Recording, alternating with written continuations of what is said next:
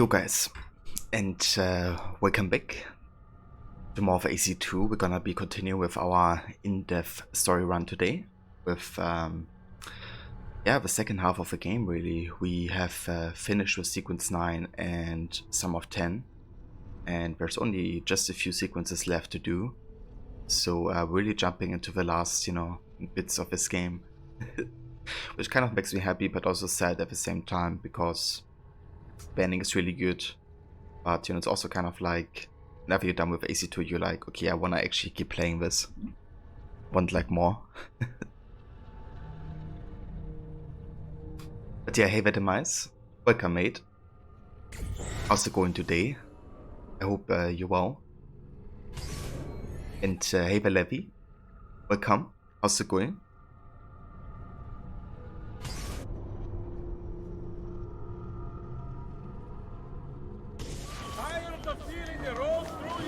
Wondrous deeds he has performed for the good of all. Unpaid evil ones, come watch them fall. He's got just the boots for you. I like how we're loading in, and like the first thing that happens is Midstro has to sing for us. Blessing us with his good cheer.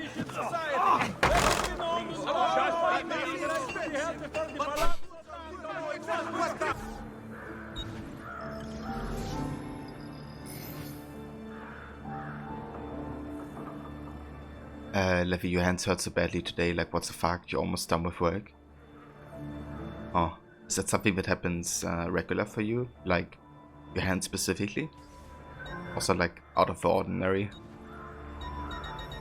Yeah, that really sucks to hear that you're hurting, especially, given that you have to do like a lot of typing, I reckon. But yeah, it's going good. Definitely can't complain. I'm excited for some AC2, of course. The last few sequences of this game.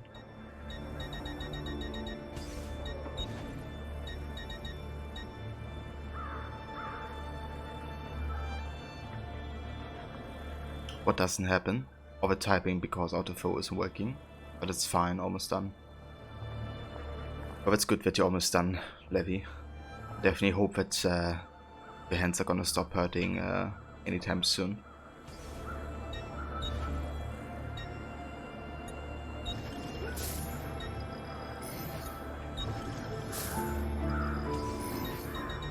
Your point seems genuine. Just let me leave in peace. By order of the Doge himself, non-carrier pigeons are to be shot at will by the populace. The bounty of one ducat per 100 shall be offered as recompense for the truly... Right, so I would actually like to have a look at the DNA tracker here.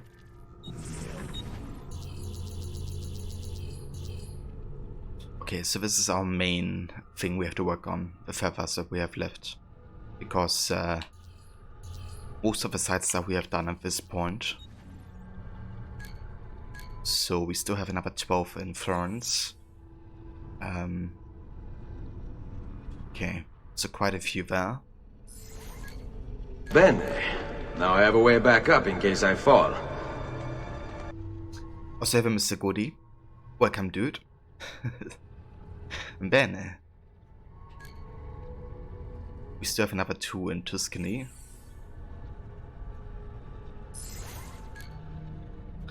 Another 2 in Forli. And another 19 in Venice. Okay, that's quite a few.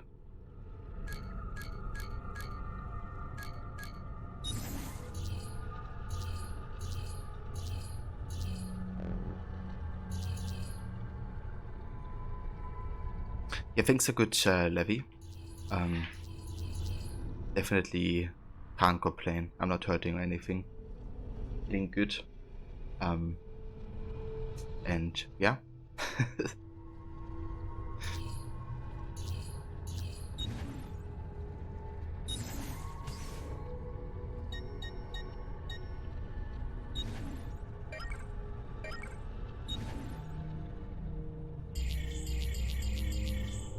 Okay, so there's actually one building that we have unlocked but we haven't gotten the glyph yet. That is San Giacomo di Rialto. So that's right next to the Rialto Bridge, I guess.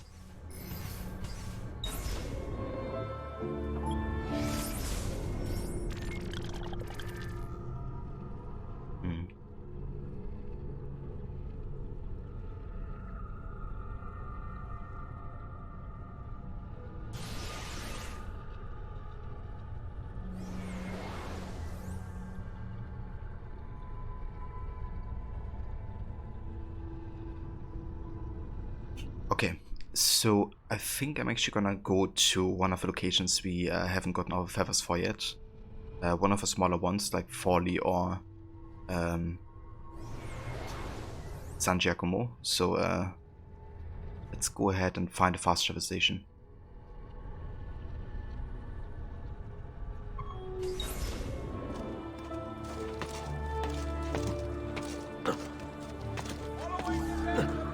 What a skilled act!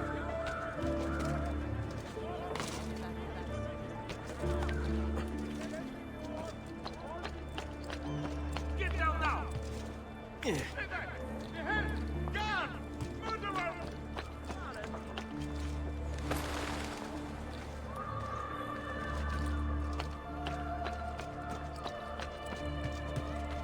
You should not be up here.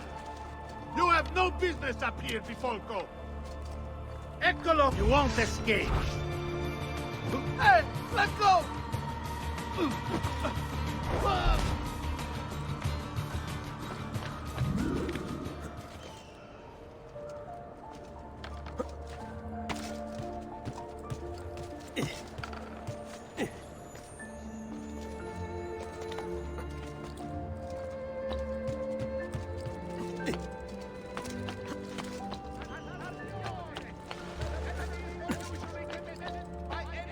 There!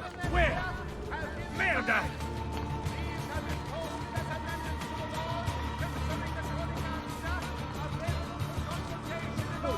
I think I'll keep them.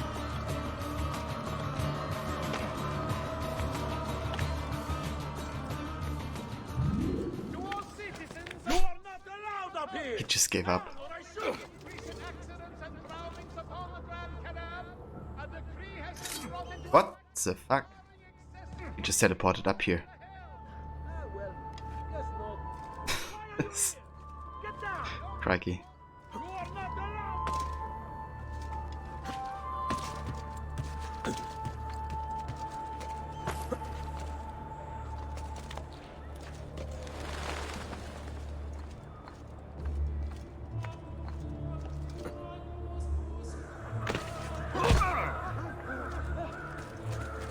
Hey, get away to drawing attention to yourself.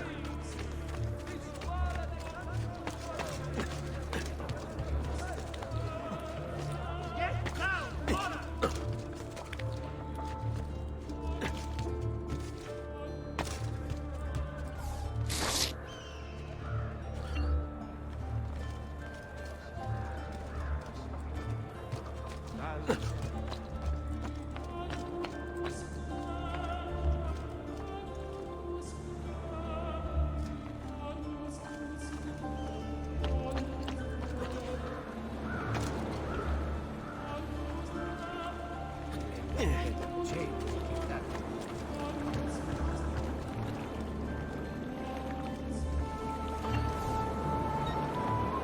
Alright, so we do get to Folly because of one of the DSC. So we don't have to go there just yet. We can also try to get that, you know, when we play the DSC. Other San Gimignano we should try to get now, I think. Let's go to the south gate, check like kind of like the outskirts. And if we don't find any feathers there, we're gonna go inside the city and have an in-depth look there.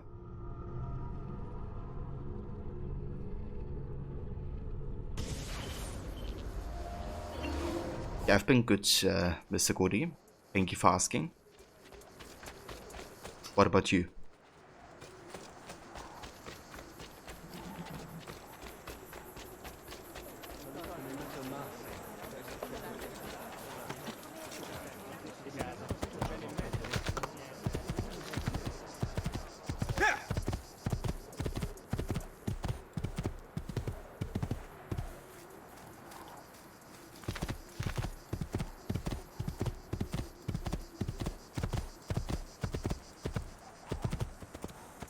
So usually feathers are like located near buildings. We just have to look for, you know, any like structures in the outskirts. Should be rather easy to find if there are any left.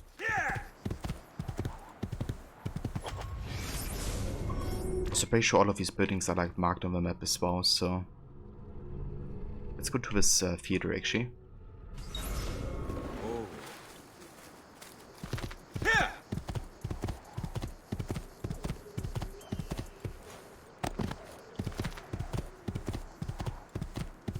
You've been on Elite Dangerous lately? How has that been going?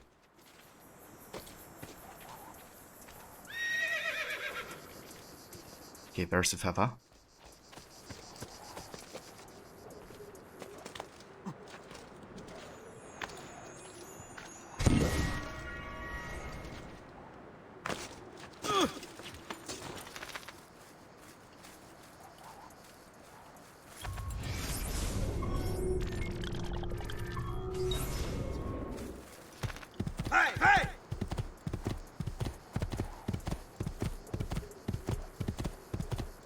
It's addictive. It's a spaceship sim.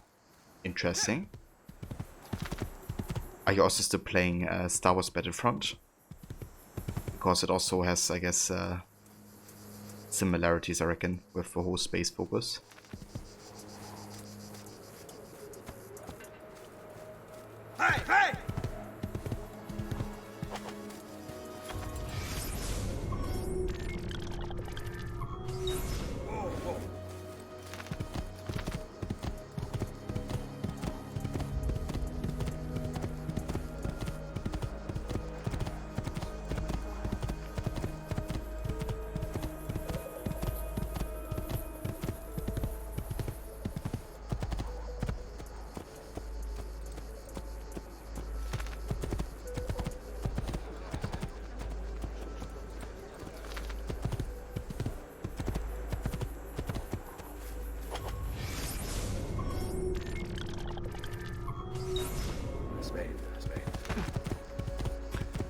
Aspetta. You nearly had a full wing of people playing with you and chilling out, and always, and on quiet nights when you want to chill, you play Black Flag. Oh, nice, dude. Yeah, Black Flag is a good game to just like relax, you know, do like things at your pace. That's a great thing, like variety of gameplay stuff that feel like rewarding, and Black Flag is quite good.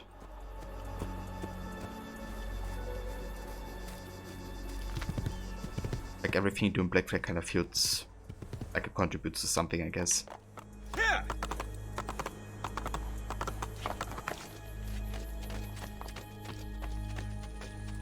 Okay, do we have feather in here? I wonder.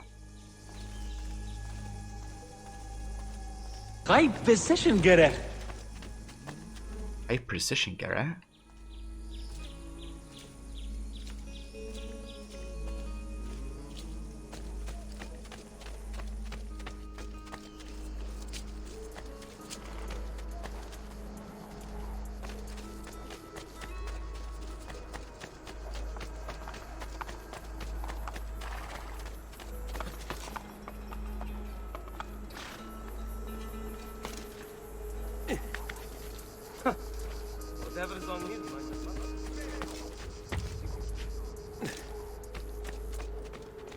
Okay, pretty sure this location doesn't have a feather.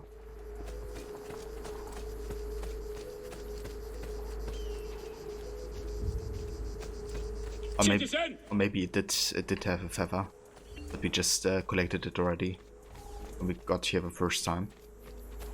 I think we did that actually. Citizen, you were hot. I smash you like an old potato.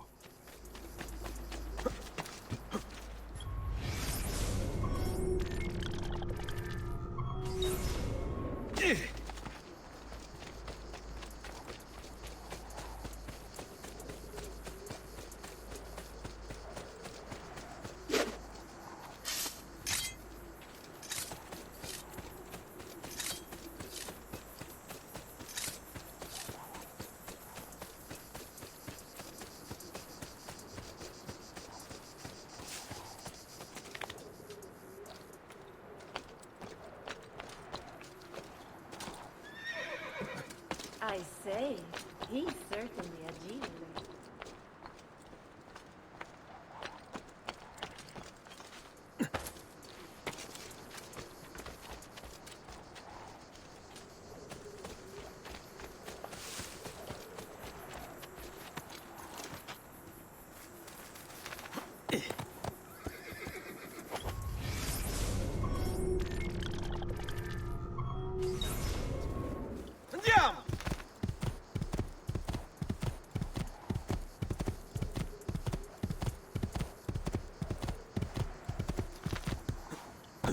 Andiamo! Don't let them get away!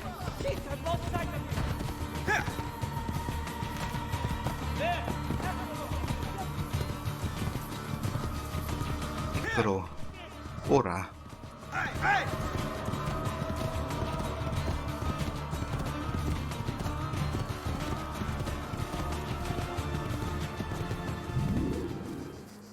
Andiamo!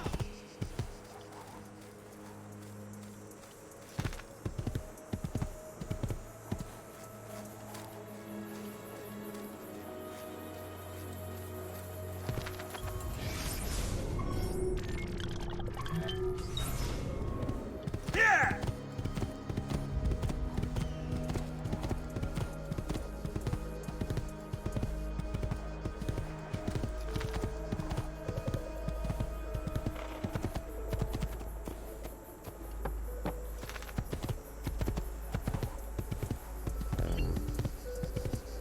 Oh, we should pick up some money right there.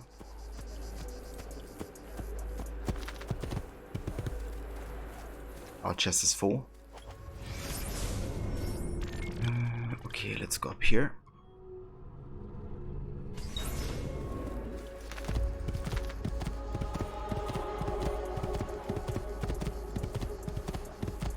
Yeah! Yeah!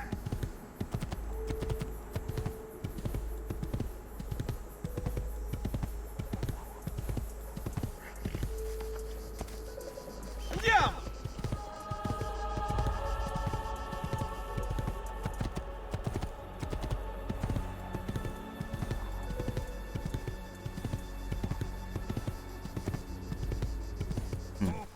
Okay, this location, I'm pretty sure I had a feather, but we may have collected that already.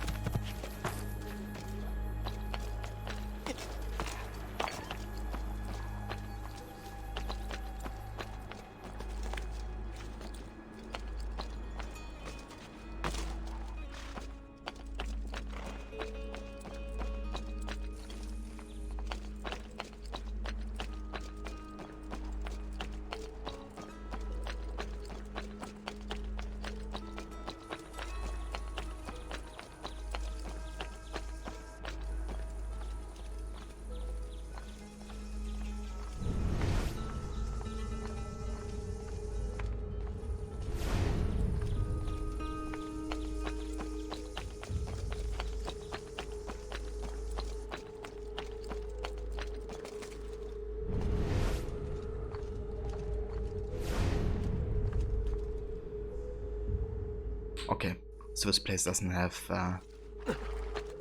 any feathers. At least not anymore.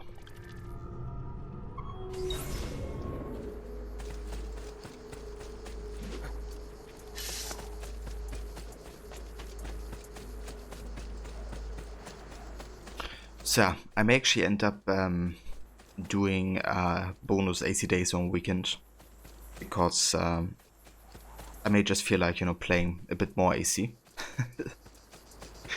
Yeah, I was even thinking about doing like an entire AC week, to be honest, just to you know, satisfy this has good urge that you get while, you know, starting a serious run, I guess.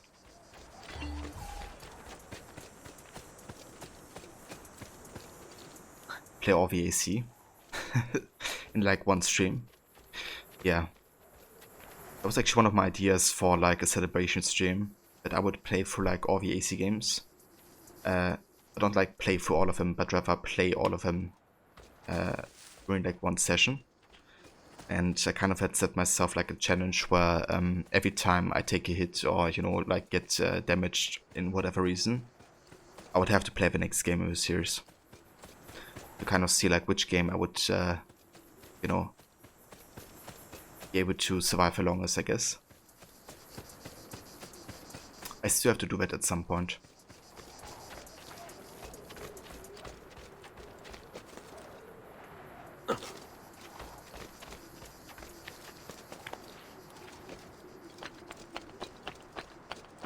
Maybe I do it for like 1.5k followers or something.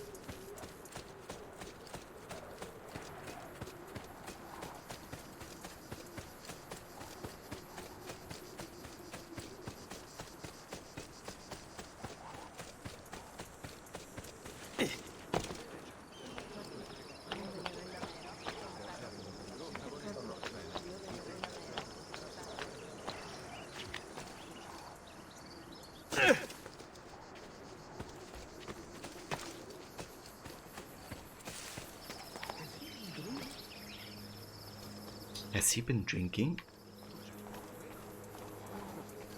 You're really hungry, Mr. Cody. Haven't you had dinner yet? Also, how late is it for you in Australia currently? I wonder.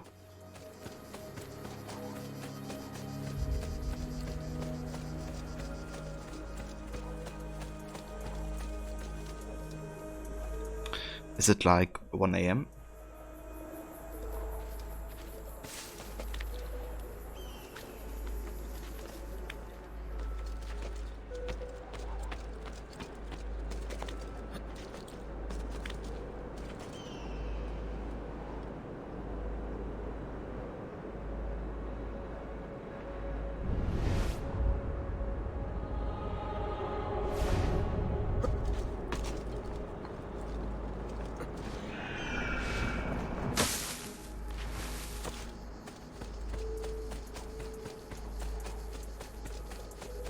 About to hit midnight. I see, dude.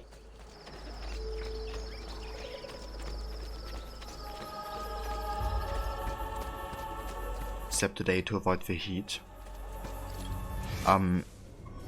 But don't you still get the heat just when you're sleeping? To be honest, I can't really sleep well when it's like super hot. Like, I would be better off sleeping during the night when it's like a bit colder. Yeah, heat is like the worst thing to if I wanna, you know, like sleep well. Rather have it like colder, to be honest.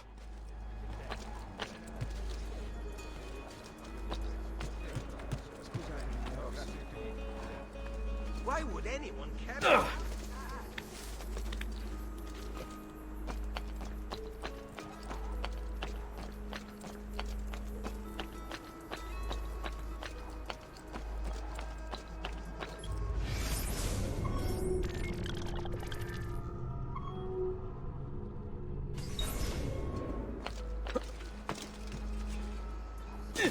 Yeah, I don't know. I'm a fan of like, at least most of the time I like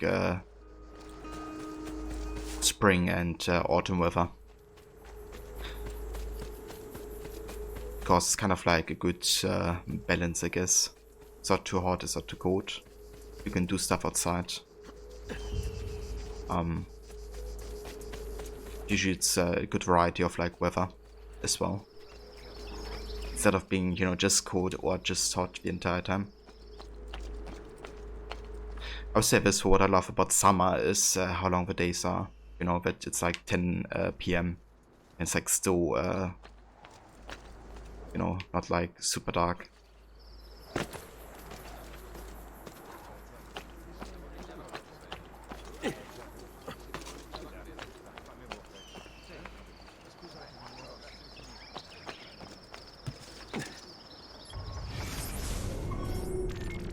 Okay, so pretty sure we've gotten all of the feathers in the outskirts, so there must be one more feather inside the city. Let's go there.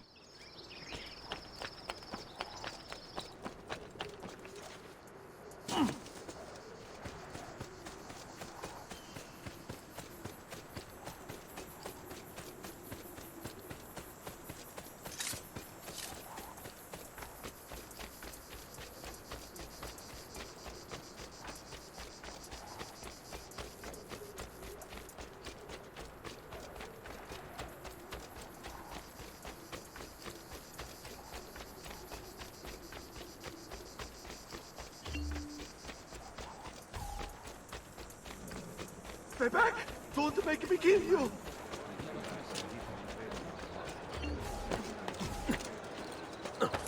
Has he been drinking? Damn it! I just want to eat!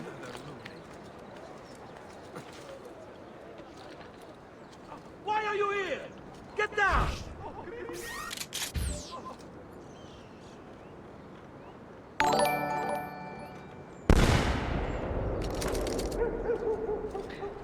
Say the rod. Welcome, Senny. And how's it going? Why are you here? Get down. Ora. Eccolo. Bene. Now I have a way back up in case I fall. Indeed.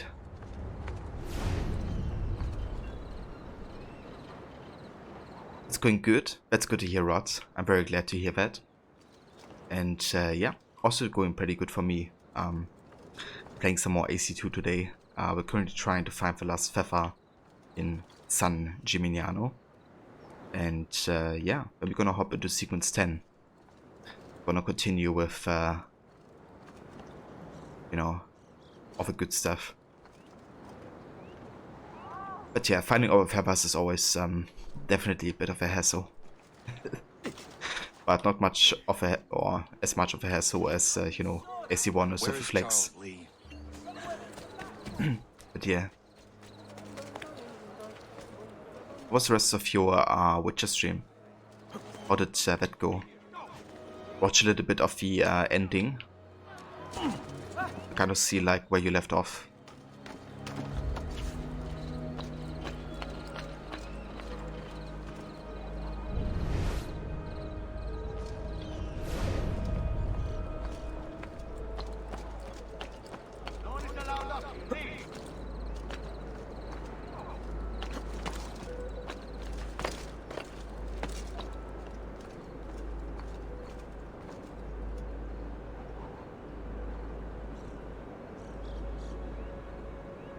Rob, that's good to hear, dude. Excellent progress too. It sure is, dude. The last time you did that in a playthrough, you didn't use a guide and it was painful. Yeah. Yeah, I can definitely understand that. It's kind of like really frustrating. To be honest, watching you play through the game, I kind of wonder how I managed to actually do it without, you know, having to restart or like reload earlier saves. To be honest, don't actually remember if I didn't do that. Like if I didn't reload earlier saves. But yeah, what kind of helped me personally was like, you know, being able to watch Destro at the same time, because he was like also playing the game and had like much better understanding of like how the quest system works and all that. But yeah, it's just so frustrating. Like I still remember having a really hard time just like trying to understand what you're like supposed to do exactly.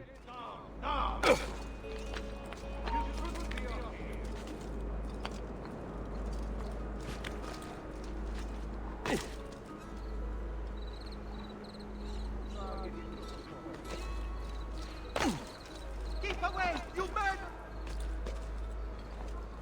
But you're damn dead, and again with it, you didn't get one of those stones from the cockroaches at the start of chapter 2. And so you can't get that now, you're so far into the chapter. It's really weird, like you would expect that there's like still a way to, you know, go forward. Is the guide talking about like additional paths you can take? Or is it like only going for one option? Like one path? Because I'm pretty sure, like from what I remember, Witcher 1 could do like multiple things to advance a chapter. So I guess I could be wrong, but maybe there's just, you know, a different path you could take to still advance. Because yeah, like if you're literally stuck, you know, where you currently are, then that means the game is pretty much broken for you.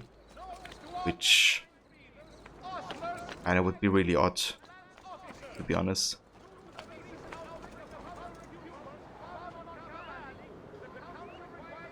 Unfortunately, the stones are needed to access the tower and the swamp. Yeah. So, have you been in the swamp yet, Rod? Because I could be wrong, but I remember finding stones there as well, I think. But yeah, it's also been, you know, over a year for me since I played it, so my memory's kind of off with some of the things.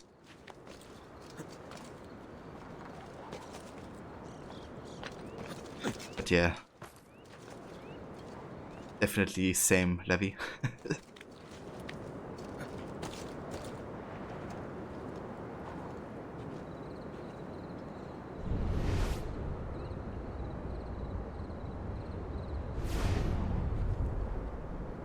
You have invest stones in the swamp. You haven't gotten those yet. You got about 4, you think. I see. Oh. You know, I remember also being kind of stuck on that mission for a while, like trying to get the tower going. But somehow I got it in the end. I don't know how I got it, but yeah, I remember definitely being stuck though.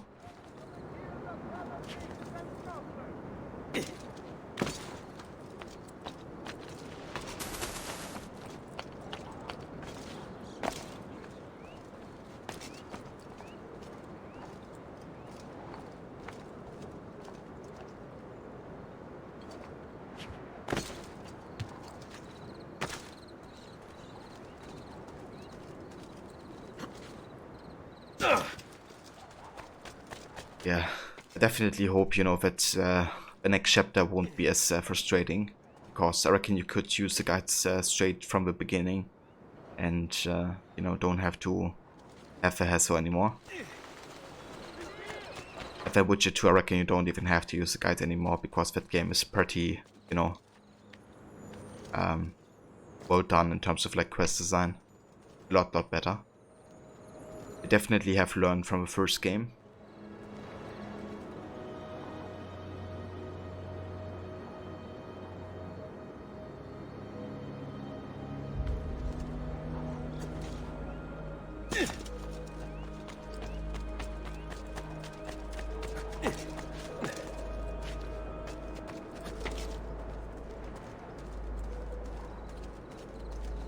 If you can't find an alternate way to get that stone, you see if you have an earlier save at the start of chapter 2. If not, you might have to find someone link to save file they have and copy and paste it. See, that would be a good way to do it actually as well. You know, given that you basically played through the entire chapter 2, and you know, if there's nothing you can do and you're literally stuck, and yeah, I feel like that's definitely fair, you know. Oh, there's a feather. Nice. You know, because you essentially played through chapter 2, and it's not really your fault as well. So, yeah.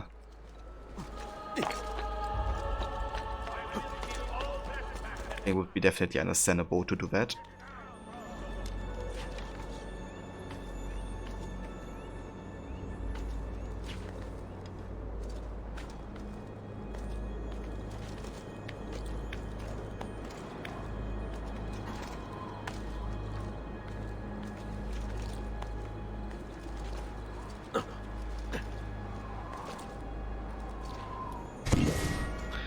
There we go.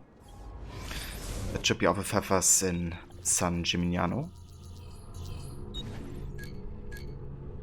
Yeah. So now we have 2 left in Forlì, but we can get these during the DSC. And we have a lot in Venice, but I think we're gonna try to get the Florence feathers during the DSC. Same for Forley. And I will try to get all the other feathers in Venice today, hopefully. Might be tricky, but if I don't get all of them, I might just go offline and check the remaining locations. But yeah, let's go ahead and find a fast shovel.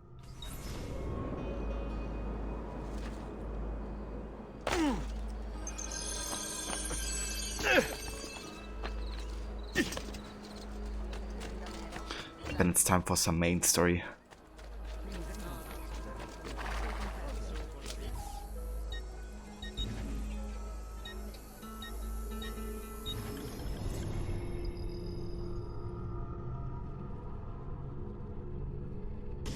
Stand attentive to all merchants dealing with spices from the east. A tariff will be imposed to help fund the cost of maintaining the arsenal. Certain exemptions apply. Consult the full decree to see if you are eligible. So there's a church nearby, I think this one, that actually has a glyph, which we haven't gotten yet. This for consultation.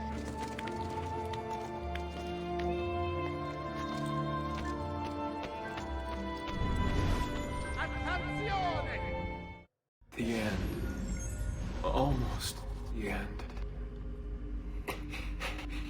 It happened before. The pieces were once part of a whole.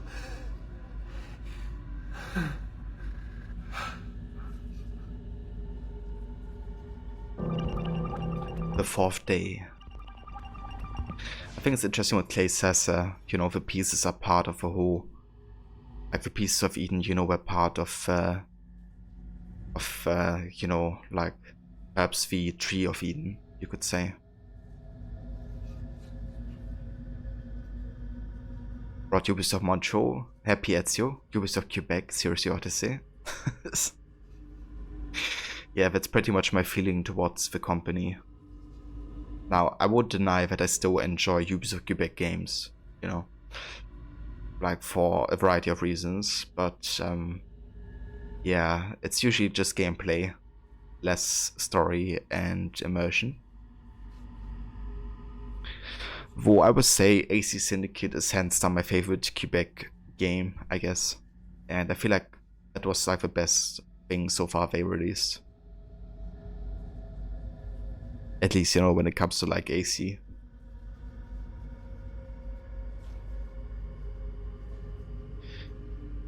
Once worshipped, now ignored, from a distance it watches and waits. Mars, Venus in armor, around 1500. Nazca, textile, around 200. Aztec calendar stone, 1427.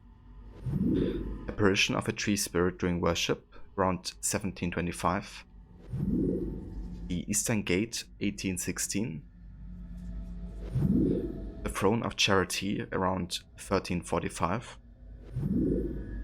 Kuan Yin Bo the Bodhisattva of 1,000 Arms and Eyes, around 1000.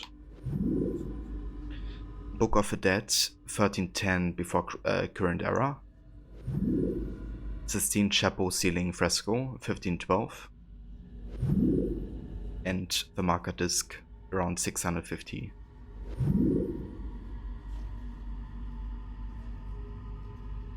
But absolutely, dude, Syndicate they did much better with. Yeah. I feel like it's also the influence of Montreal on that game, to be honest, because with Syndicate, Montreal actually had to step in and had to take care of a lot of the things like animations they had to help with, and you know, like lots of other stuff apparently too. So I feel like the influence on Syndicate with Montreal is bigger than possibly Odyssey.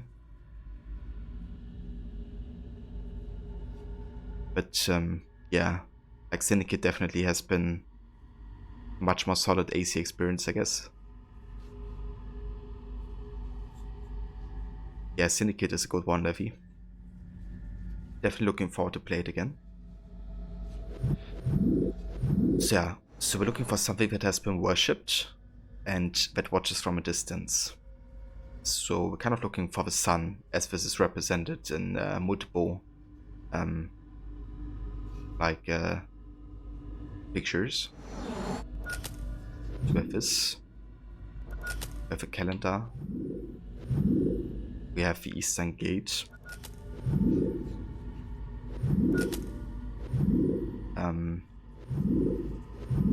We have a Book of the Dead with the sun on the top. And we have a Sistine Chapel ceiling fresco.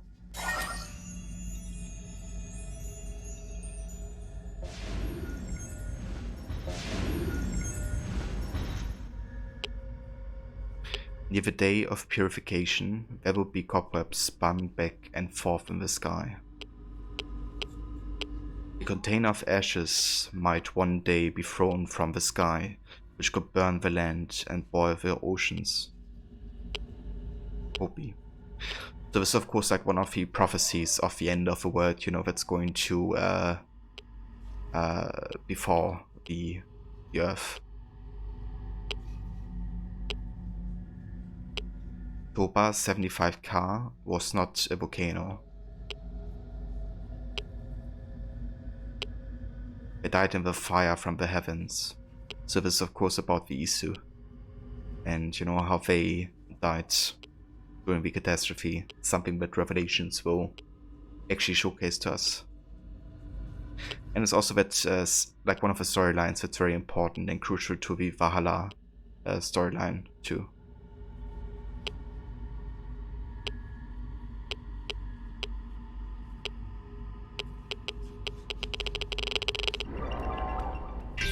ID Earth.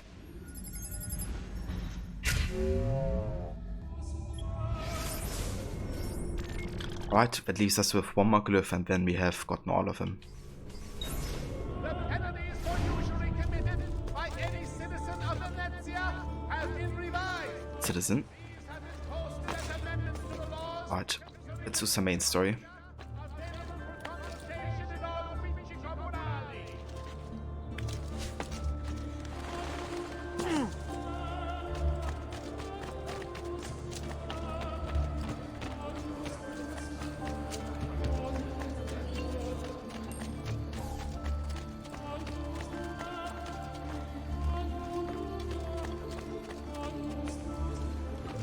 Actually, we could go to Monteriggioni first, because there's two things we can do. One is that we can pick up some money. And another thing we can do is we can get the Altair armor, finally. Since we have done all of the Assassin Tombs.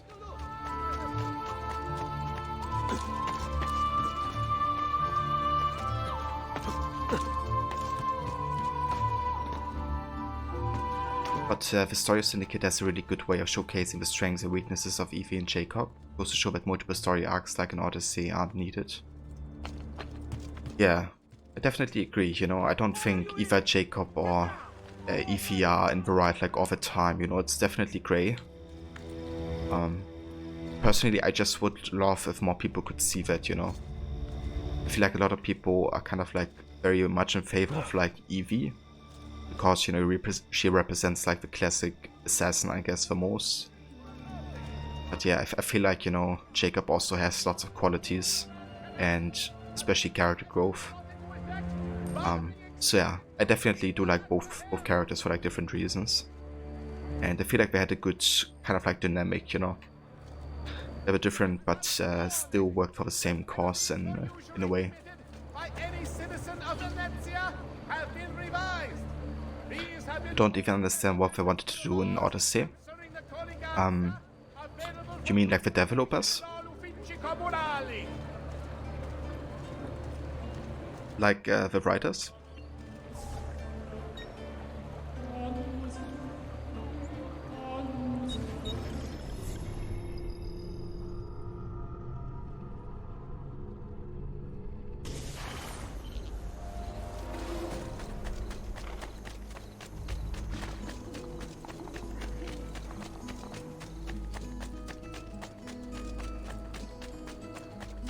Bring your sick and wounded. I'm sure I have a Salute.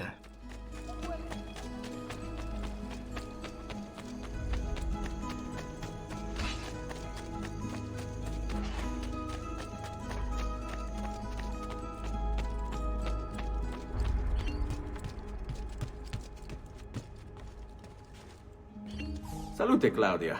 You here to look at the book? You know, sometimes I wish there was like more dialogues between Claudia and Ezio.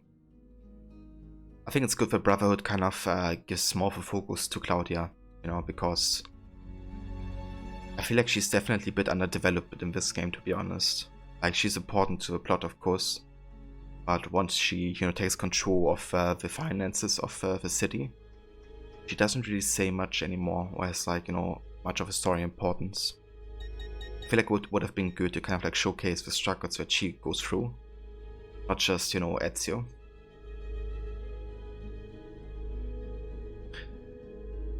Rod, you've almost decided what AC game you'll be replacing Syndicate with. You're weighing up between two different games, though.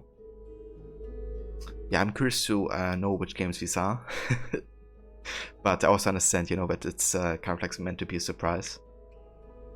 But yeah, that's cool. Have you decided yet when you would like to start the Ennio series playthrough? I reckon it would be once you finish with Valhalla. Regarding the having two different people, it doesn't make sense. If you do that, they should have went down the Syndicate route and not whatever they were going for. But that's just your opinion. Ah, I see. Yeah, I thought the whole choice system was that's like my biggest issue with Odyssey, to be honest, you know, because you have the developers go on stage on the E3 and say, in Odyssey, it's all about choice. And, you know, they make it out to be that it's all about choice and choosing your own path. But they don't mention that it completely, you know, goes against the established law, for one. And it makes it very difficult to kind of find like a canon story.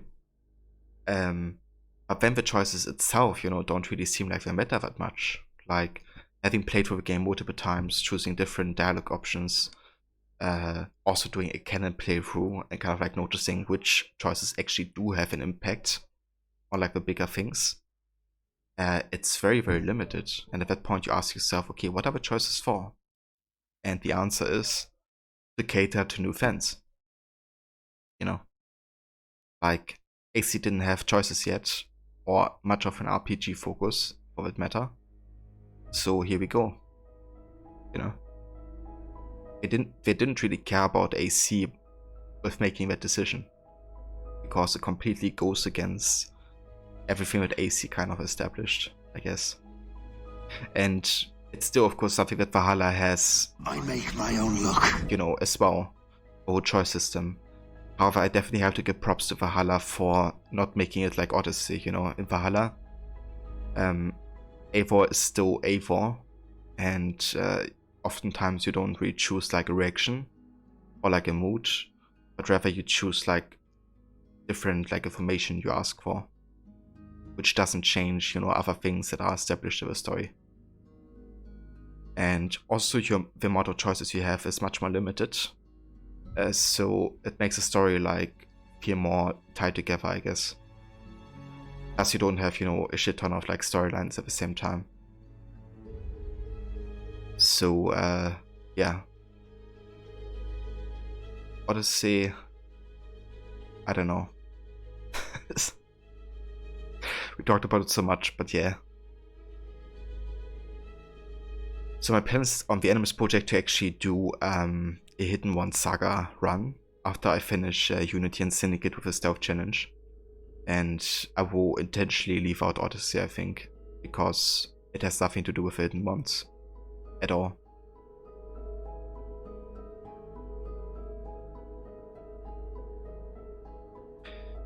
Rod, you'll be starting those in March. By then you have an actual date for the Wrath of the Druids DLC, so you know how to measure the Valhalla playthrough.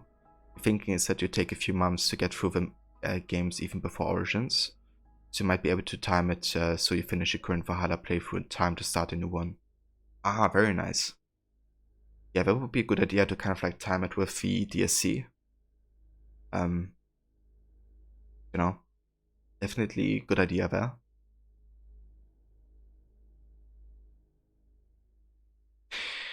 Yeah, you know, like if you compare the new 3 games, then Odyssey has the least connection to the series and to what happens in, you know, Origins and Valhalla. I would say this, like, Valhalla of course addresses, you know, some of the things that happen in Odyssey. But, yeah, I'll probably just do a recap of, like, what happens in Odyssey and that's it. You know, I don't think I'm willing to go through the game yet again. And having to endure that awful writing. Or rather just, you know, I remember all about the story, so I can just like do a summary of what happens, and I guess it's cool.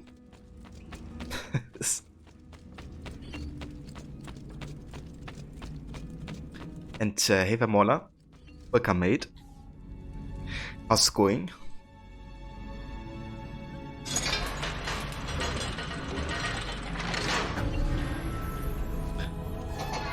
That's it. The armor of Altair. Hands down the best outfit in this game. Thank you, Altair, for this great gift. May it shield me from my enemies. Ooh, yeah. Look at this for.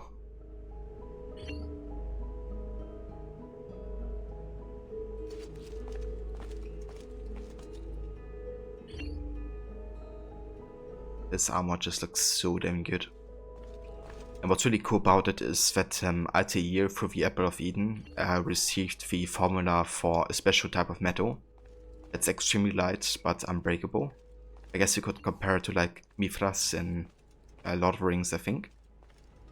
And yeah, it's also what the Hidden Blades from that point on forward also are being made from. And yeah, basically it leads to the armor not being able to break, so you can't repair it because you don't have to. And yeah, it also has really good stats. I think the same health stats as the Misaglia's armor. But yeah, the unbreakable is really what makes it, and of course, like, you know, the story behind it, it really is a cool connection to Altair. Another one. What is going better today than yesterday? Was up early, productive at work so far. Oh, very nice, Mola. Very glad to hear that you're doing good today. And yeah, also doing very good here. We're jumping into the last bits of content of AC2. Which is always a bit of a bittersweet affair. Because, you know, it's good to kind of get to those points because they're like so good or well written. But at the same time, you don't want to finish a game because you enjoy it so much.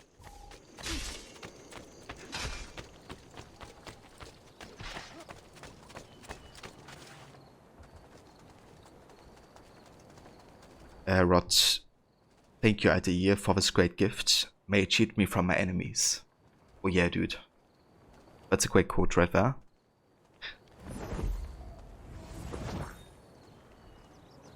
And no worries, Levy. I hope you have a good meeting.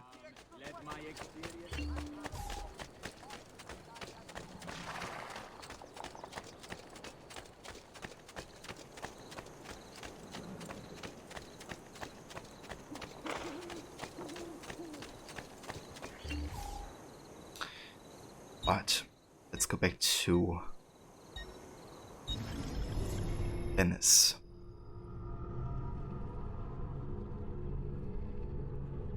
Attenzione! The penalties for usury committed by any citizen of Venezia have been revised.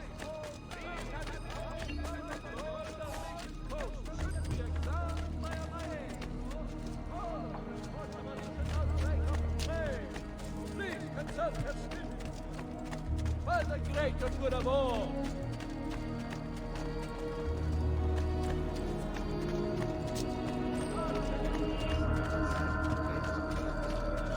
Wait. Citizen! Citizen. Hey, the Grammy. How's it going?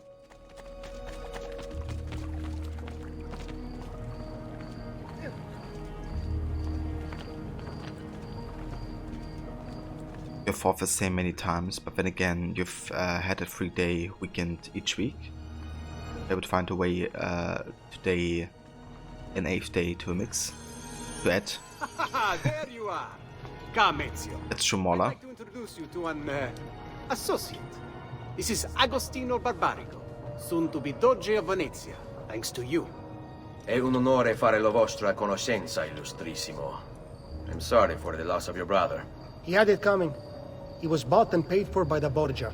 A mistake I have no intention of making. Come, Ezio. We have much to discuss. We've located Silvio Barbarigo for you. He's fled into l'Arsenale. Fled? You mean occupied, and joined by 200 mercenari, no less. You're Doge now. Can't you command them to stand down? The committee of 41 has yet to confirm my ascension.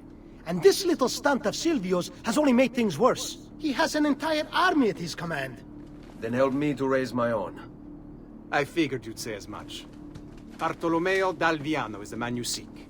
He and his men have little love for Silvio. He resides within the military district, southwest of l'Arsenale. Va bene. I'll go and see him. Va bene. That's good to hear, Grammy. I'm glad you're doing good. And yeah, it's going well too. Playing more of AC2 today. Getting into the last chapters and sequences. Okay, so we have Agostino Barbarigo, born 1420. Profession, Doge of Venice. Doge from 1486 until his death in 1501. Agostino Barbarigo helped create a coalition to expel Charles VIII of France from Italy, gaining territory on the Italian mainland in the process. However, it seems that Venetian Doges can't seize territory in one place without losing it in another. Venice entered into war with Turkey in 1499, leading to the disastrous sea battle of Songkio, which destroyed the Venetian navy. Taking advantage of his loss, the Turks seized Lepanto, Modone, and Corone, or stops along the way to the Orient.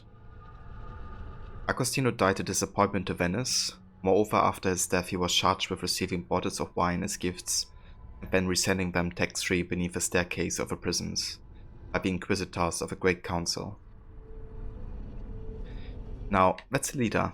If you can't keep your territory, at least keep your prisoners happy.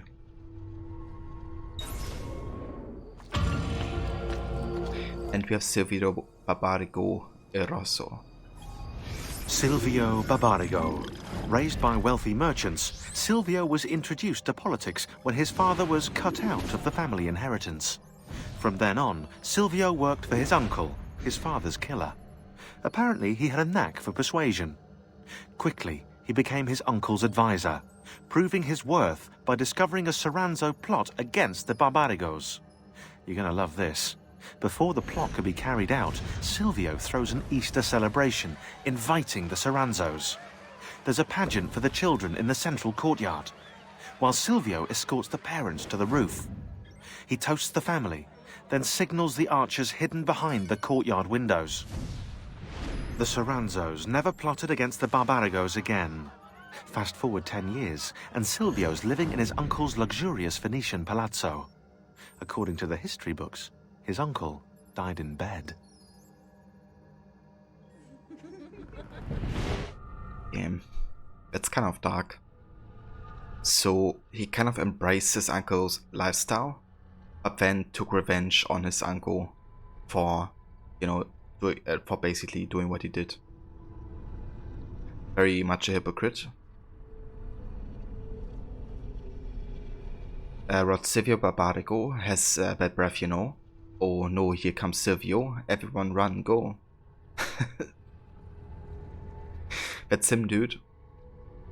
You can smell him from 1 kilometer away.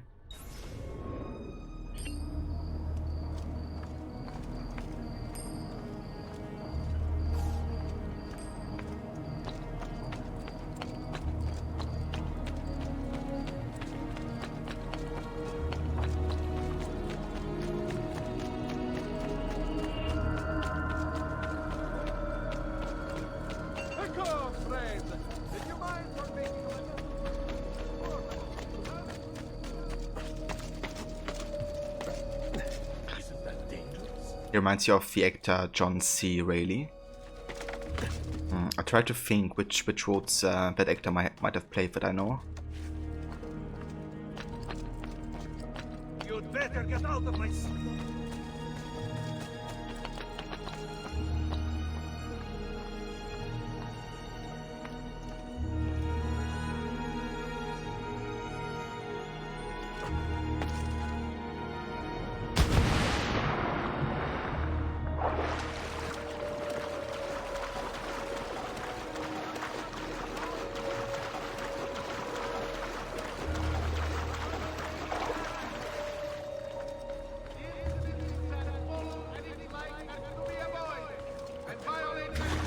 Whoops.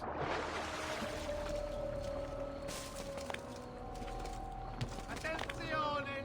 Notice of execution. The merchant Medardo of St. Paul. High position, gerecht. Of treason against the Serene High precision getter. will be executed publicly in the Piazza Oh, cheers for the link, Rod. Let me have a look real quick. 2 days hence.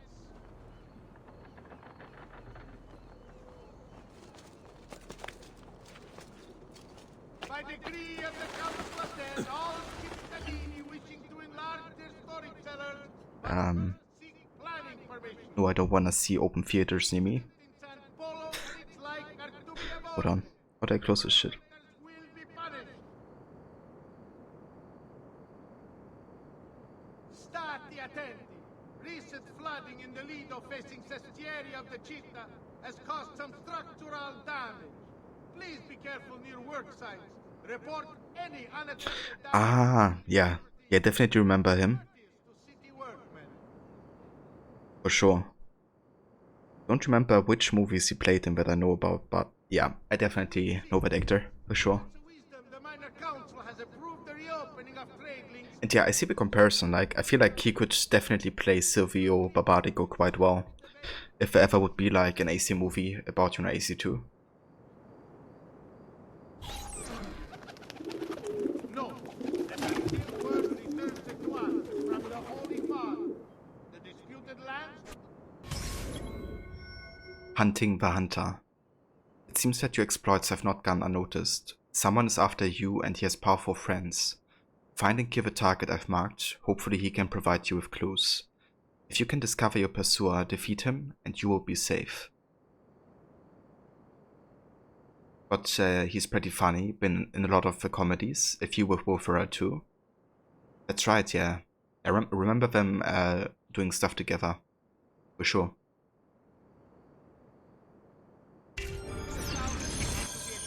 From all mercantile enterprise. However, merchants acting privately may do so with no fear of reprisal.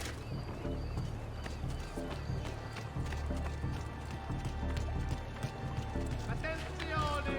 Notice of execution.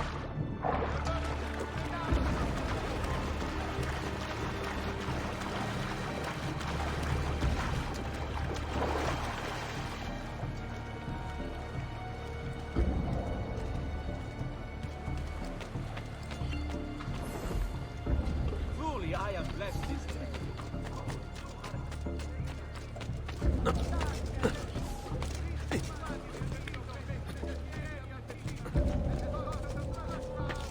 You should not be up here. Leave!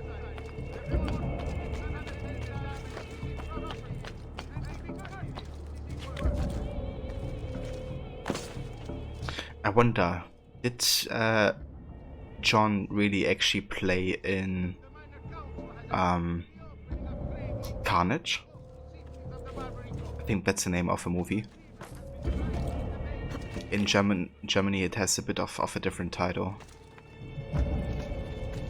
In Germany it would be like literally translated The God of Carnage.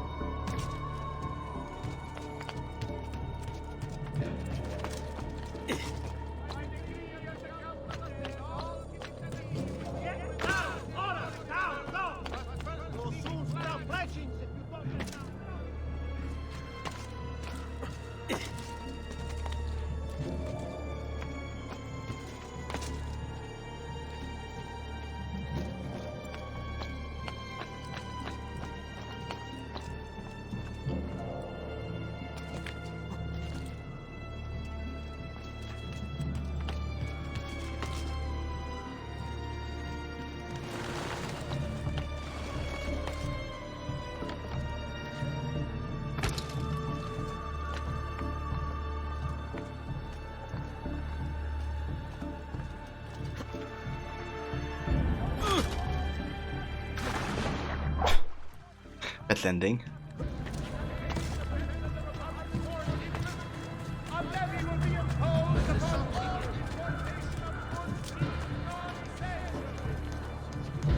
So I'm pretty sure I remember John Riley in Carnage, if I'm not mistaken, with another actor. I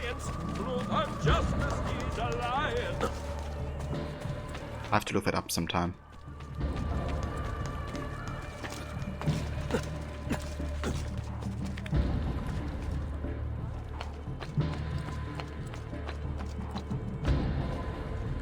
Okay, so if you're wondering why I like swing the camera around so much and look at like rooftops, it's because it's still looking for feathers, and I'm kind of like passively looking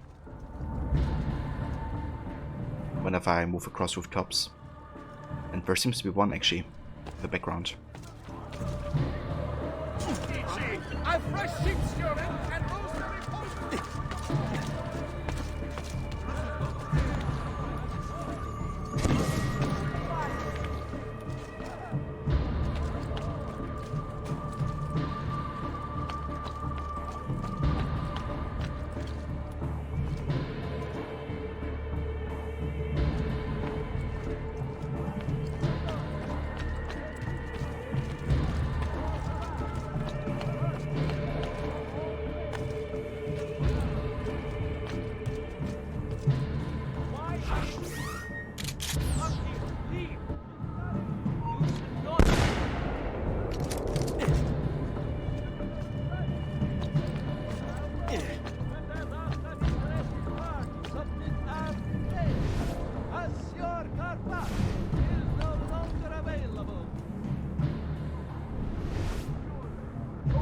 Okay, apparently we have to get closer.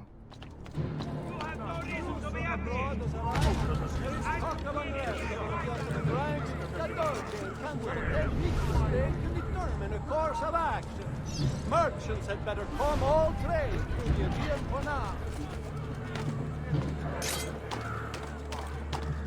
Remember to visit Bertuccio's Cucina.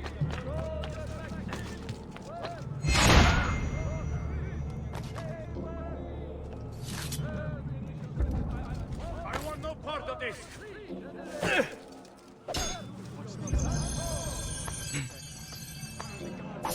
But he was pretty good in the movie Kong Skull Island as a man who crashes on King Kong's island and is stranded there for a couple of decades.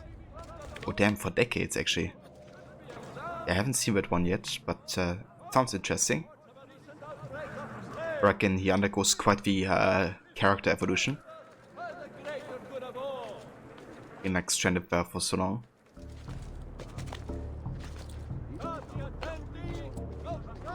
Is it like Robinson Crusoe with monsters?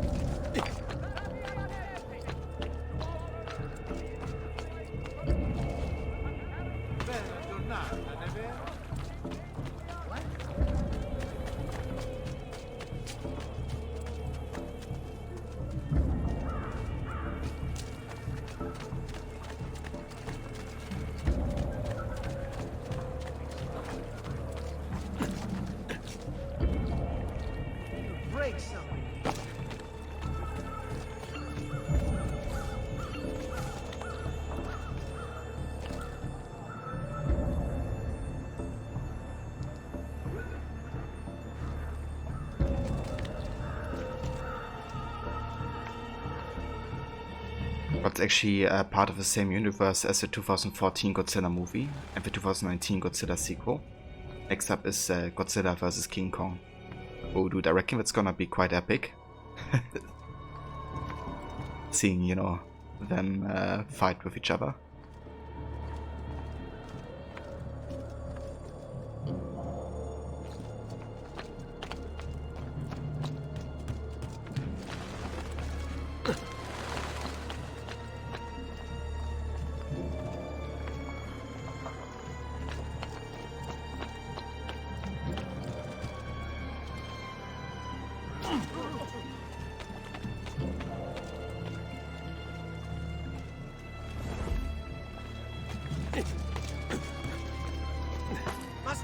drunken wagerers. Street performers, freaks, all of them.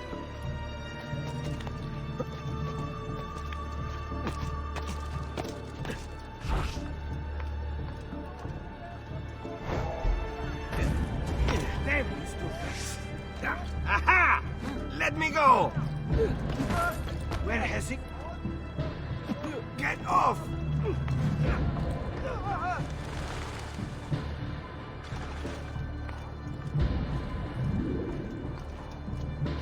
You bet it will be a draw. Yeah, I mean, we definitely have to make it, I guess for the tension and stuff, you know. It should be pretty balanced of a fight. Yeah, I wonder, you know, if there's gonna be a winner.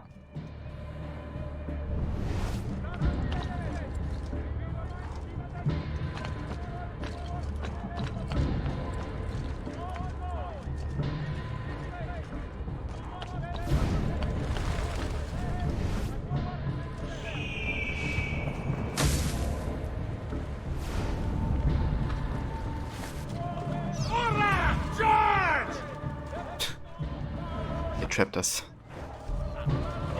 What glory is mine, dispatcher of the great assassino. Great Assassino. Oh, su! Non sono mica così bravo.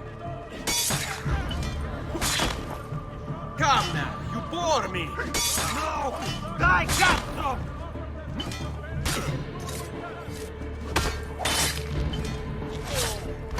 What? Twice before doing something you'll regret.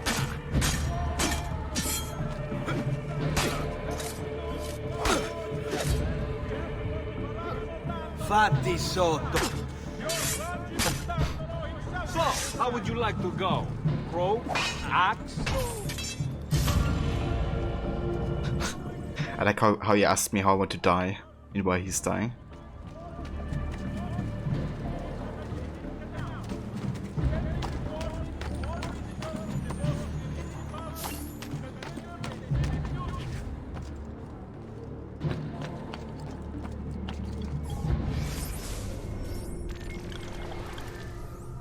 Oh, we actually have another race available. Let's go.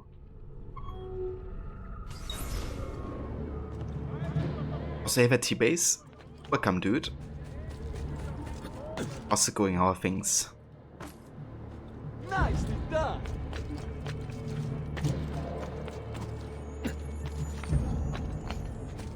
Why are you up here? Bleeding? Get down, ora!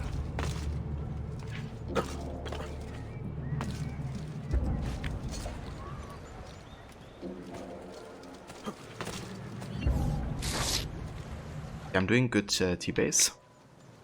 Playing more AC2 today. We're getting towards the last sequences of the game as well, so... Yeah, just finish up most of the side content have available currently.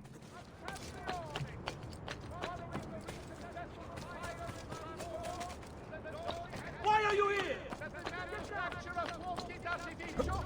Beacon prone and subject to certain standards. The guild has a complete list for consultation.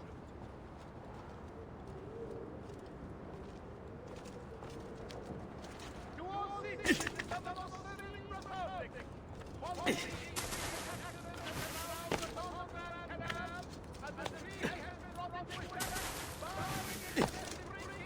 You'll soon stop flashing if you don't get down throat. I wonder if I could like climb up here. Get down! Order! I would like climb up there and do like an air assassination on this dude. Maybe it works from here. You'll soon stop flashing if you don't get down throat. It does. Away!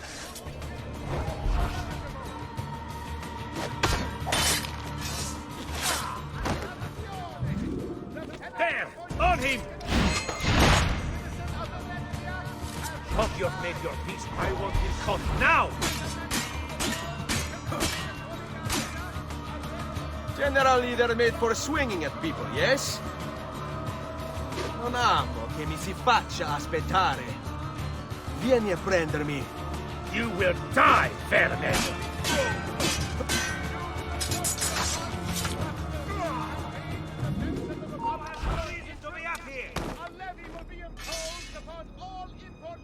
of goods deemed non-essential.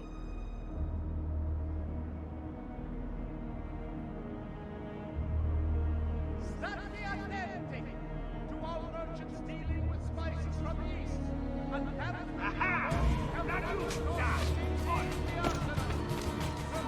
Bring him back! You will not leave here alive!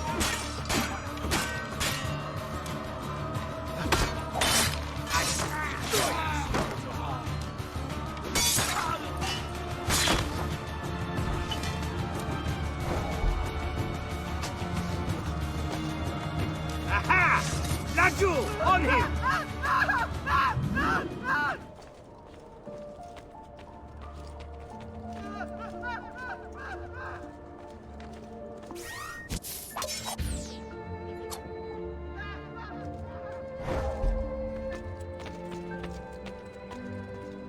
How far am I? Currently we are in sequence 10. Just started that sequence.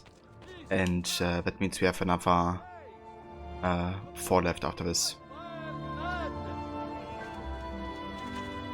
So yeah, still a decent bit left, but not too much, you know. And yet we seem powerless.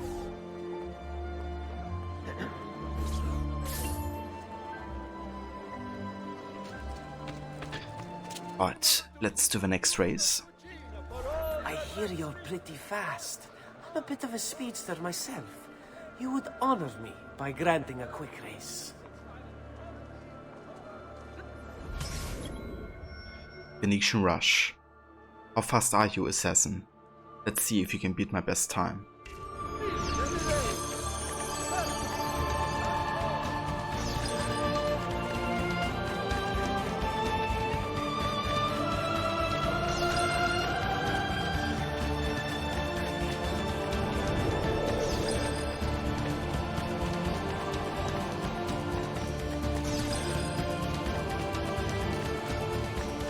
Ah, that's right, Rod. Didn't even notice. Okay, hold on. Let's go up here. Okay, far.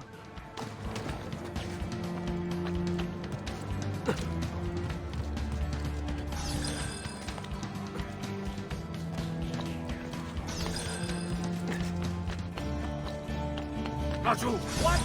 Come back, shit! He's getting away! I'm losing him!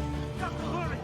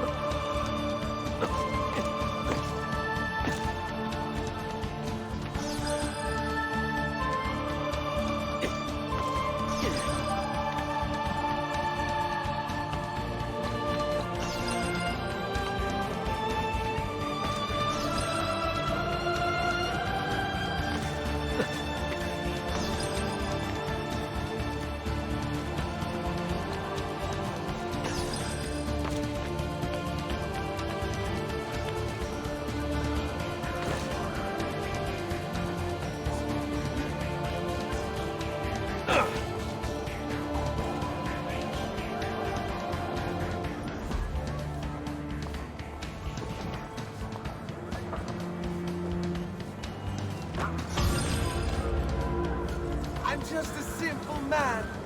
Please, sir.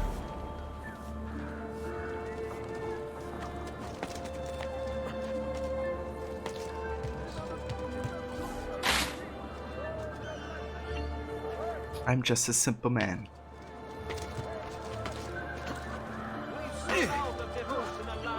voice rod. Enjoy your lurk, mate. Okay, so we got more of the paintings here. Next time. Keep that up. And I'm pretty sure that's all these side activities they have available currently in Venice.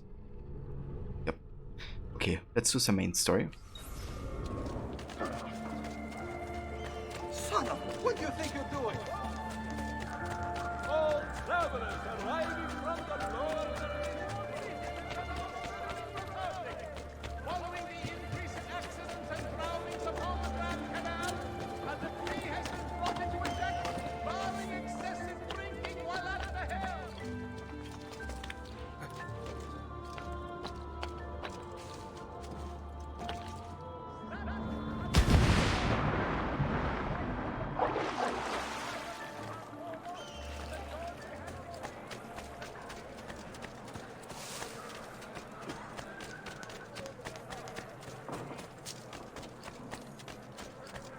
Please! Help!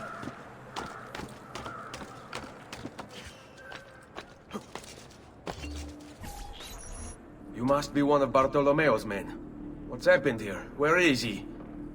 Silvio's thugs attacked, took him deeper into the district. North of here.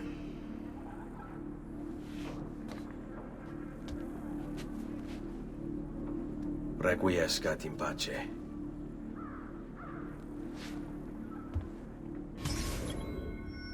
Requiescat in pace. Cage fighter. Liberate Bartolomeo da Aviano from his cage.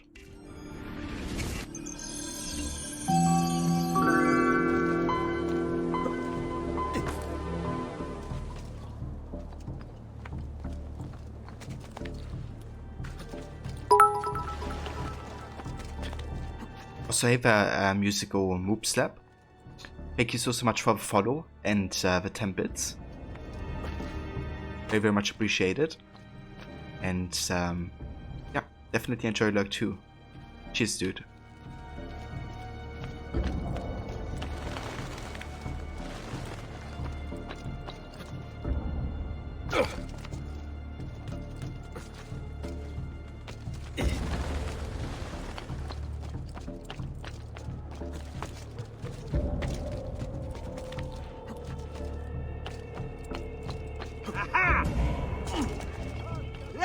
Get him!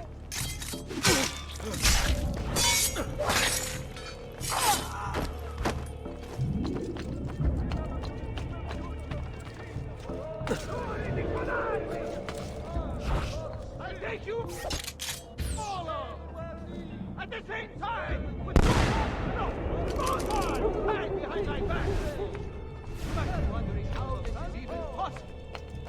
Only release and I'll gladly demonstrate, miserabili pezzi di merda! From abroad has arrived. There is hot of unrest among the Ottoman tribes. The Doge and Council attend meetings. You have no honor, no valor, no virtue. People wonder why you the star has begun to fade.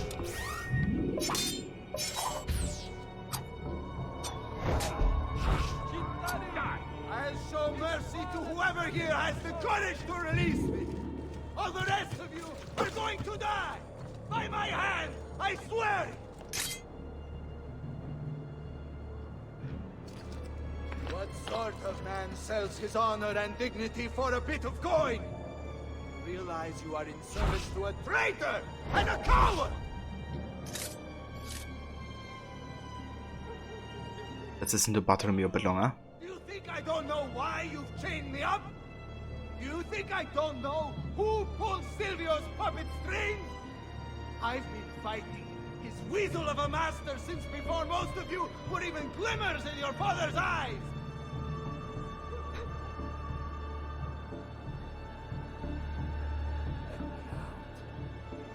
Let me out!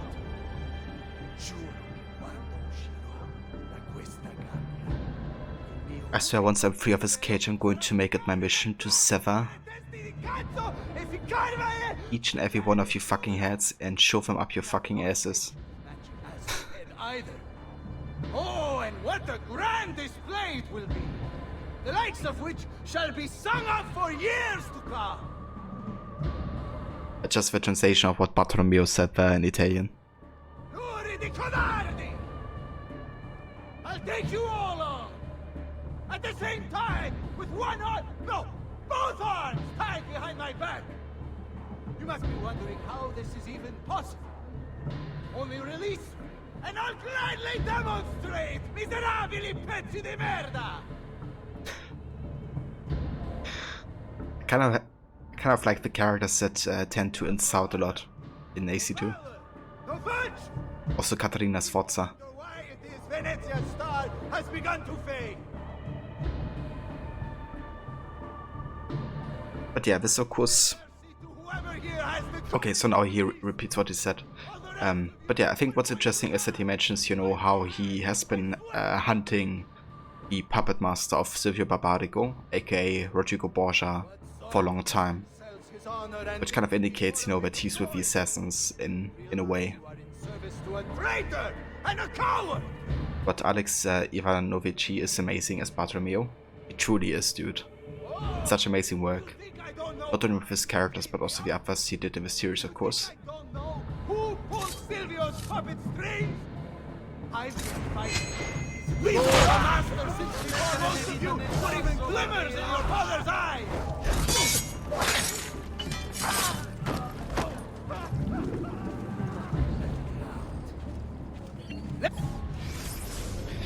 Bartolomeo de Alviano, born 1455. Profession, condottiero. Born in the town of Alviano in central Italy, Bartolomeo grew up to be a clever and resourceful soldier.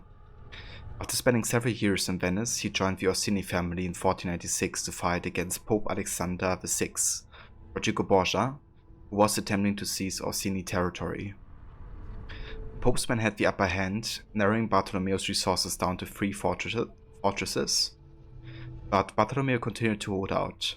Smelling victory, Cesare Borgia, the Pope's son, cut off his supplies. Then, when all looked lost, Carlo Orsini rode over the hill with his army, joining Bartolomeo to defeat the Pope's men and even wounding Cesare in the face. In 1503, Bartolomeo was hired by Ferdinand II of Spain to help the Spanish army defeat the French and seize the kingdom of Naples. The following year, he defeated Maximian I, the Holy Roman Emperor, taking Trieste and Gorizia.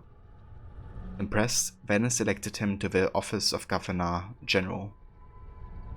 Everything was coming up roses for Bartolomeo until the disastrous Battle of Agnardello in 1509, when he disobeyed orders to avoid combat and directly attacked the French army. The battle was lost, Bartolomeo was captured and wounded by the French, and the Venetians lost Lombardy, a province it had taken them 800 years extortion to conquer. Furious, Venice refused to help Bartolomeo despite his claim that the French commander had stolen a priceless Venetian artifact, which he was attempting to rescue. Bartolomeo was kept in French prison until 1513, but the French, as we all know, are very forgiving. He was sprung from jail to fight for them, managing to defeat the Swiss with only 300 men in 1515. Later the same year, once restored to his former glory as general of the Venetian army, he was killed besieging Brescia. Venice welcomed his body home with a grand ceremony and buried him in the church of Santa Stefano. But this is what he looks like, and he also voices Lorenzo Medici, and they use his likeness as well for that character. Ah, that's right, yeah. He also played in Lineage, didn't he? Like, he played himself.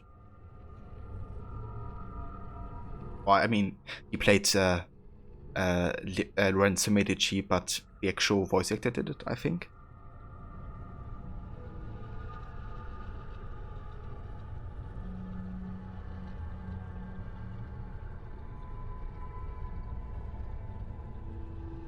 He does have similarities, but... Okay, so he did. I wasn't quite sure actually looking at the picture now. If it's the same dude, because they really managed to make him look very different for Lineage.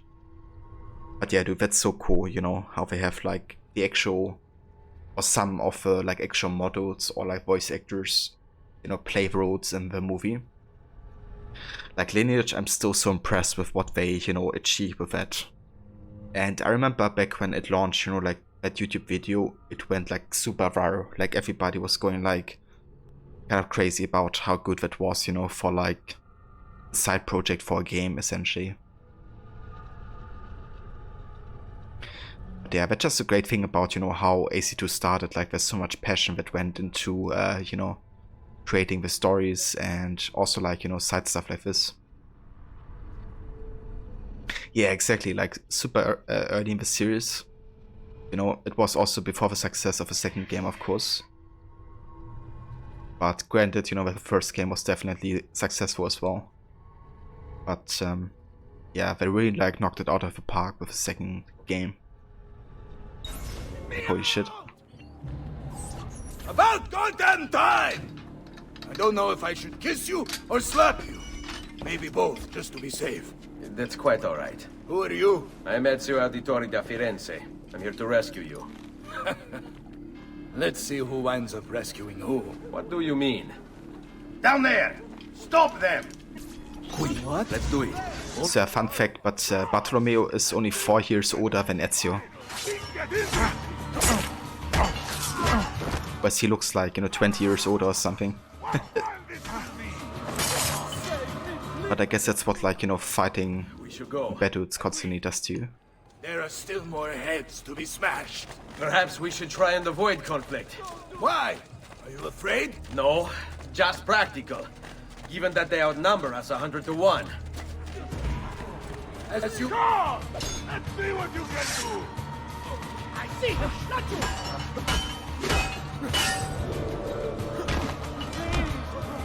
Let's bust!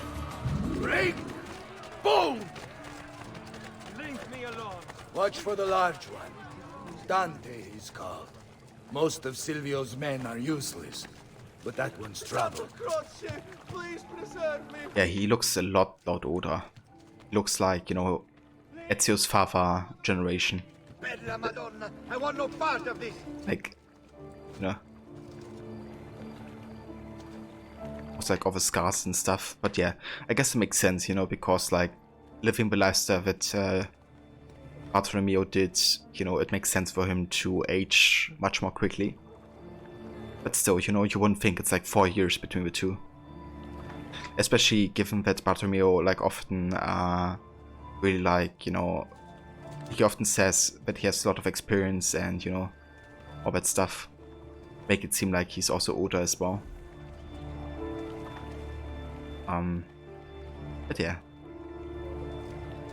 It's kind of funny, you know, I didn't realize he was only 4 years older until I did like my first read of a database playthrough. And I couldn't believe it at first. I thought it was like a mistake or something. Really thought he was like so much older.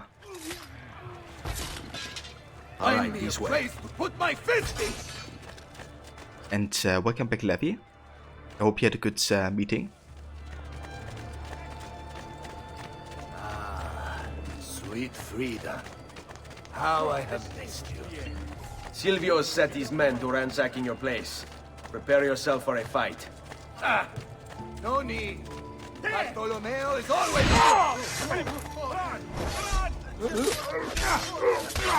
Finally, things get interesting.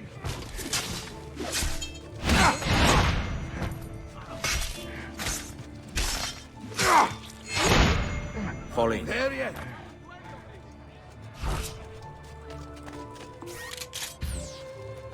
Sheesh.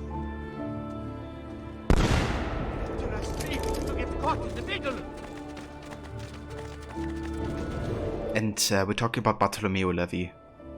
You know how he's kind of like looking a lot older than Ezio does, even though he's only 4 years older, according to the database. Oh, blood. Dear Lord, what beasts you have created. On me. If you value your life, you'll stand down. Never! What good is a man's life if it's not lived free, eh? I'll not go back into a cage. Then you'll go into the ground. Kill them. What a burn. What fun this will be!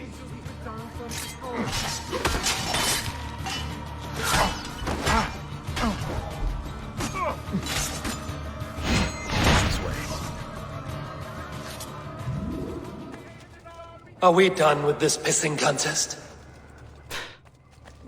That's what Ezio should have said. When you will go into the ground. Are we done with this pissing contest?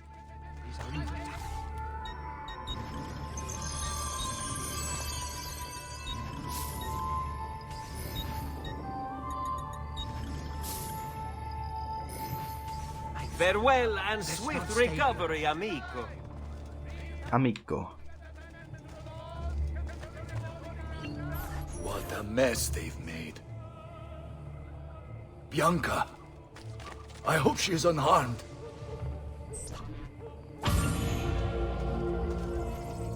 Would be fun to use some of these against scam callers. Yeah. I don't know if you have seen these like Twitch and YouTube channels that do like scam calls. Basically, they basically pretend to be like old grandmas and then get caught by scammers, but they scam them in the process. They should do like soundbit type of answer. They kind of have like, you know, pre-made soundbits they can use to answer stuff.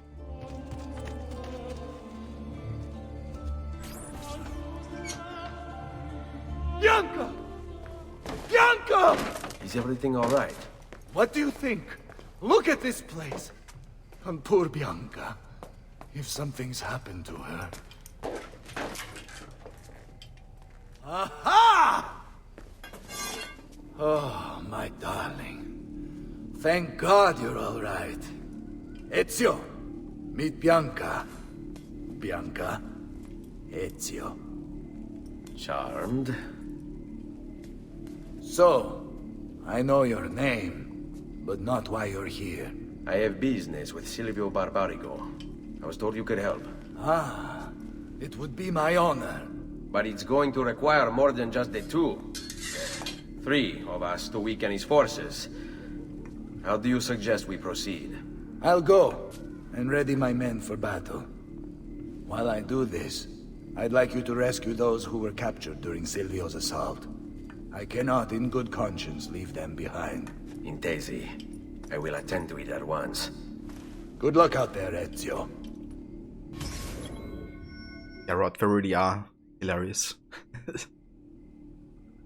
Levi, he does look a lot older than him. Yeah, he does. Definitely makes sense with his lifestyle that he's living, but yeah, you would still think, you know, it's at least like 10 years or something. Rod, Ezio, Bianca, you're looking pretty sharp and shiny there. I like how he says, charmed. The two, the 3 of us. He's doing his best not to insult Bianca in front of Bartolomeo. Leave no man behind. Liberate the mercenaries who are being held captive throughout the Castello district.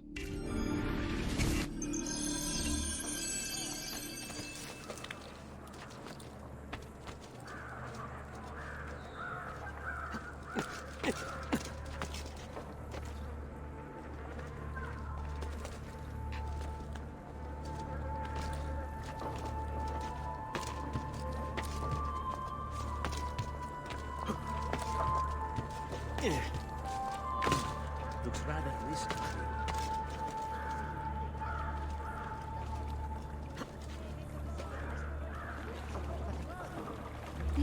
Chill. What's he up to?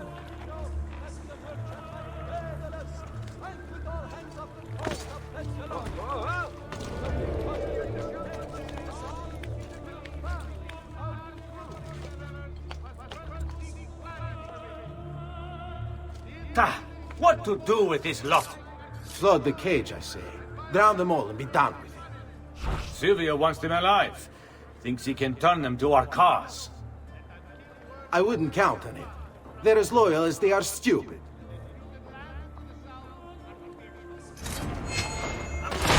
I see him! There! Vogliamo aprire...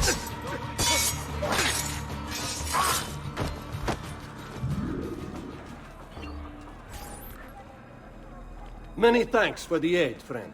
We'd like to fight with you, if you'll have us. Follow my lead. Rod, you're going to hit the haystack, Cinny, but hope you have a great rest of your stream with your awesome game. Catch you next time, dude. It's no worries at all, Rod. I hope you have a good night and a good rest.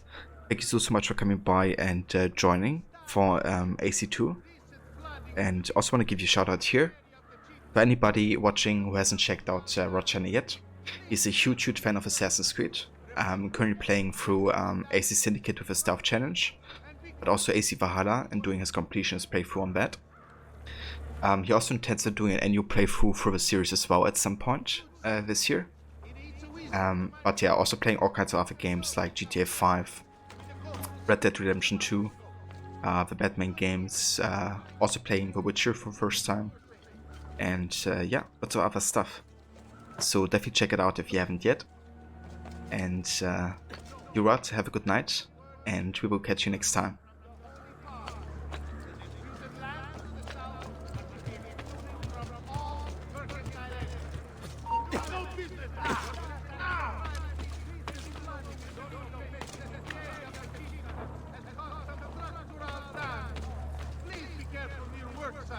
Report any unattended damage to city property and be courteous. That's the voice, Rod.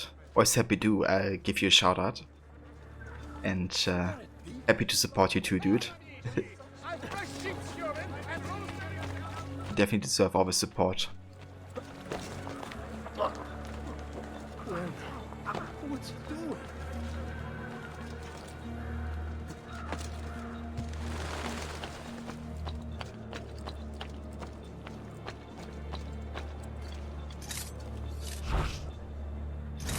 Your master's...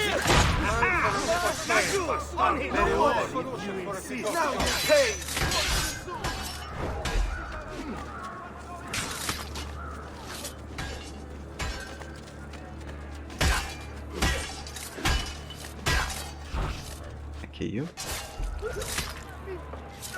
Let's go.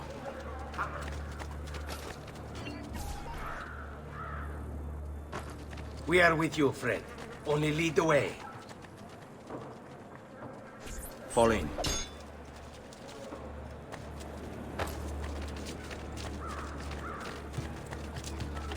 Eccola! There! I didn't do it. I've done other things too. This won't take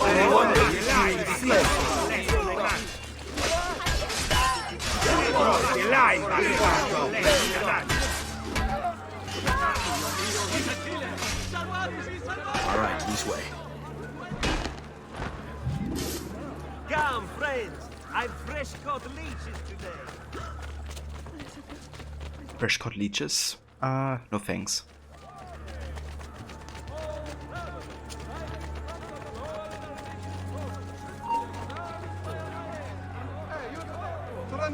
Now he's been pesting Silvio like a dog.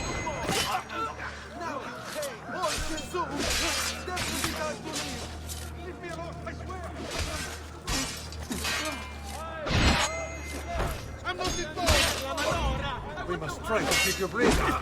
Tragic to waste such illustrious flesh in a few short strokes.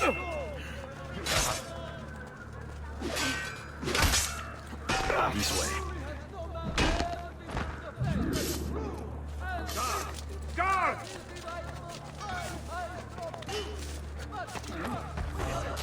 Pirates? What hell? He's here! Stay up! There, criminale! What? How did that miss? Was the G standing in front of us?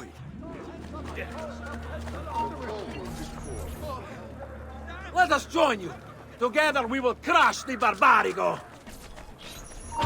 Indeed. Alright, excellent stuff. That's the mercenaries liberated. So now we should have some good military support to create a distraction in the city.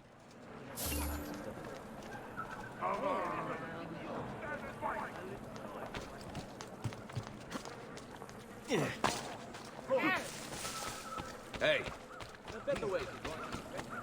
Salute.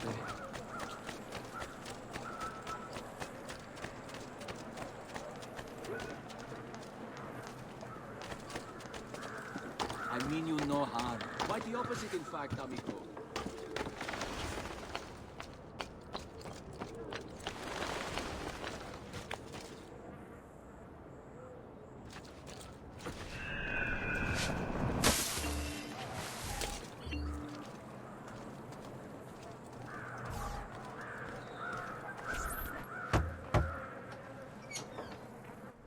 Salute, Ezio. Welcome back. And well done. My host is restored to its former glory. Now Silvio will see just how grave a mistake he's made. How should we proceed?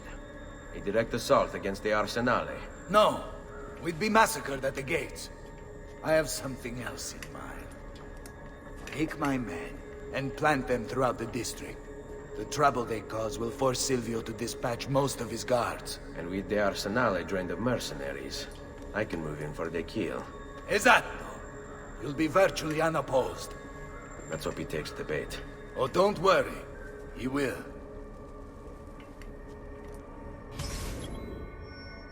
Assume the position. Escort the mercenaries to the strategic locations marked by Bartolomeo. Stay close.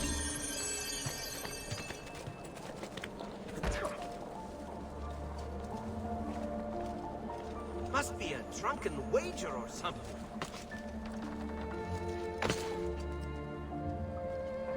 Okay, so these guys can't parkour, so we just have to wait for them to go this way. But yeah, we can do parkour though.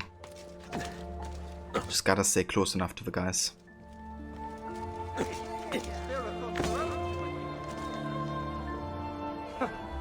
Whatever's on his mind, it must be important. My God, has his mind?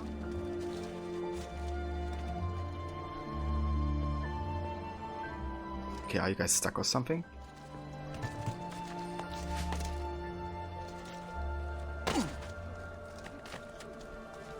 Okay, now they're coming.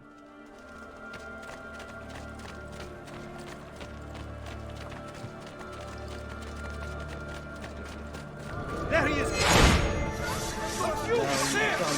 Stop!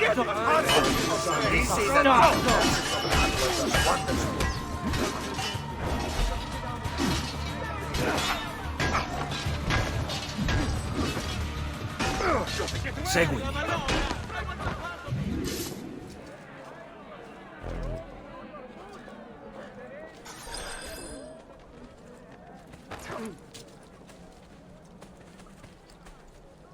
Wait here for my signal. As you wish. On me.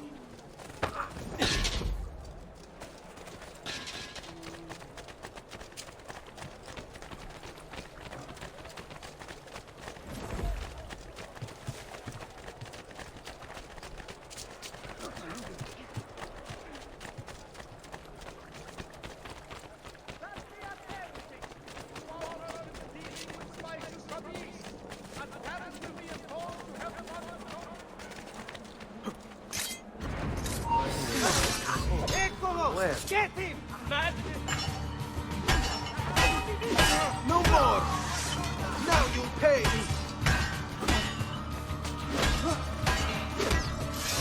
Andiamo.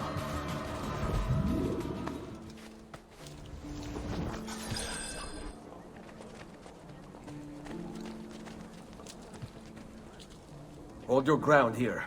Consider it done. All right, this way.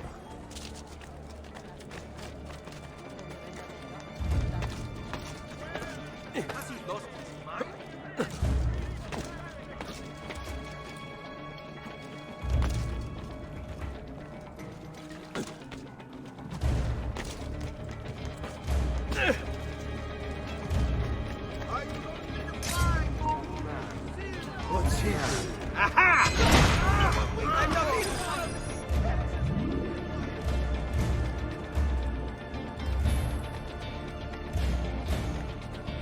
Here, this is where you'll wait. Send word when it's time to strike.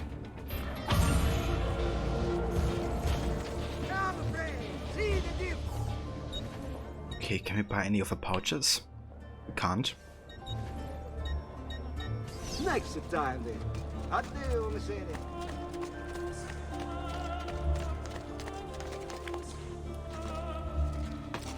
Life expectancy? I must find 40 inside.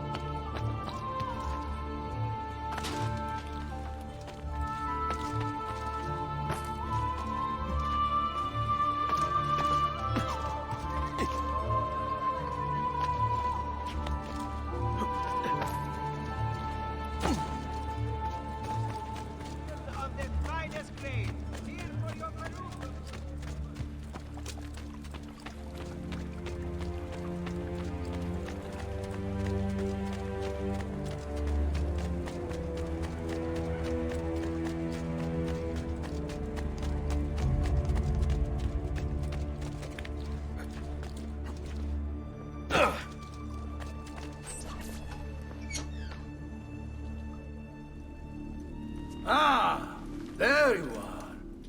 Is it done? Yes. All your men are in place. Bene, bene. Take this. I assume you know how it works. Find the highest point you can in the district, and fire it from there. This signals my men to begin the attack. All right then. I will see you on the battlefield. That you will.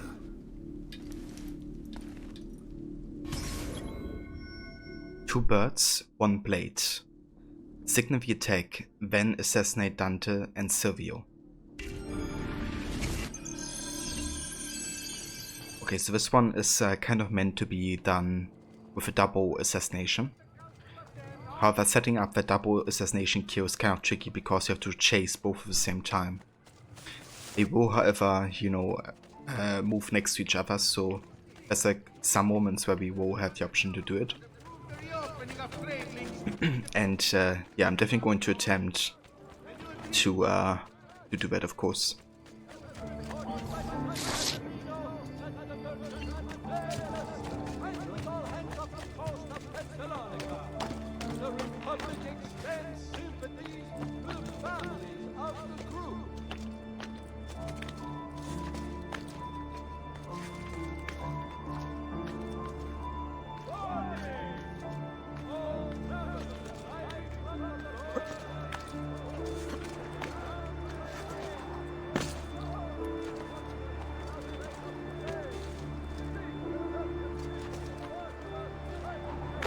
Oh, you see that?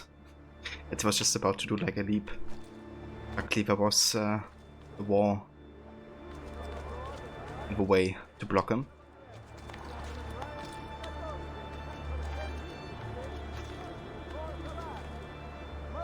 That's like the most frustrating thing if you like, you know, jump off few points by accident.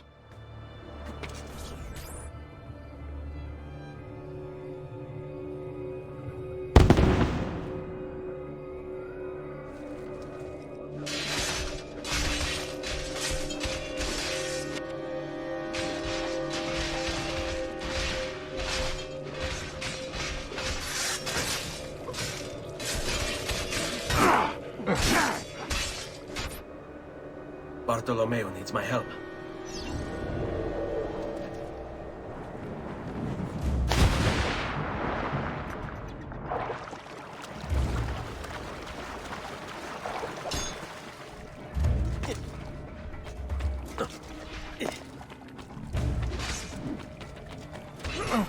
Must return to l'Arsenale. Laggiù! Salute! Prepare for some combat. By all means!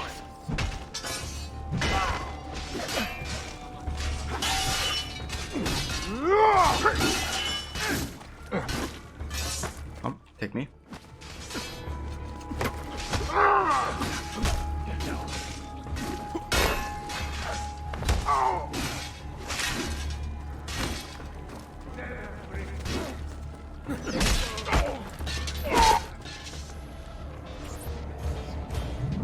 After him! You! There! There! Get him!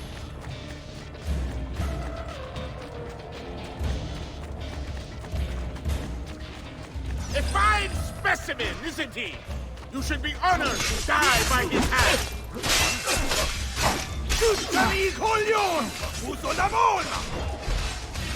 I'm very sure Silvio Barbarigo is actually up there. So he's like, you know, watching us from safety. And that's Dante fight, of course.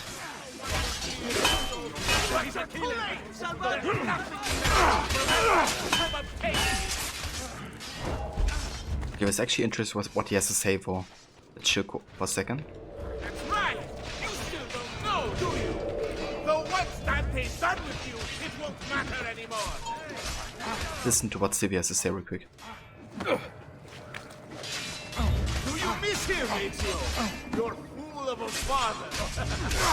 My greatest regret is I could not have been the one to steal the letter. He watched me gasp and hide.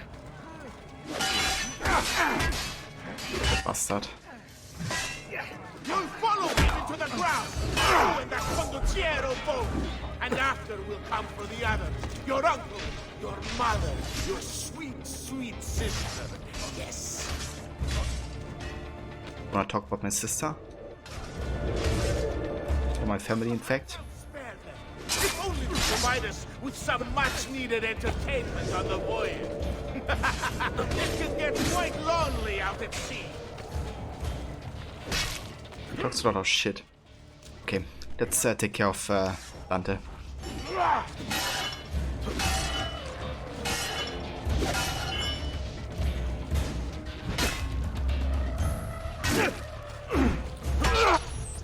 Enough of this! We're out of time! Return to me! We must depart! Ezio, go now! That brute will no doubt lead you straight to his master. My men and I will remain here and keep the guards from giving chase. Hurry! They're going to leave without us! Alright, let's do it. Oh, damn it! Kick the dog! Let's see if I can set up a double assassination here.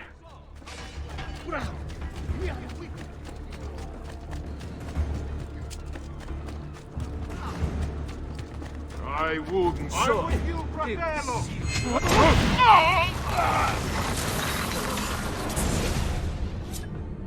What's happened here? Why the boats? I thought you sought the Doge's seat. Just a distraction. We were meant to sail. Sail where? I'll never tell.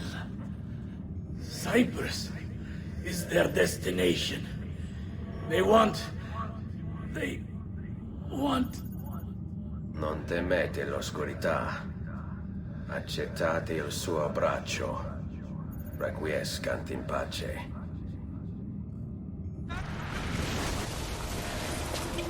Well done, Ezio! Silvio is defeated, and the military district is returned to us. Perhaps now Venezia might finally enjoy a bit of pace e tranquillità. We should celebrate this victory! I am glad for you and your men, Bartolomeo. But I cannot join. I fear my work has just taken a rather strange turn. What do you mean? Silvio wasn't looking to replace Marco as Doge. He was about to leave Venezia, in fact. This whole thing was just a distraction. Why? That is what I need to find out.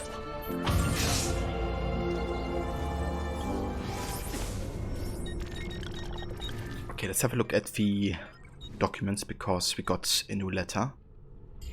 I'm quite sure. Recent entries.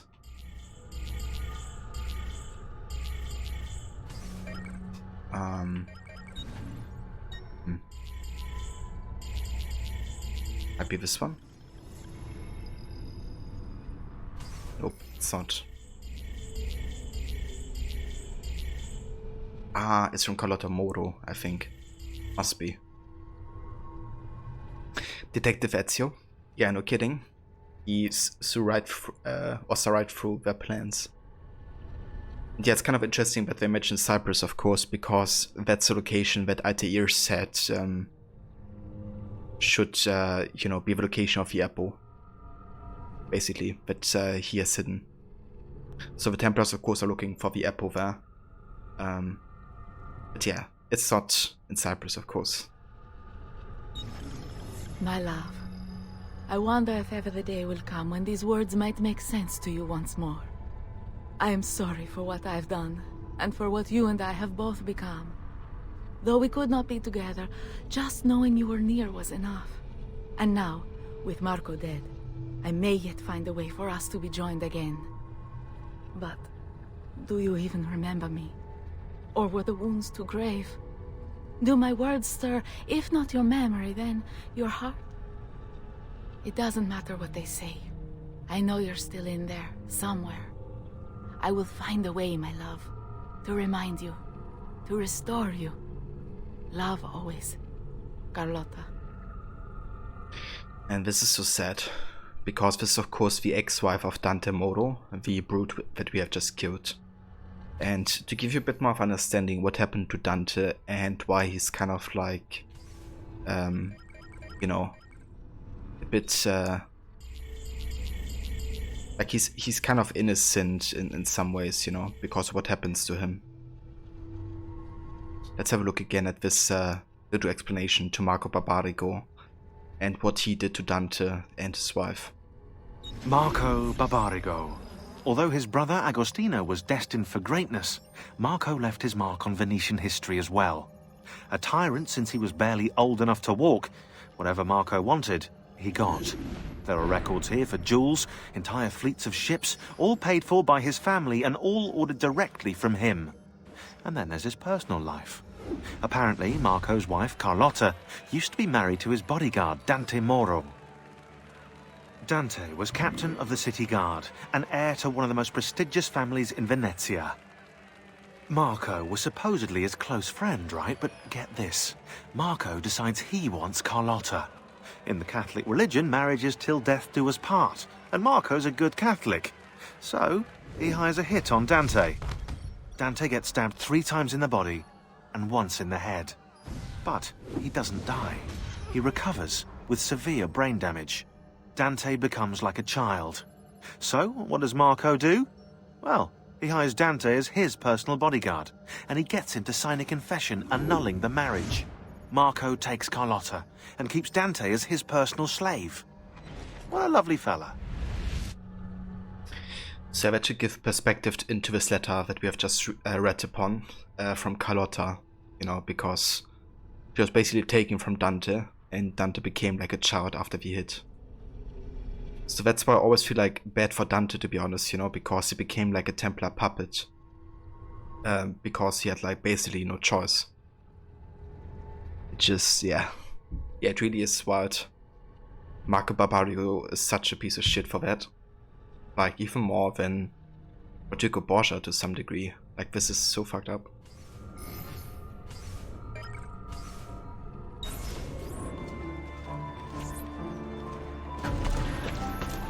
You have a friend called Dante? Dante's actually a really cool name.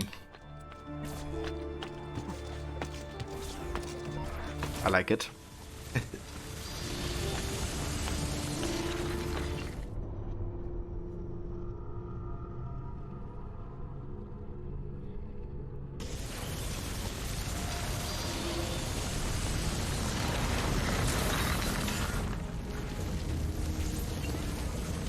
Serenissima Repubblica di Venezia, 1488. So this is 12 years after Ezio's family died.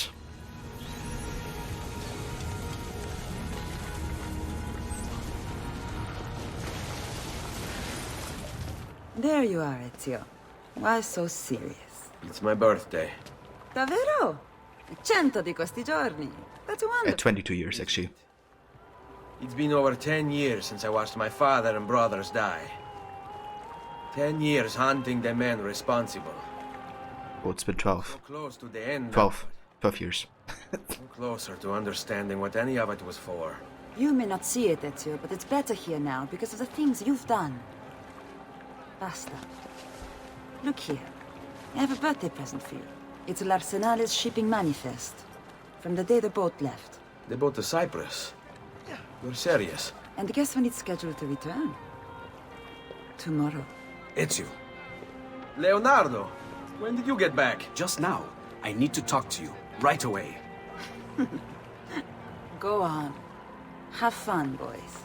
This better be good. Oh, it is. It is. Walk with me. Stay close. These last 2 codex pages. I was studying the copies. I don't know why I never saw it before. But when put together, I realized the markings on the back clarify into words.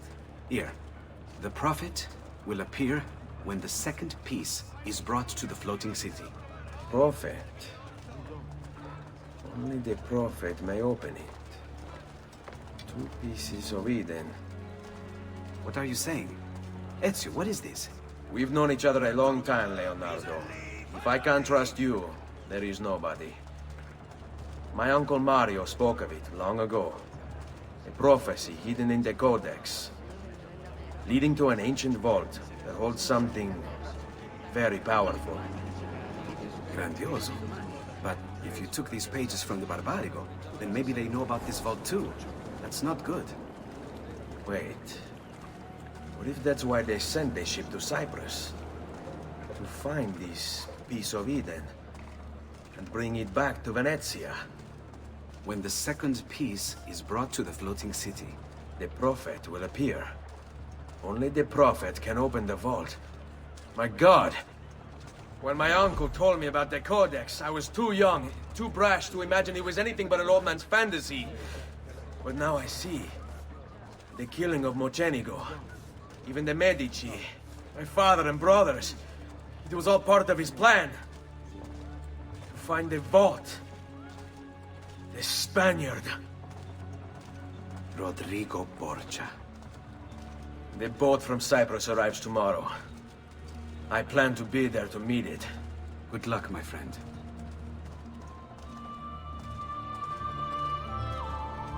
With such a great dialogue between the two. Kind of showcases, how much they have kind of like grown. But also how much more serious, their situation has become at the same time.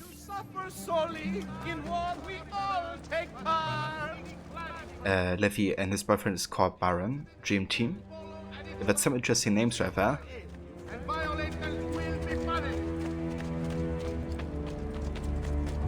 You love Leonardo?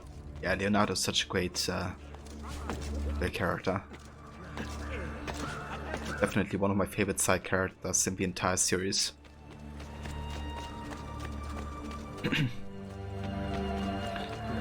But yeah, I would say the same about Mario as well. And Katarina Sforza too.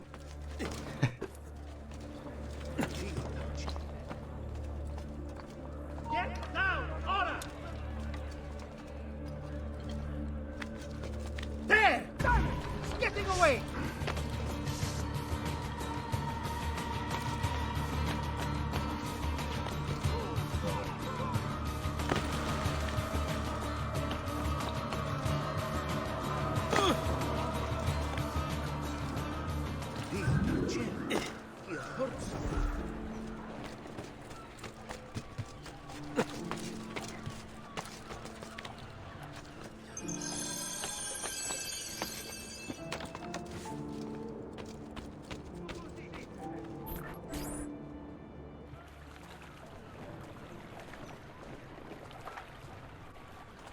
Mario? Where are they taking it? Rip Ezio's knees, but don't worry, he won't complain until Revelations. Well, there's definitely some complaining in Brotherhood 2. Like, Brotherhood is the first game that kind of like highlights, okay, Ezio's aging, I guess. But yeah, Revelations will be on a different level. Because he's old as fuck in that one. Especially, for the time period. All things come to he who waits. Capture the cargo from the ship.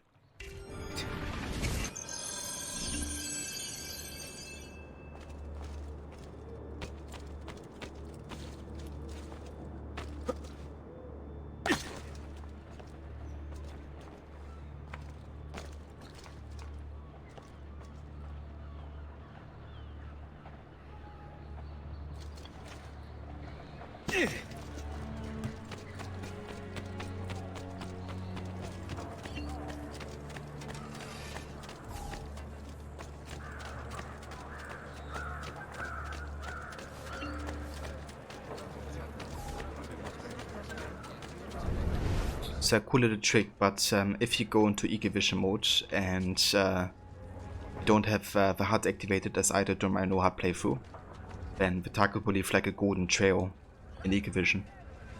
So that makes it a lot easier to track a target. If you don't, you know, have like a minimap or something like this.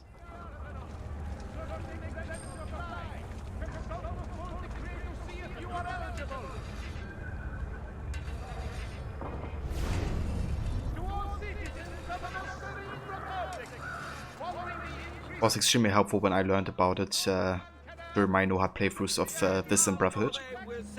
When the dogs have met their day, to their shame and no respect for art. Don't be shy. I only aim to heal.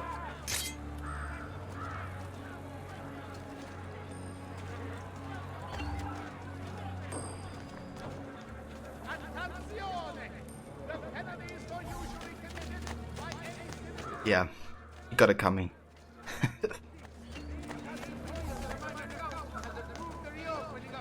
Don't be shy, he says after getting punched. Fuck off.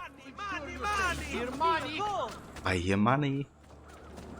Bonita.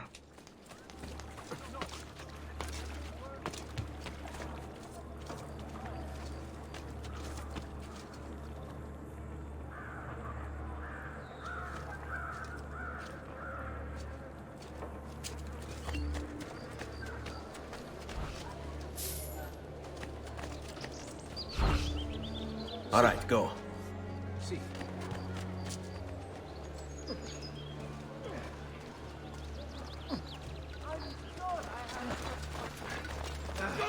Stop! Stop, you little...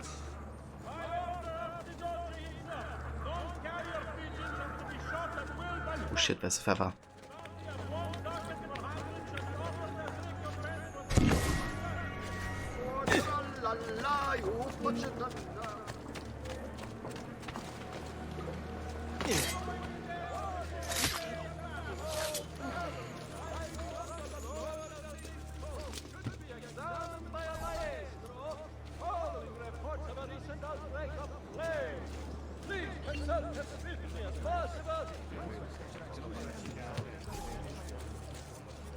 You'll not find fairer prices than these, amigo. Just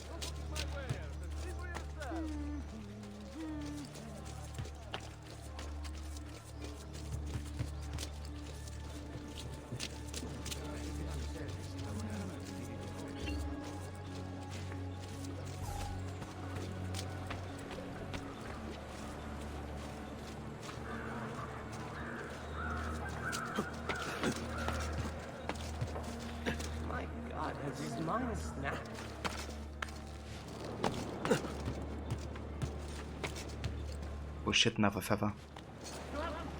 Wanna get the feather so bad. Over here.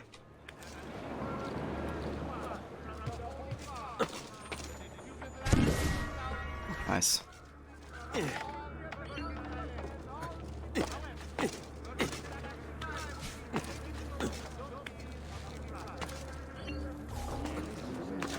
How do you do that? You would kill yourself.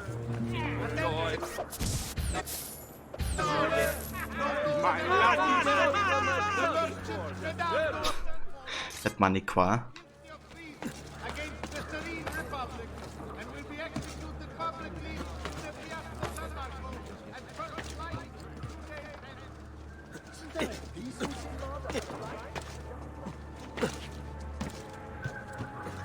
Break something,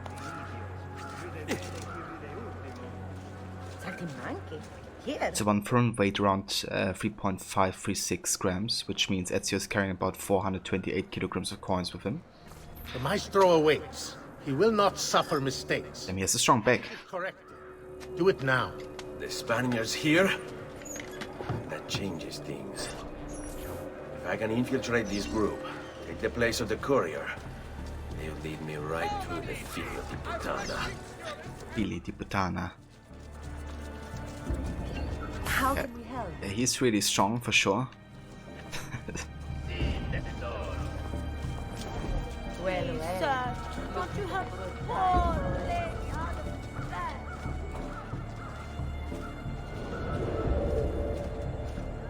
Ciao, bello. I'm losing it! Got to hurry! Eccolo! He's right there! Crap, I shouldn't have lost my courtesans as quickly. I was just about to get him.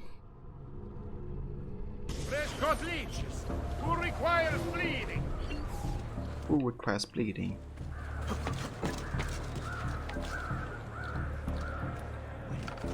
Go, ora!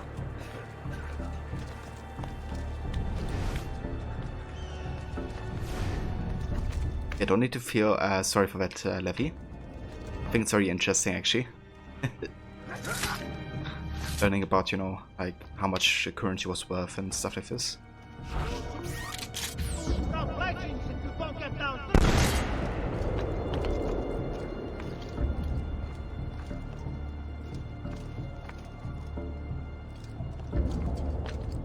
Gotta go down here. There we go.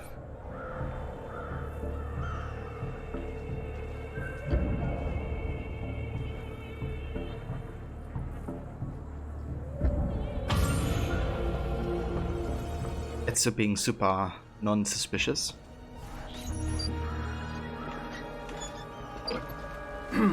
Yes, sir. This is a moment of great importance. Stay in formation. Make this right.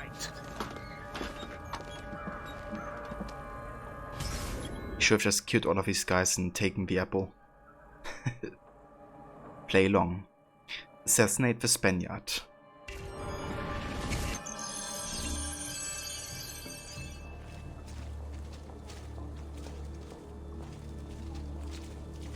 Well, I gotta say, it's kind of cool, you know, being able to disguise as a guard.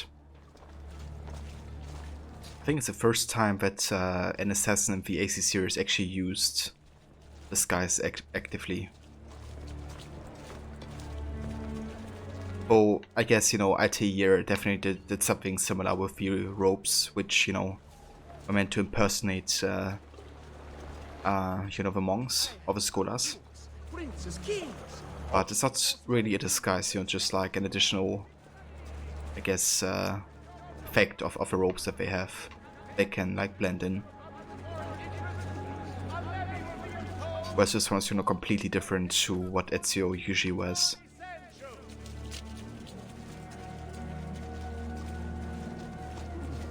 Attenzione! Following the recent festival fire in San Polo, the Doge has decreed that the manufacture of fuochi d'artificio be controlled and subject to certain standards. The guild has a complete list for consultation.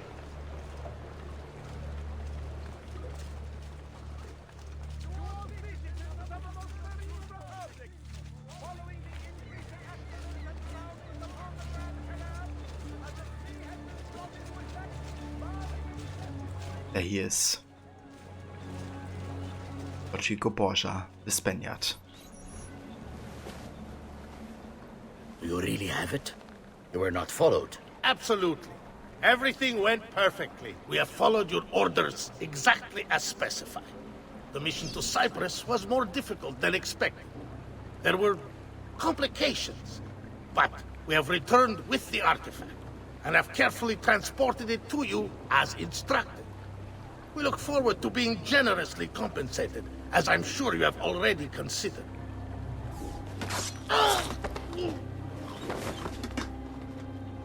Ezio, it's been some time.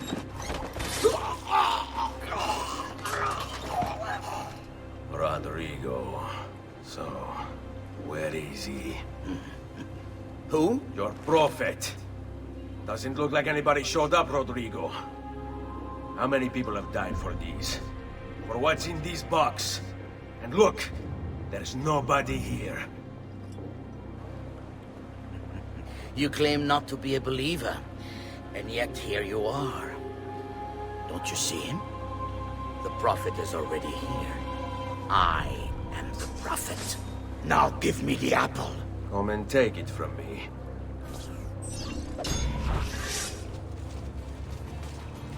So Ezio has the equivalent of 70.9 million US dollars with him. Jesus. It's being rich.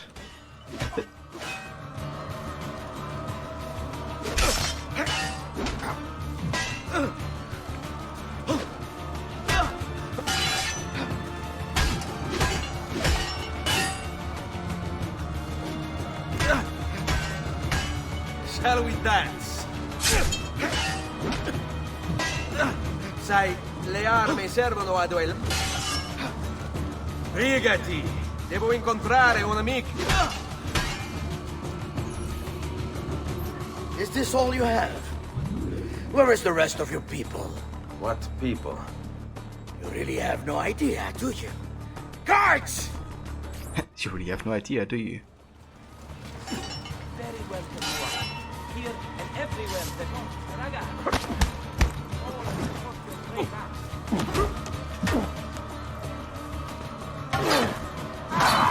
Blade trails will soon decorate the piazza!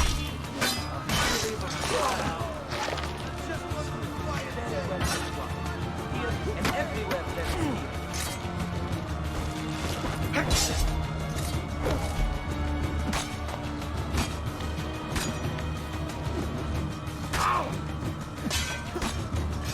I want no part of this!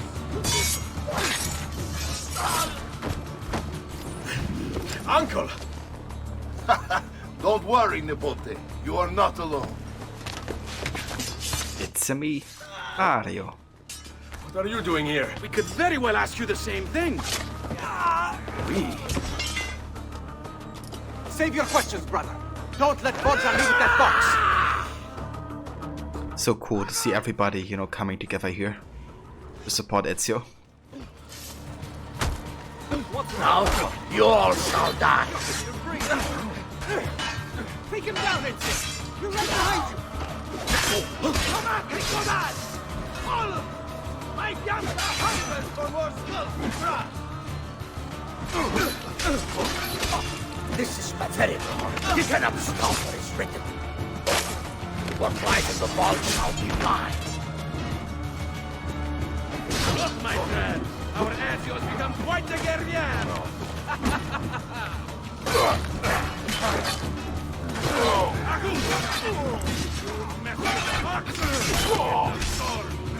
Oh, I like this one.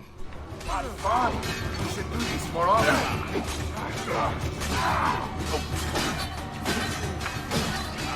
This is a losing battle for you, Ambrosito. You will die by my hand, just like your father. This war has been going on far longer than either of us have played a role. Isn't this magnifico? All of us smashing these peppers ahead together! It really is Bartolomeo. Notevole, Nipote. You've improved since the last time we fought together. Indeed, Mario. Because you showed me how it's done. Ah, bravissimo! We should do this more often.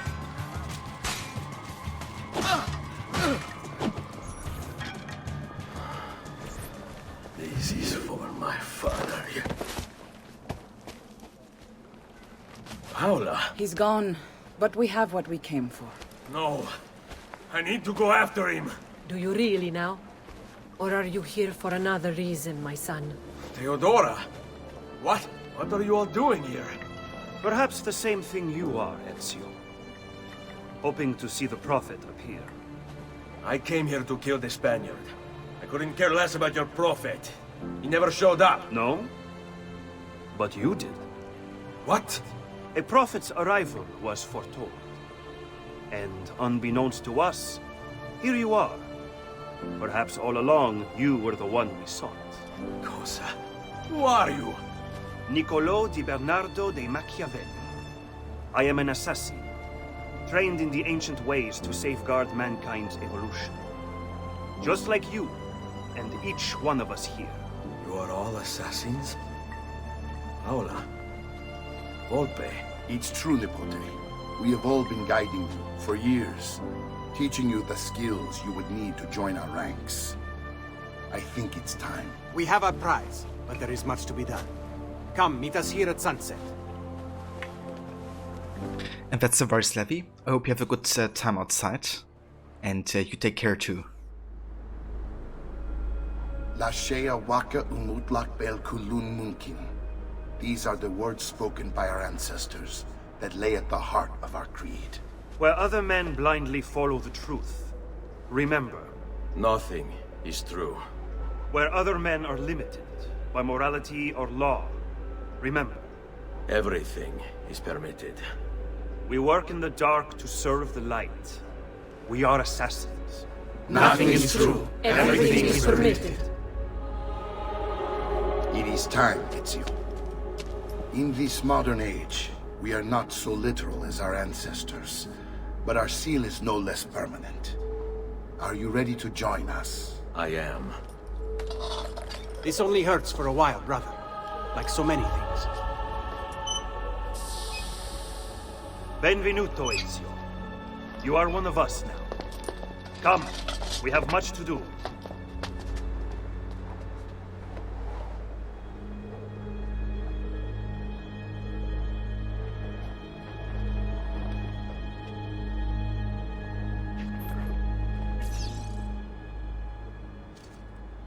And the sequence is so damn good, you know.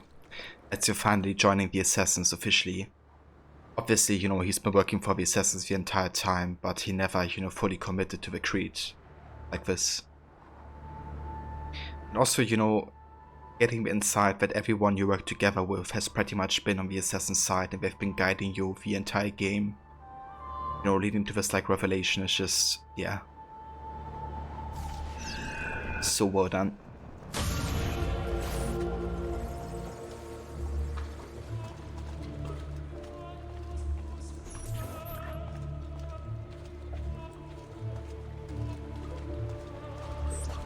We got the Apple of Eden. And sequence 11 complete, so only 3 more to go.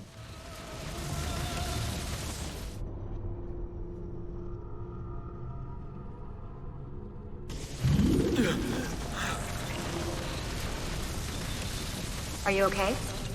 Do you want to stop? No, I need to go back, right now. That's exactly how I felt when I played, you know, this game for the first time. I want to see more of Ezio now. Now that he's joined the Assassins. Oh dear. Sean? Of course. How could I have forgotten? You want to share with the rest of us?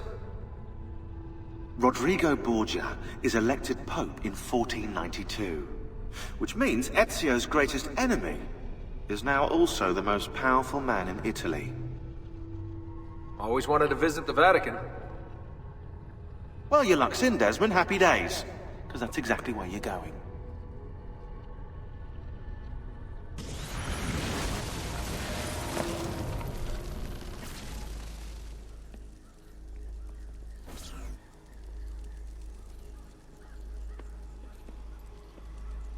Fascinating. Absolutely fascinating. What is it, Leonardo? What does it do? I could no more explain this than explain to you why the Earth goes around the Sun. You mean the sun around the Earth? It's fabricated with materials that shouldn't exist. And yet, this is clearly a very ancient artifact. The Codex refers to it as a piece of Eden. The Spaniard. He called it the apple. Like Eve's apple, of forbidden knowledge. Are you then suggesting that this thing...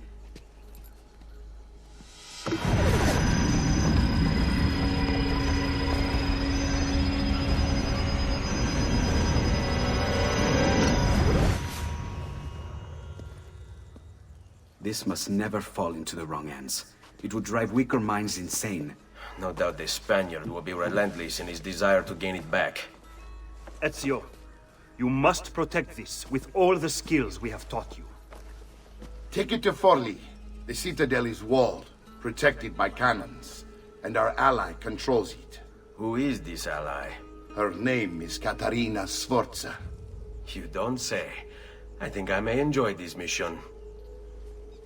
Thank you for everything, my oldest friend.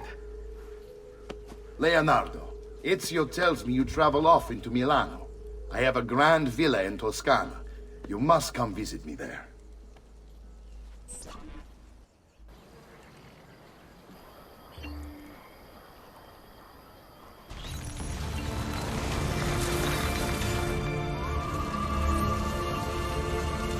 Romagna, 1488.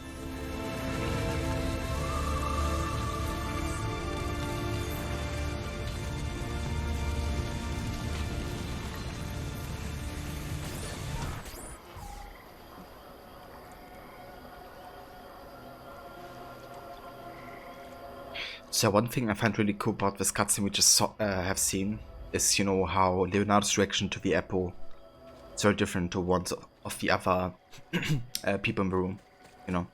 Like Ezio can barely look at it, he kind of like shields himself with an arm.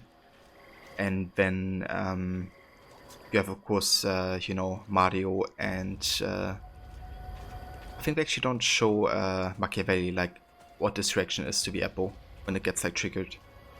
But Mario basically can't even look at, you know, what happens, whereas Leonardo's like very actively observing all the signs.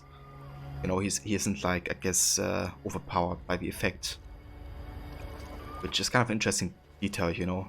Like, you can basically guess that that's one of the things that influence, you know, his works later in life. At least in the AC universe.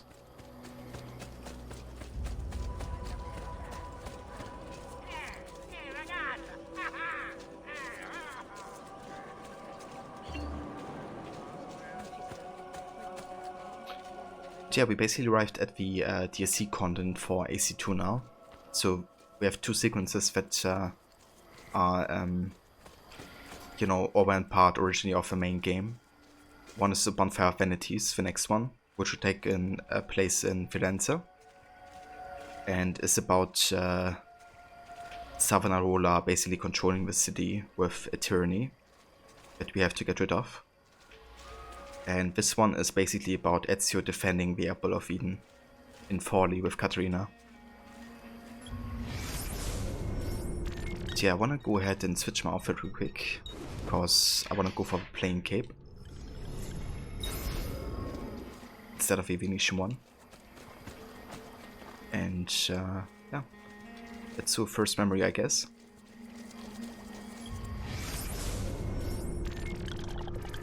Just want to see if there's any other side activities, but except for the viewpoints, that doesn't seem to be the case.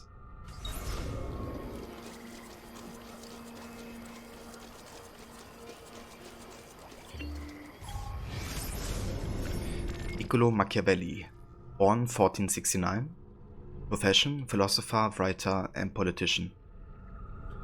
Quote unquote, unarmed prophets have always been destroyed, whereas armed prophets have succeeded.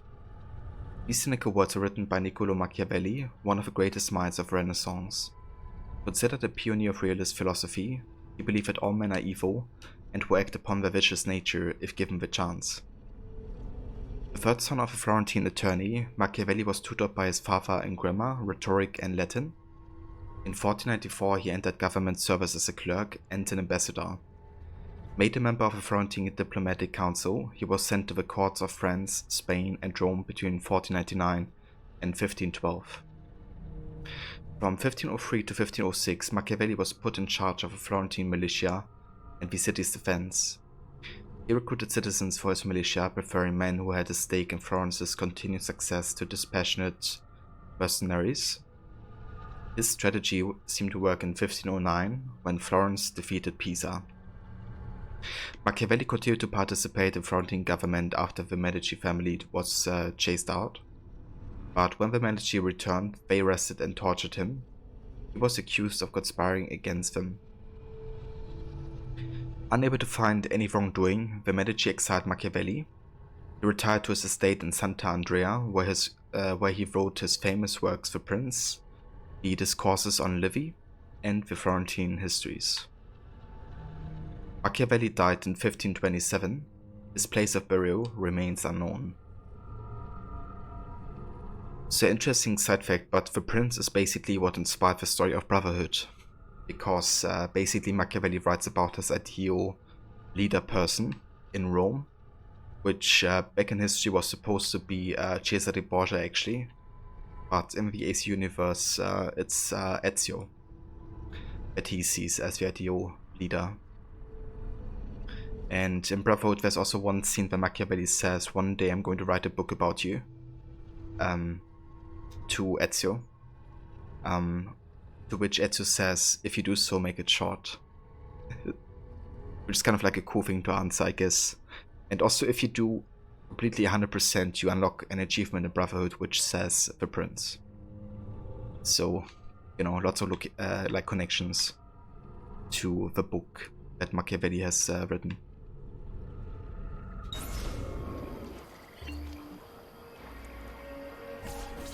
Well, well. Look who it is. Madonna. I thought when we met you were a bit special, but an assassin. An assassin. Assassino.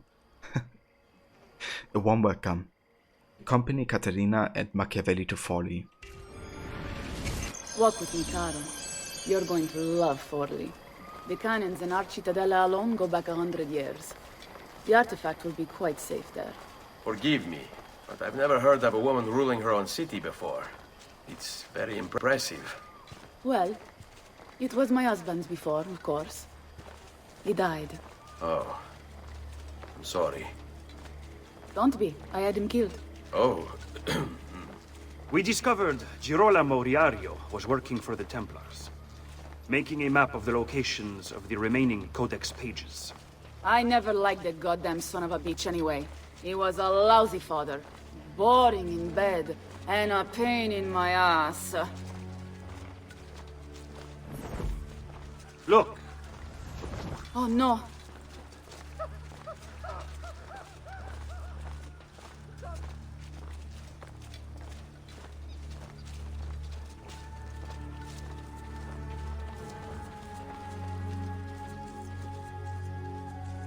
Aspetta! What's happening?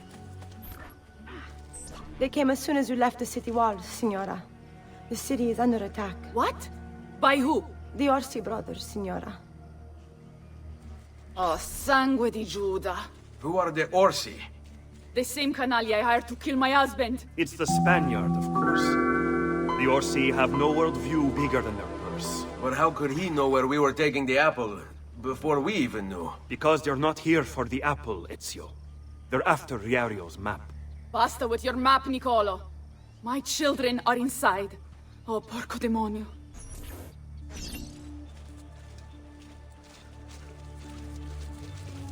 Also, hey there, Pablo. Welcome, thank you for the follow. You're mine!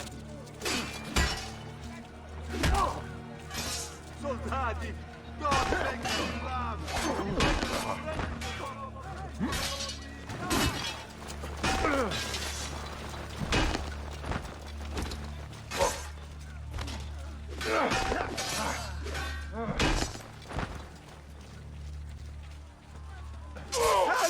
He's a murderer! Call the watch! It's like we fight together and they see us killing people. Once the fight is over, they're like, "Oh, I've forgotten everything. He's a murderer." They're already inside. Double-crossing bastards. Is there another way into this place? Aspetta. Perhaps yes. There's an old tunnel under the western wall from the canal. Bene. I'll be right back. Hey, you! Yeah, I'm talking to you. You spineless dogs. You occupy my city, my home. You think I'm going to stand here and do nothing about it? How about I come up there and rip your ballet off? What kind of men are you? Doing the bidding of your masters for loose change. You're not afraid of me. You will be when I come up there and cut your heads off, piece down your necks, and shove your faces off my pica! I'll stick your ballet with a fork and roast them over my kitchen fire. How's that sound? You laugh. You wouldn't if I was a man. You think I wouldn't do it just because of these? Le tette, le mie tette. I bet you want to see them, don't you? You wish you could touch them. You wish you could lick them, don't you?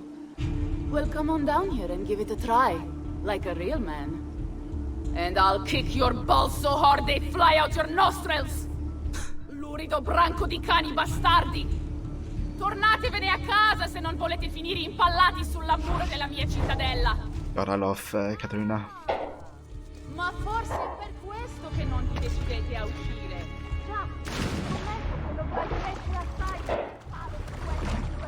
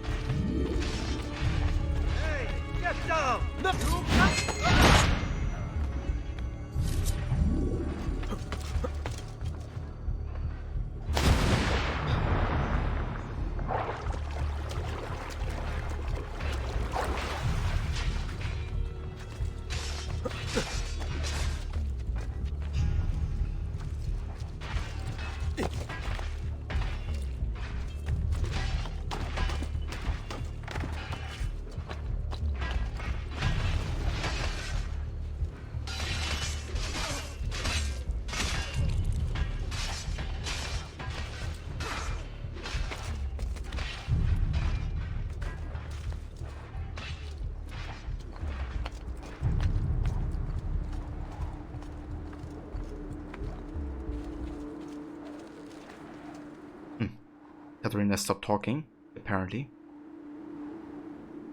I listened to her too long. Usually, if you don't, stand down there and listen to her, she would still be talking if you get up here to this point.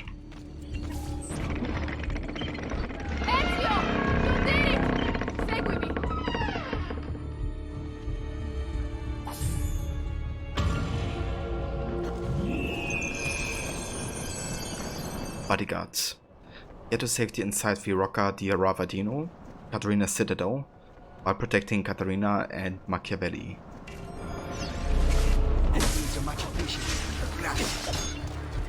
Take him down! Today's final bonfire. Leave me alone!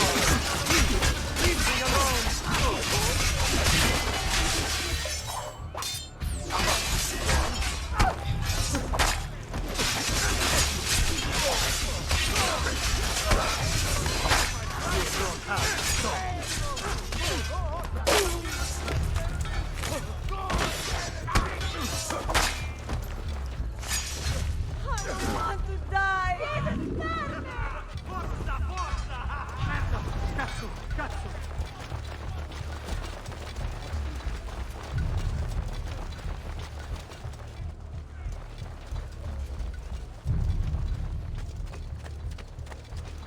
Now! I'll send you to your place!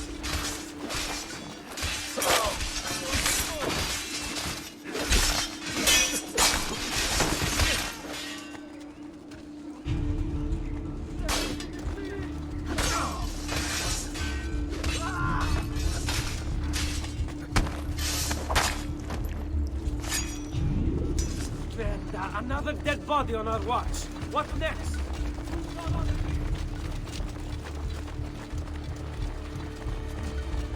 Ora! will get it! We'll feed you to the flames! Feel it up!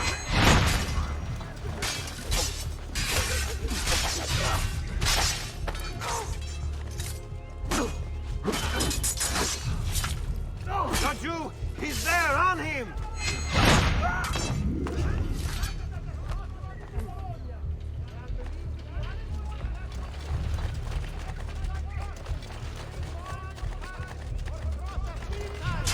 Get him!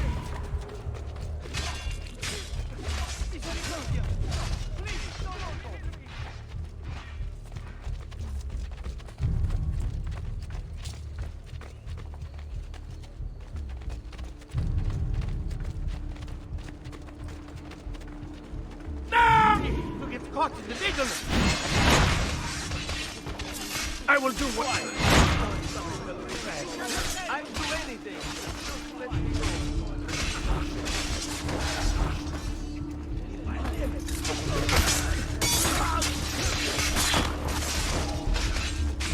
I see him! Yes!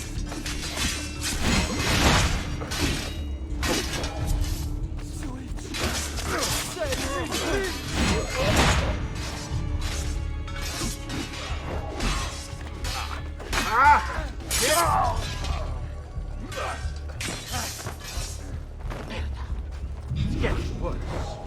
Does anyone know what happened? It's so funny how they like always forget what happened. They take part in a battle. And they're like, what happened here? Stop! Let me send you to hell!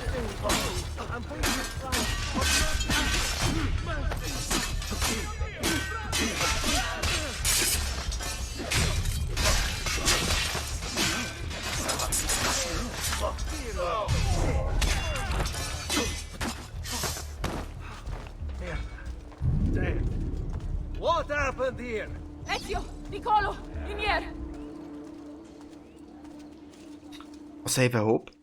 Freshly off ending and AC2 replay yourself. Can't wait to lose all progress if I start a Brotherhood. Oh yeah, dude. Gotta find a reason for a player to have gameplay motivation again, right? Get your chiappe in here! So basically there has to be a reset. But yeah, I guess it kind of makes sense though. But still. Get your chiappe in here! Bambini! But where are Bianca and Ottaviano? Forgive me, Signora. They were playing outside when the attack began. I don't know where they are. Reinforcements from the mountains! They are breaching the citadel! Ezio, don't let those bastardi get in here! With me! Holding the fort. Defend the citadel from all invaders.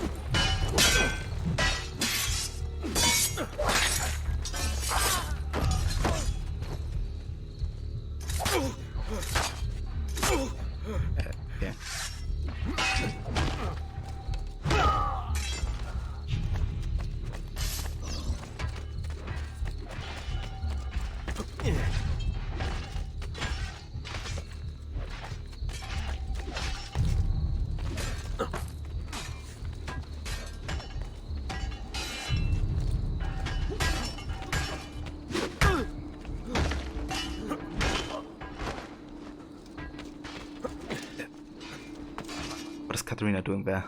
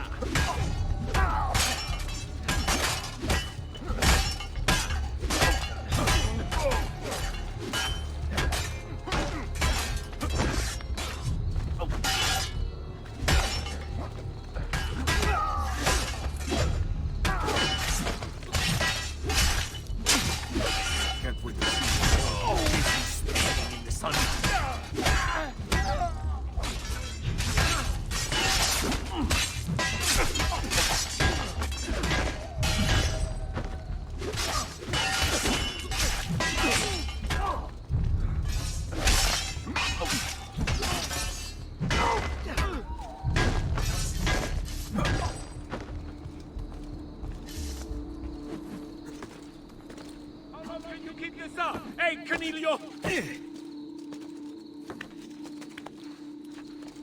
Move, damn you! Raju, get him!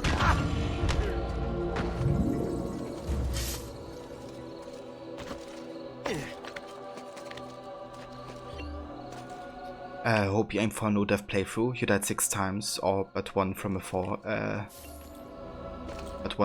damage. Damn, dude. The 4 damage can really like screw it over. Epic got sitting ring during like a no-death playthrough as well. But yeah, like just dying randomly is way too scary, to be honest.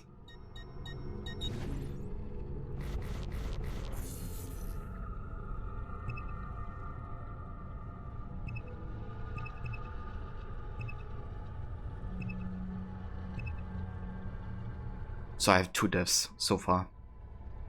I wonder what these deaths, like how they occurred. I'm pretty sure it was due to 4 damage. Like both of them.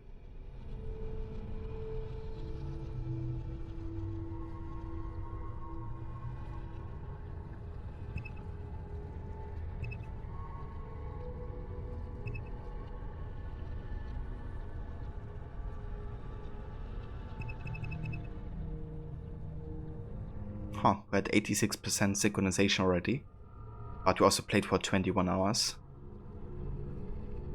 Damn, I actually spent quite a bit of time just doing nothing, to be honest. Like just running around and talking about the game, really. I think on my completionist playthrough I was done after 25 or something. But that was like doing everything.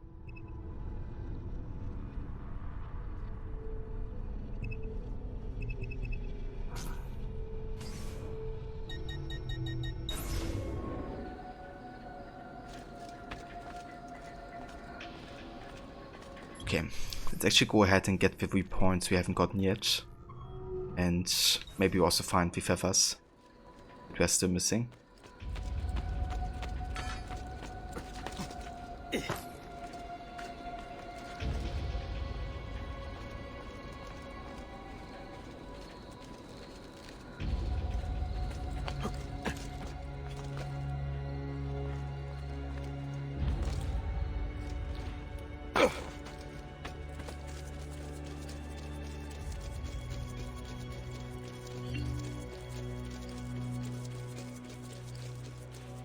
Feathers and chests are too much for you for replays.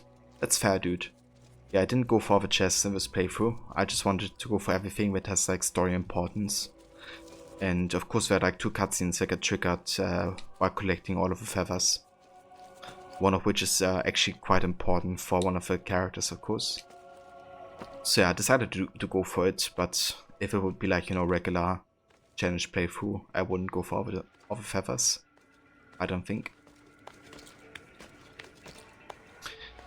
But yeah, essentially the plan is to do like everything that like triggers a cutscene or has like, you know, any story relevance. So that's why we do the feathers.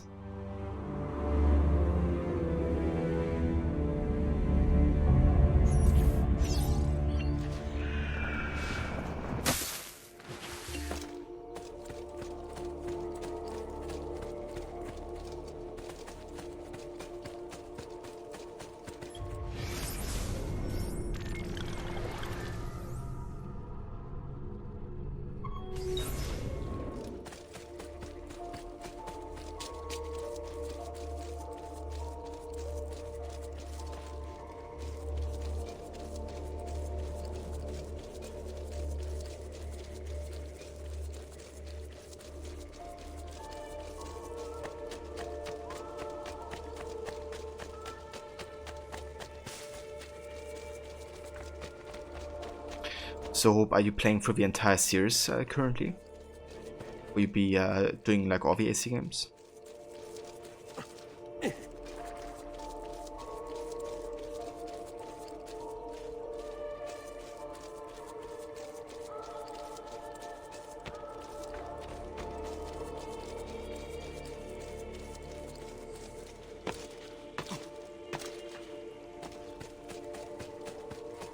You did Unity and Origins doing Etsy right now? I see. So like kind of like a mix-up playthrough, you would say? It's kind of cool to keep it like varied actually. I did that once, like played 4 RV games of a series, but basically just randomize them. Like which order I play them in.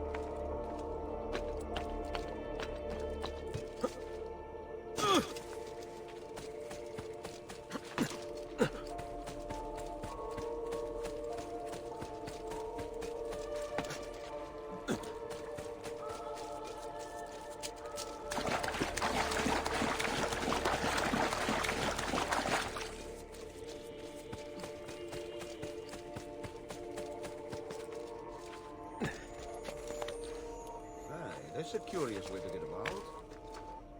It's a curious way to get about. Nice, that's one of the feathers you're missing. And there should be still one more, I think.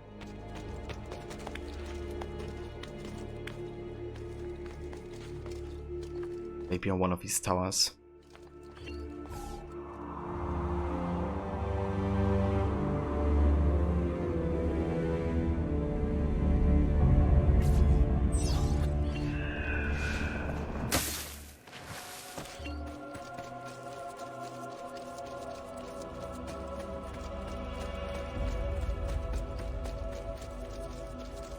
I love the atmosphere in 4D actually. I guess, you know, a lot of people don't like it because it's dark and depressing. But to be honest, I feel like that's what kind of gives this place a certain atmosphere. That's very unique in AC2. Other game or areas don't really have, you know, such a dark, I guess, representation of a world. But it also makes sense for 4D and Romania because it's kind of like riddled with plague, I think. So it's like befalling both humans and animals.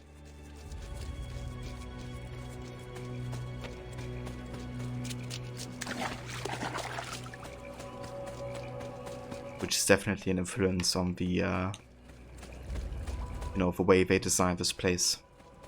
They did something similar in Acre in AC1, because the place was like also ridden with sickness and poverty and substance abuse and all that, and it kind of created, you know, a more like colder feeling, I guess, to the city, and a certain color palette that they've chosen. But that also explains why there's, you know, a lot of the women who say, "I'm poor and sick and hungry." But also all the like drunken sailors that you see at the docks, like, you know, those are like basically ex-soldiers that have endured like severe trauma from a war at the Crusades, and yeah, that's basically why they take you on site.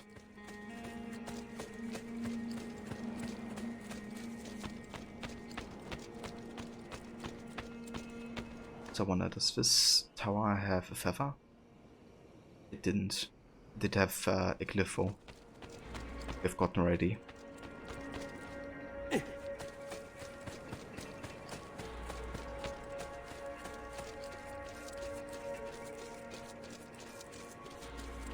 a whole game in a dark and grim setting would be interesting. Yeah, definitely. I feel like Valhalla had a certain darker vibe at some point. But yeah, it wasn't, you know, the whole game through. But yeah, I did like Valhalla for its atmosphere quite a bit, actually. It wasn't, you know, as like vibrant and, you know, I guess kind of as vibrant as Odyssey. And it felt a bit more immersive because of it, to be honest. But having, you know, like all these like flashy colors being shoved in your eyes.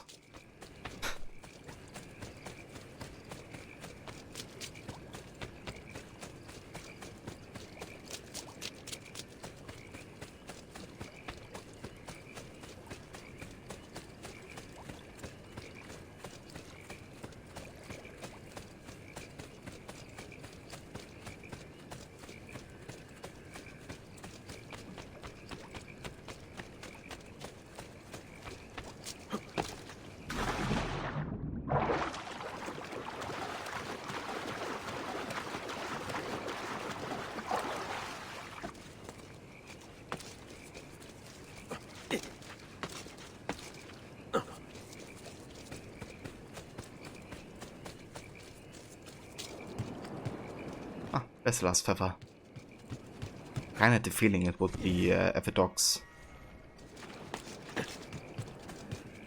I think I remember with Sever quite well because it kind of annoyed me the first time I had to do it, because I just didn't expect the feather to be like this way out at such a place. But yeah, looking at the DNA checker, that should be all the feathers we have in Folly. Yep, it is. So that means you only have 16 left in Venice and 12 in Florence.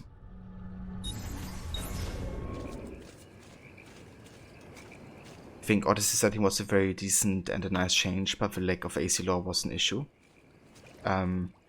Yeah, I feel like I would agree with, you know, that the setting itself definitely wasn't the issue, like the Peloponnese War. I feel like they definitely went for a more vibrant color palette to make it look more fantastical, which I think was kind of like, was an artistic choice, which I respect. But I kind of, you know, hope that they would have gone better about with how mythology is like explained, I guess, in the game. So yeah, it made me feel less immersive, or immersed, I guess, inside the historical setting. But I still think, you know, the game world looks beautiful.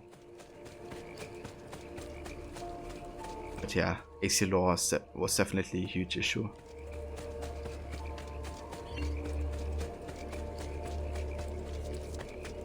Do you collect the feathers from memory? Some of them I do, yeah. But definitely not all of them.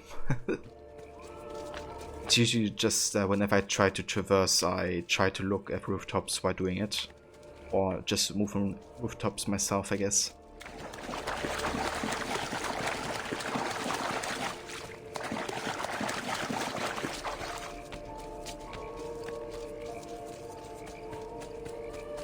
But yeah, I would say if you do like other quests, then it's definitely possible to get most of the feathers just by being like aware of your surroundings.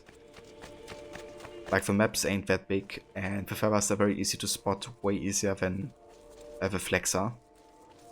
So if you just decide to go for feather whenever you see it correctly, then I think you should get at least about a 70.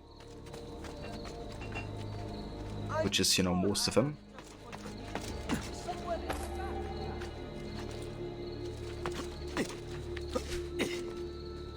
Or save a Mona. I hard-coded in my DNA feather locations. Exactly, dude. Just like the soundtrack of Assassin's Creed, like Ezio's Family. It's also part of my DNA at this point. And if I ever have children, they're gonna, you know, have that knowledge from get-go.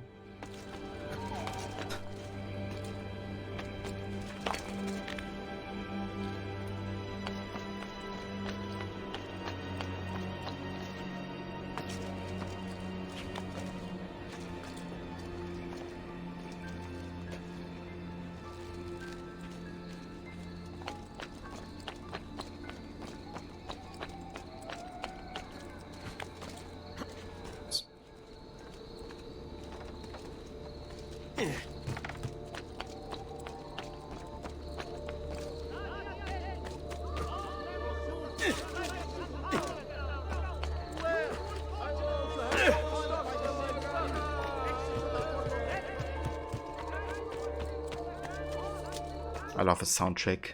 It's called The Plague. And of course it's made by Jesper Kid.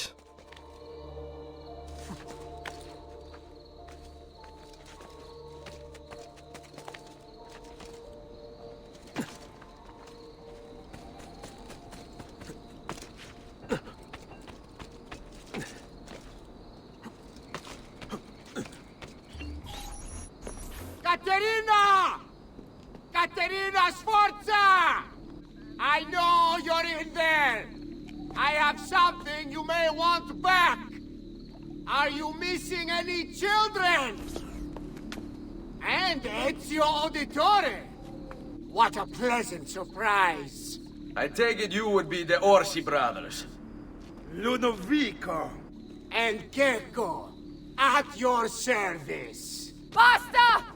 Where are my children? Let them go! Of course, Signora. We'll happily give them back for something of yours.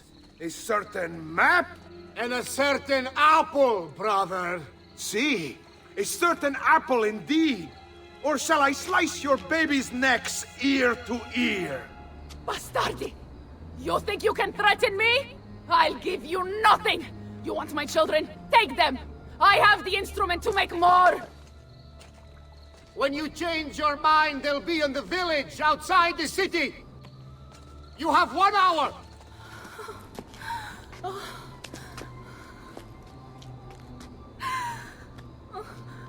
Caterina, no. I can't ask you to sacrifice your children. Nobody's sacrificing anything.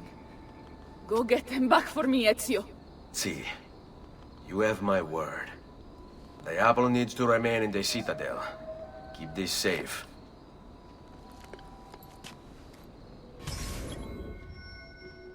Yeah, I really like the relationship between Ezio and Caterina, you know, because like in these moments you kind of notice, you know, how Caterina has like a lot of like talk, obviously, to intimidate, you know, her enemies, but deep down, you know, she cares a lot for her children. Was of course just a play by her to make it seem like, you know, they don't have anything against her. But yeah, you know, how Caterina presents herself and how she really is are definitely two very different things sometimes. Godfather. Rescue Caterina's children.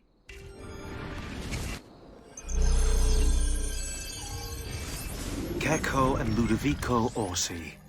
Bored with their leisurely life in the countryside, the Orsi brothers decided to spice things up a little. They started a money-lending business that was extremely successful, mostly because they killed anyone who didn't pay them back.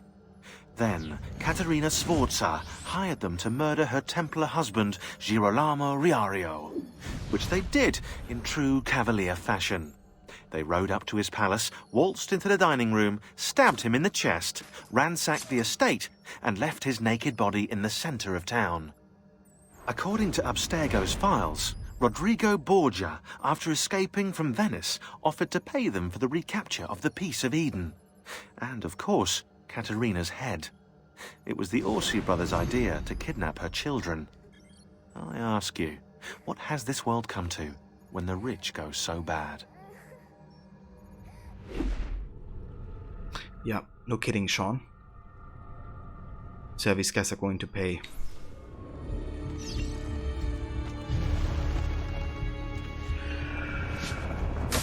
Also, we have a time limit, so we gotta be faster.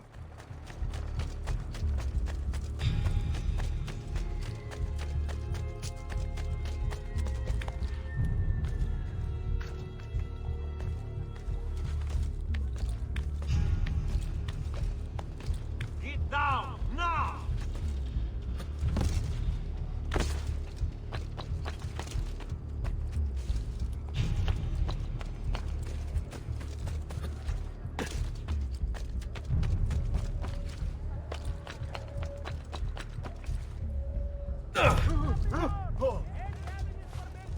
have never seen a stranger man. The bishop will grant special dispensation and pardon, along with future spiritual considerations.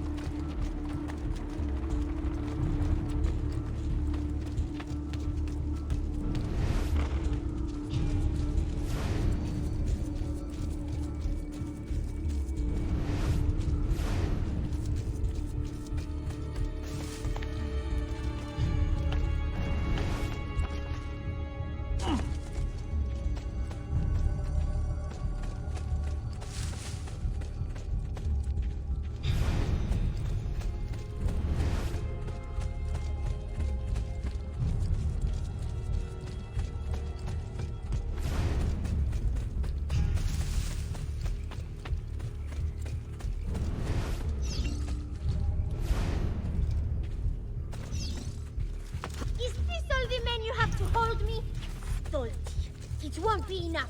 My mama is fierce. Forza women are no. To the eye, but the eyes deceive. Just ask Bubble.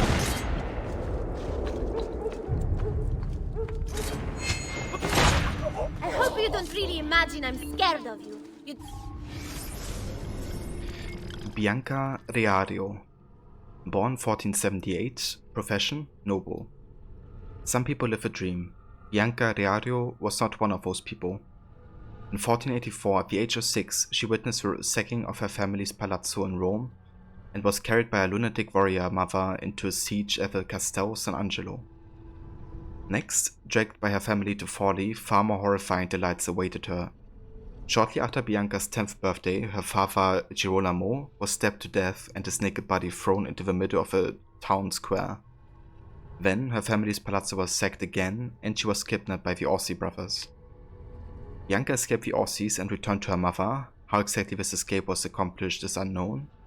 Then, when she was 16, while out on a hunting expedition with her mother's new husband, Giacomo Feo, she witnessed his brutal ambush and assassination.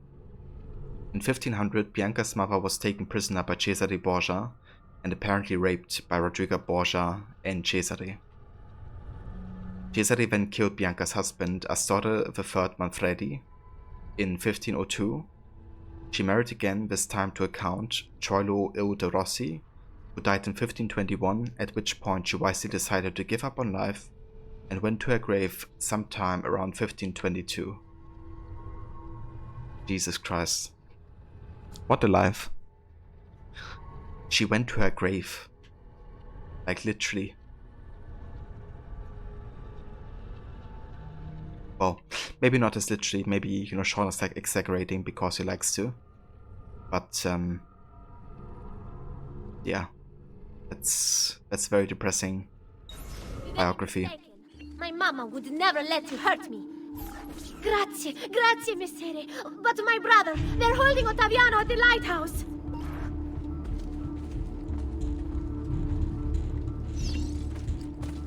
Wow, he's got a sharp tailor. Hey, hey!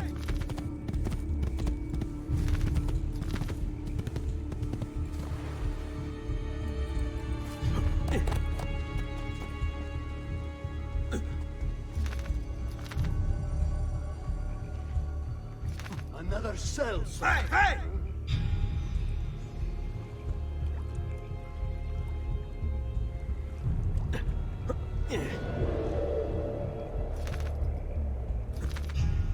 Andiamo!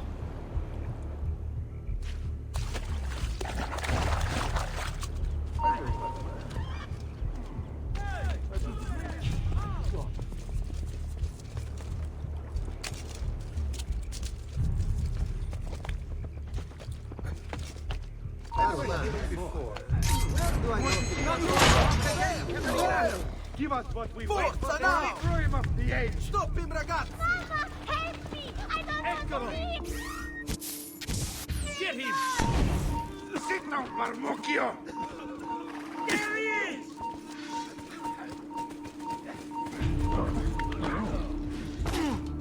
That sound. Right here! here! We'll get the bastard! This again. Oh, Jesus Christ, guys, can you stop doing this, please?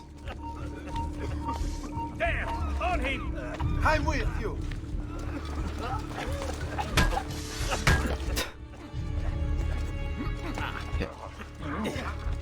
Klar.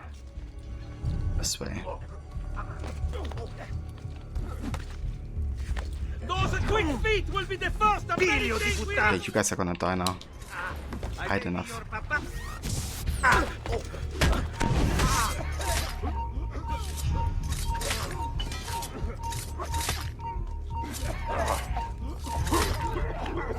There he is!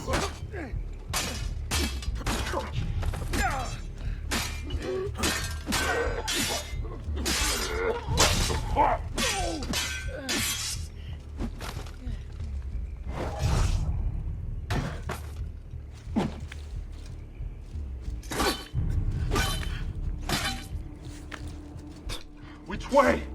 Ma'am! Yeah, you don't see me. How I love the smell of roast criminal in the morning! Roasted criminal? Stand clear! Move!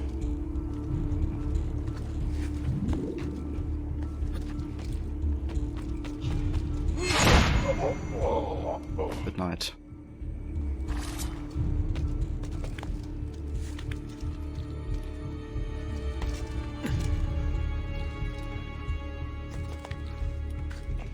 Stay clear!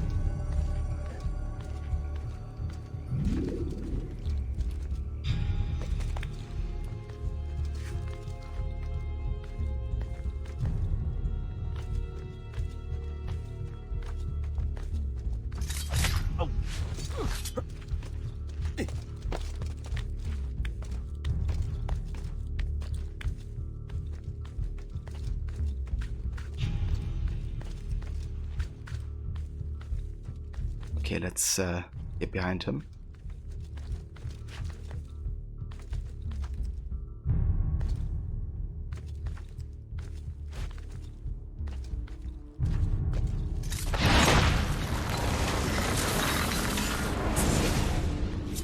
Katerina was a fool to send you. Or are you the fool, dying for a handful of change? Was it worth it? More than you know. The maestro gains his prize because of me. Muori col tuo orgoglio, per quanto vale. Requiescat in pace.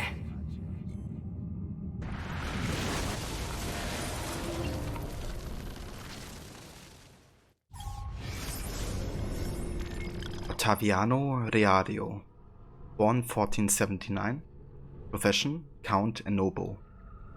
Ottaviano entered the service of the Florentine Republic as a condottiero when he was 19, at the request of his mother, Caterina Sforza, who wanted to cement amiable relations with Florence.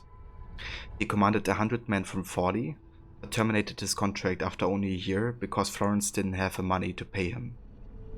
Despite accounts which describe Ottaviano as obese, brainless, and under his mother's thumb, Pope Alexander VI, Rodrigo Borgia, offered his daughter Lucrezia to Ottaviano.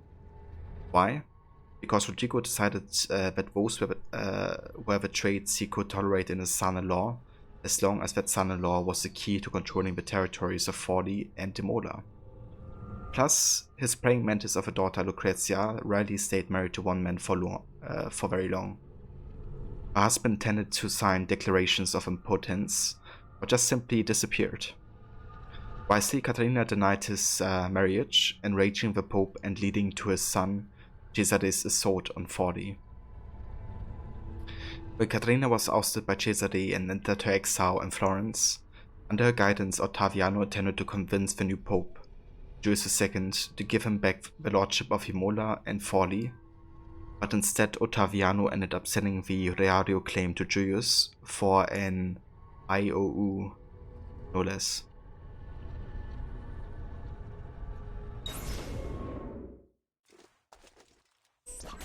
Grazie, signore!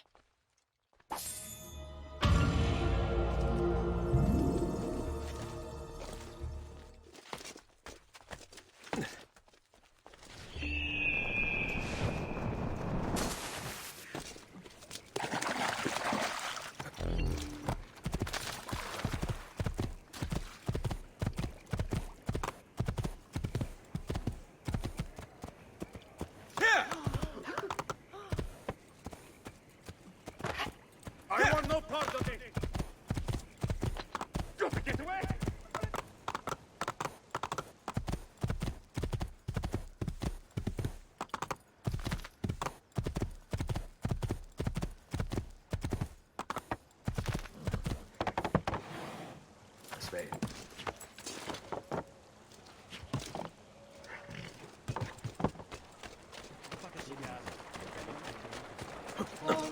He's here! Merda, he's getting away! Now, Ora! You should not be up here so long.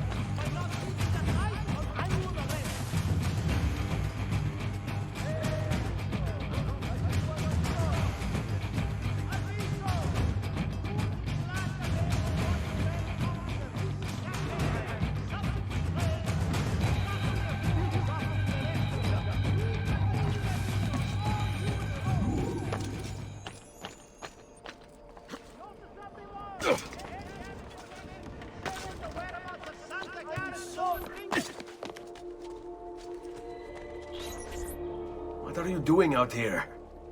I'm so sorry, Ezio. I'm so sorry. What happened? It was a trick to lower our defenses. As soon as you left, they attacked again. Keko Orsi, he has the apple. What? No! Where is he? We chased him out here, but the bastards escaped into the mountains. I'm going. Checkmate. Find and eliminate Cheko Orsi to retrieve the apple.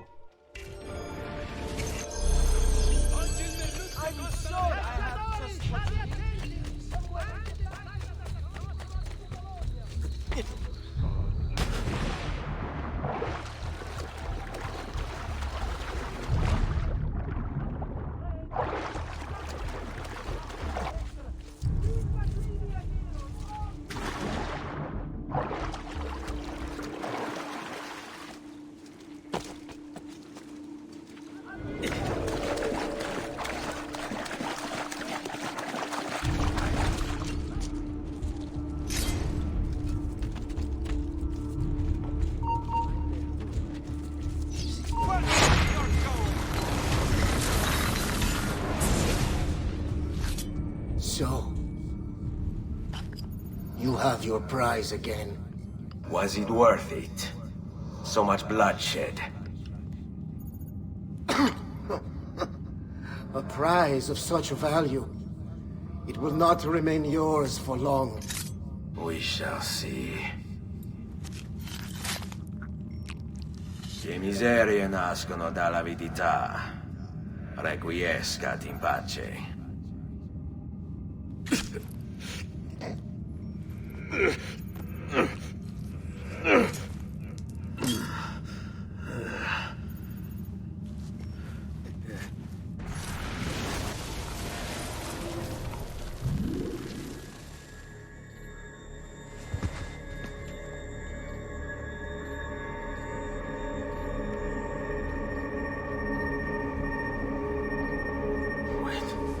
Don't. Who are you? Stop. Don't open it.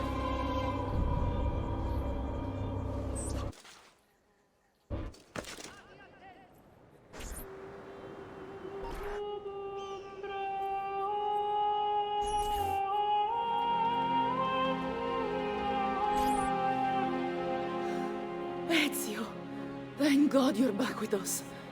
Are you all right? What happened to you? I don't know. One of my guards had the luck to find you in the hills, next to Keko Orsi's dead body. See, that I remember. Wait, there was a third man. He took the apple. Who? He wore a black robe, like a monk. And I think... a missing finger. See, Katerina, I have to go, right away. Of course. Then you will need this as well. The map Niccolo spoke of. Your husband. Ex-husband, mio caro. He swore he'd uncovered the locations of all the Codex pages. You will recover the apple, but you will never find the vault without this. You know, there is an abbey in the wetlands near here, where I've seen monks wearing black robes. I'd start there. Now go.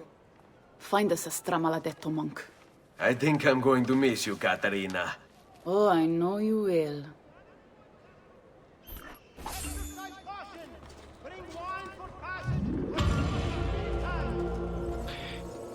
So yeah, that happened. So basically everything that could go wrong went wrong. Ezio gave the apple to Catarina to protect it, then Catarina couldn't protect it. When he tried to get it back, he got stabbed, and apparently a monk took it and has it now. So we gotta find out who this monk is, of course, and where he's headed or what he wants to do with it.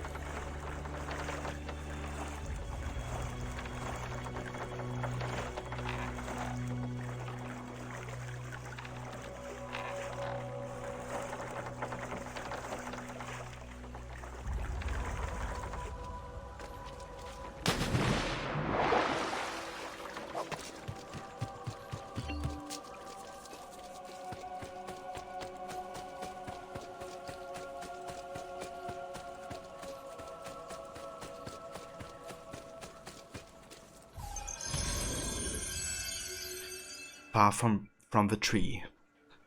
Search the abbey located in the Romagna wetlands for the black-robed monk who stole the apple of Eden.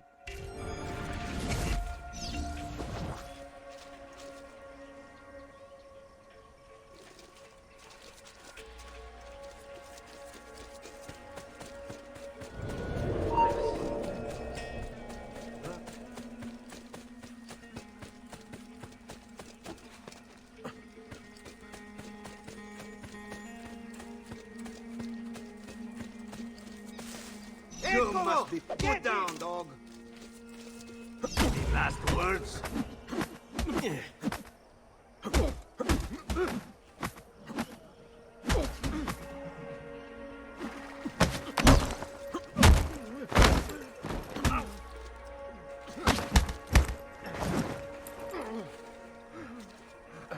Blessings on you, brother.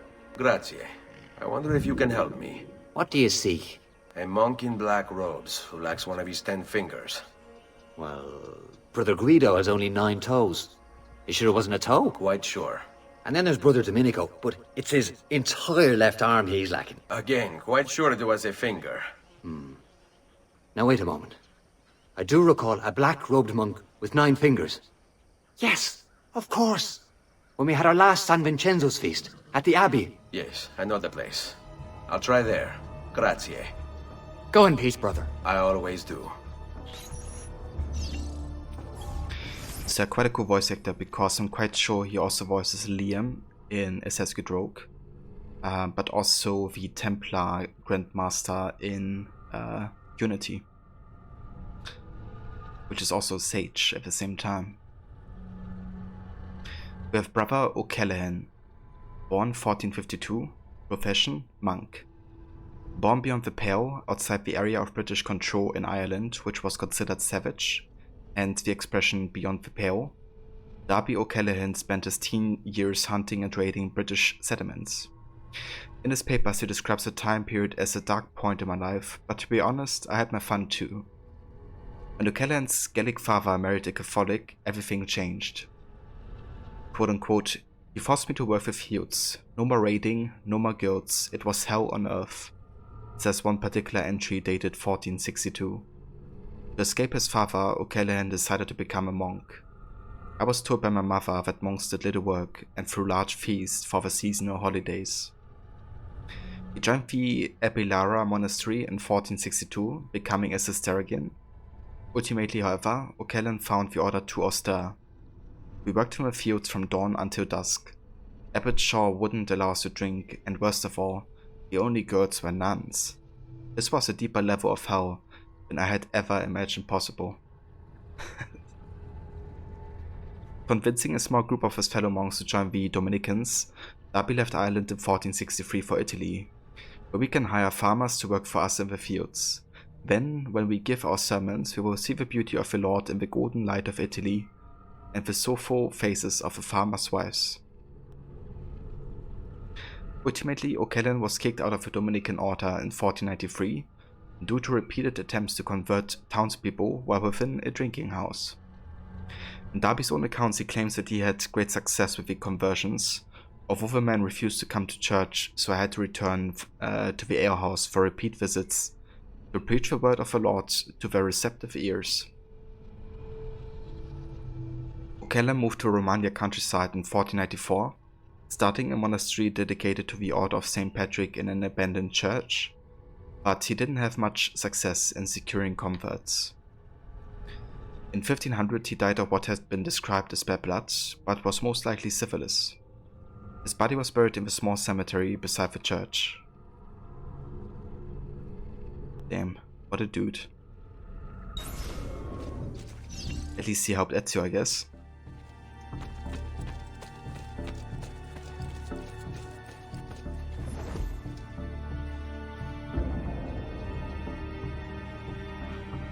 That's kind of interesting, but in these missions, you know, during this sequence, the developers kind of expect you to wear the Altair armor, because it explains why Ezio wasn't fatally wounded with a blade that Cecco Orsi put in his body, because he was literally stabbing through the, you know, material.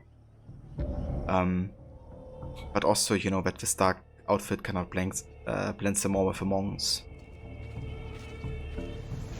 This situation.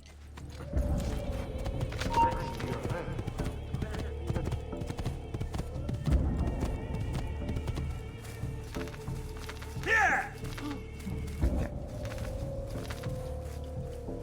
Andiamo!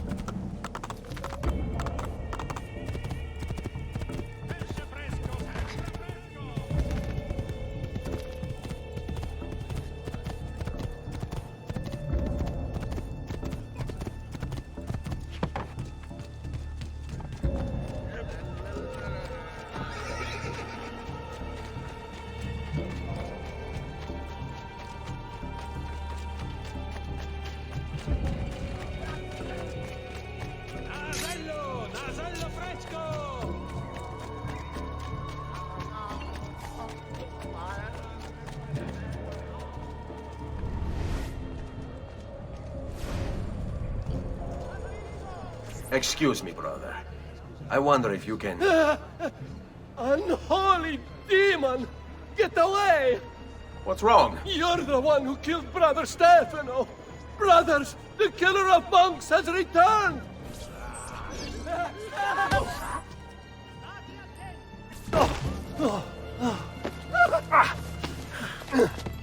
Please, no! I don't want to die! I only kill those who kill others. And your brother Stefano was a killer. I'm sure you are no such thing. Now, listen to me. I'm looking for a black-robed monk who's missing a finger. Missing a finger, you say? Do you mean like Fra Savonarola? Savonarola? Who is this? You know him? I did. He was one of us, for a time. And then? We suggested he retire to a hermitage for a good long time. I'm afraid to say his retreat has come to an end. Where would he have gone? Oh dear. Santo Spirito? In Firenze? It's where he studied. Perhaps it's where he would return. I thank you. Go with God, brother.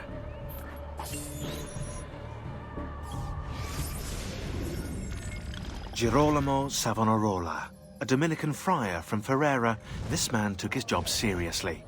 He saw the excesses of his age, the rich stomping the poor into the dirt, the priests selling indulgences to the populace, and he went insane.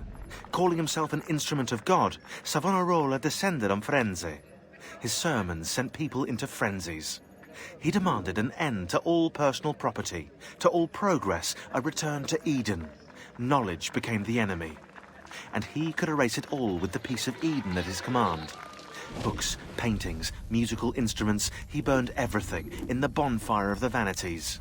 History unraveled as his legions took control, and Firenze descended into darkness. And yeah, that's basically the preview for the next sequence, because we're gonna go back to Firenze, and we're gonna try to get rid of his tyranny over the city. But that's very interesting, isn't it? You know, that he would like to go back to Eden because, in a way, it would kind of serve the issue. You know, that the humans, you know, don't obtain the knowledge of the beasts of Eden, but rather, you know, try to destroy, you know, basically human contact with knowledge in any shape or form. So they stay like oblivious and are more easily controllable.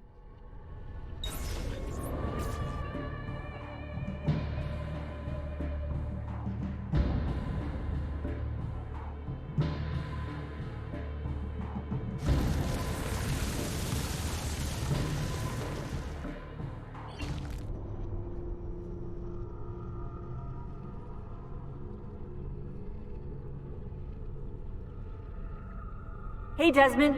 I think I repaired that busted memory. Why don't you try opening it?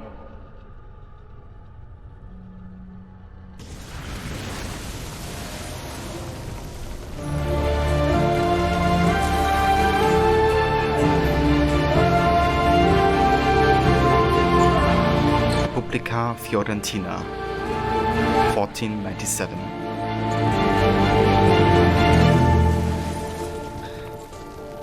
Back home. But home has changed quite a bit since then.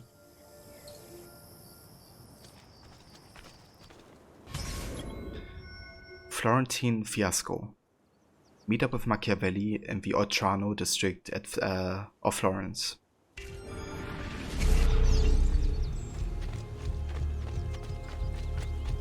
If Piero had only a tenth of his father's talent, we'd still have some place to call home.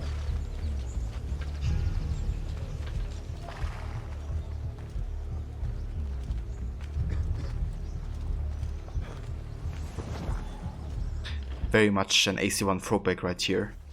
You know, using the monks to go inside the city. It kind of makes sense that there's like a bigger monk presence because of Savonarola being a monk himself, you know.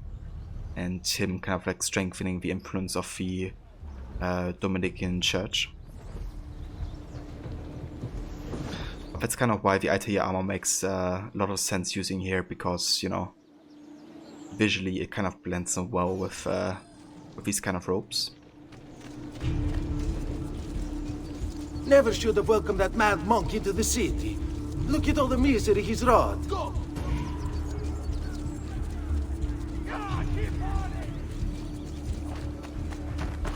Oops, sorry guys.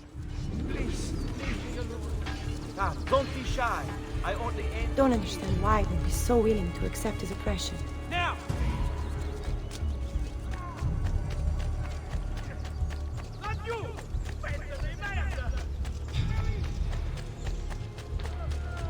Just threw us out. Said all we own belong to the Chiesa di San Marco now.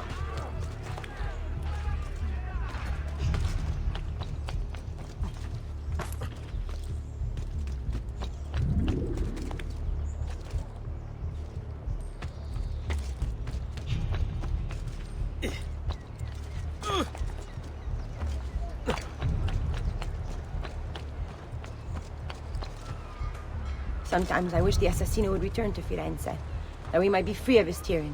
It's just a myth. A story parents tell their children. No. My father saw him years ago in San Gimignano.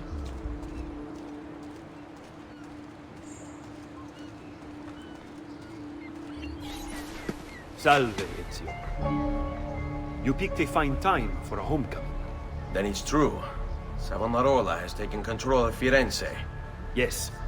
No doubt aided by that treacherous artifact. We should get to work on retrieving it. That may be more complicated than you think. When isn't it? Why don't you fill me in on things? Walk with me. It all started a few weeks ago. The man everyone once reviled was suddenly the one they worshipped. Ah, the apple. Only in part. It's not the city he's enthralled, but its leaders. We have found the Oltrarno district. The district across the river, as it is referred to by Florentine. Oltrarno literally means on the other side of the Arno.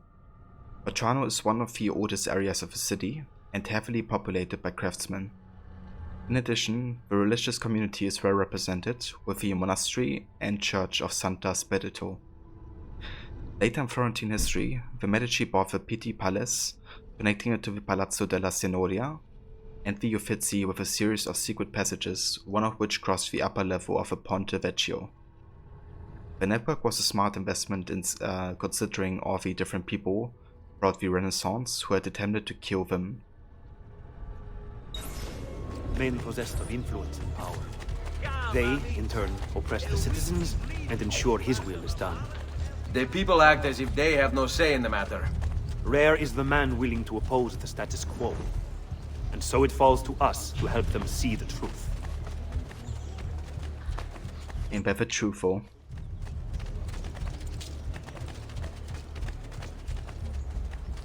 Those bodies bear the emblem of the Borgia. Yes. The Spaniard keeps sending his soldiers into Firenze, and Firenze keeps sending them back. Usually in pieces. Then he knows the apple is here as well. An unfortunate complication. Seguimi.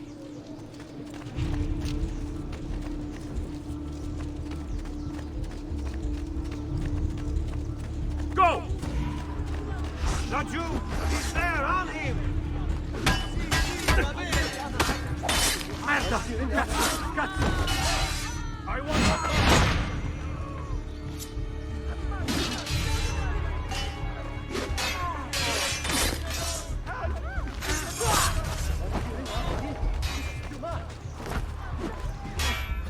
There! After him! Hurry! Don't hurt me, please!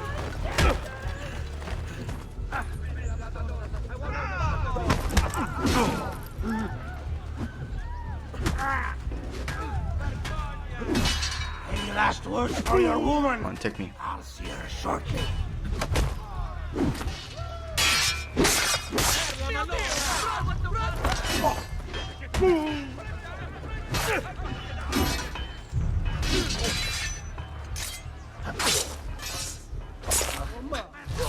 Kinda wanted to disarm this guy, but the time was off.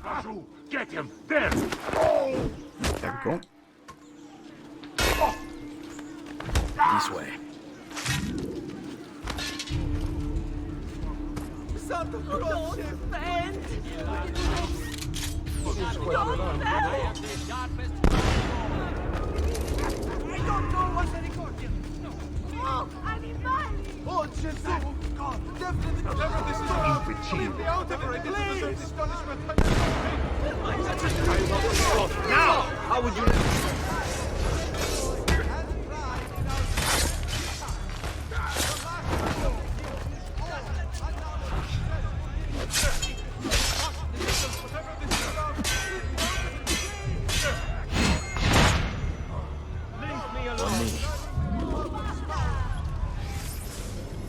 The Palazzo Pitti. Intended as a grand display of wealth by Luca Pitti, the Pitti Palace was left incomplete when Luca ran out of money and died in 1472. The severe Roman-style architecture is reminiscent of the craggy stone arcs of the ancient imperial aqueducts found outside Rome.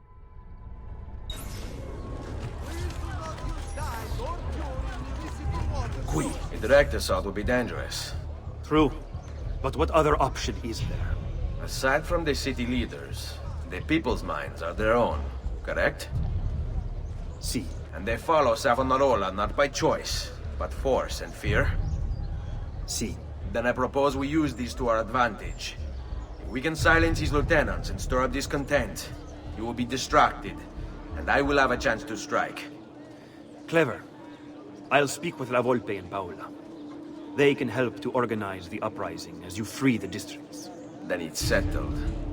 I'll take care of his abettors.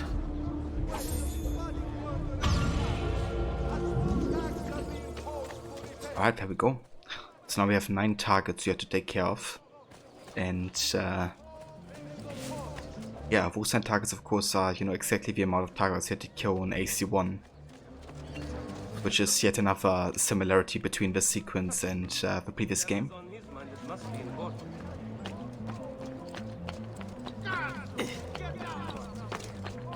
You're not allowed up here.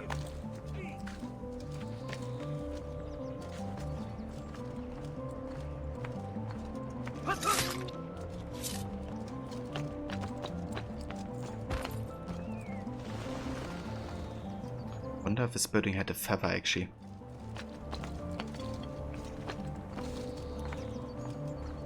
But yeah, what I'm probably gonna do is I will probably go offline and collect some of the feathers for the next stream. And then the next stream, we're gonna be finishing off AC2 completely.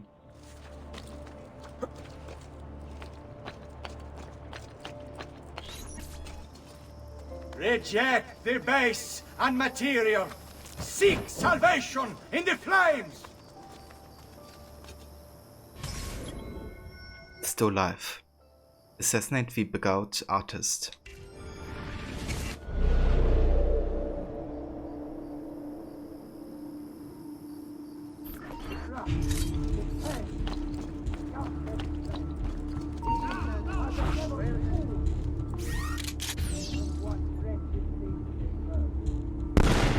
Shit.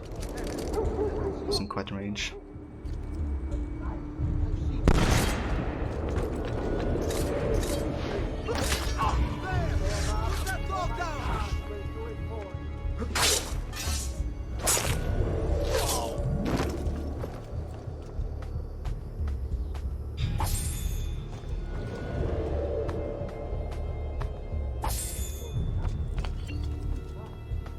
It seems a right, a form of praise, of worship. Many fathers might gaze upon my creation and see something of the Lord within. Well, would they not be also brought closer to him? And so I thought myself an altruist, a speaker, a preacher, a guide to those... If the target's fleeing? How did he see me? Okay, let's chase him down then. Don't let him escape!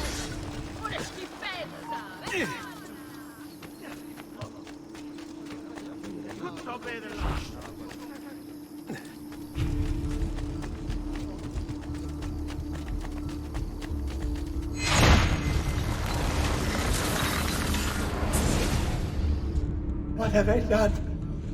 What have I done? Your actions were not your own. But they were. My own self-doubt let him hold me as he did. I am sorry. As am I. Non è una scelta che compio a cuor leggero. Requiescat in pace.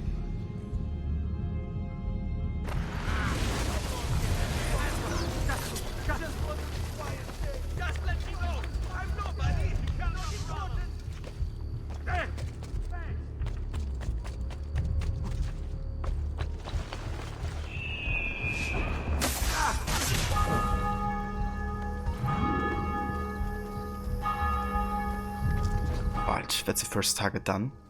Now we like slowly liberate each district basically of the city. Each assassination. So one thing I definitely want to do is I want to get all of the viewpoints done. But let's actually do this now, to be honest. Like not get all the viewpoints, but at least start on getting them.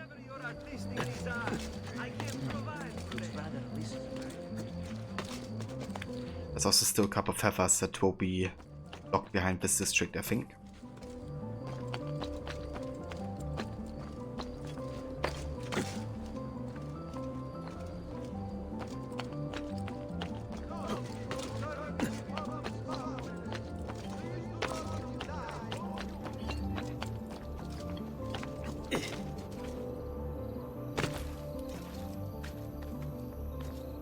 And hey there, Hero. Welcome, mate. Thank you for joining, dude. And how's it going? I hope you're doing well today. We just arrived in sequence 13 of the game, so getting very, very close to the ending here.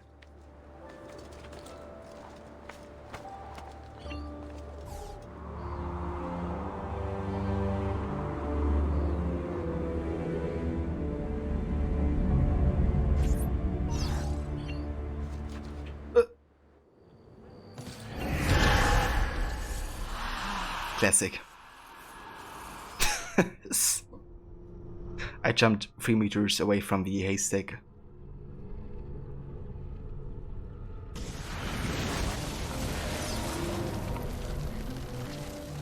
Not too bad and very nice. That's good to hear, Hero. I'm glad that you're doing not too bad. And hey there, Nick. But nice that you died above the playthrough. I gotcha, dude. Yeah. So that was like my 3rd death in the entire playthrough. And I'm quite sure all of these deaths have been like this. That's like my biggest fear whenever I would do like a no death playthrough of these games. But I would just, you know, like do this stuff and have to redo like the entire game again. Get down! Not you! Don't get off so easily. Like, not dying in combat is quite easy with this game, but 4 damage is something you can't always calculate, I guess. This. We're losing him! Yeah, bad drag door backflip, Nick. It was a thing of beauty.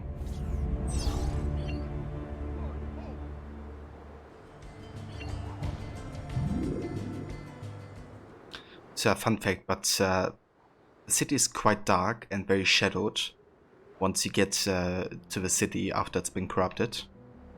But with each target that you kill, the city's weather will change, it will get like brighter and the city will look more friendly again.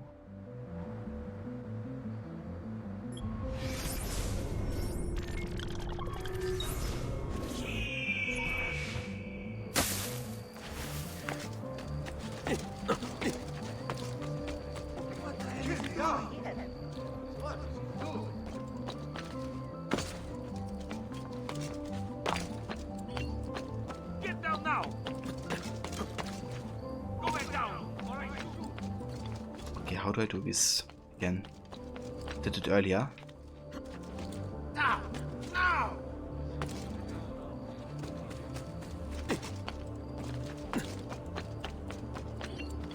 Use springboard by sprinting onto it to sprint. Okay, we just have to sprint apparently. Yeah. Quite cool stuff actually. Also, hey Kenji. Welcome, mate.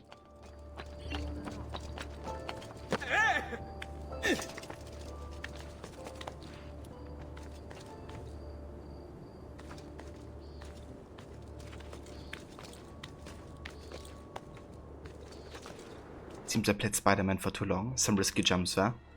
Yeah, Spider-Man has spoiled me.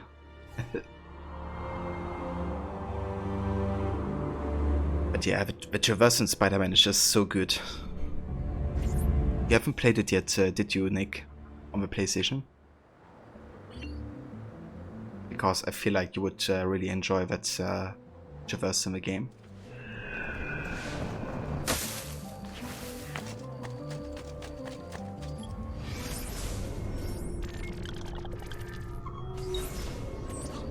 Also Unity, yeah. Unity as well for sure. Unity sports you with a parkour. Members to avoid the Bentivolios of Bologna.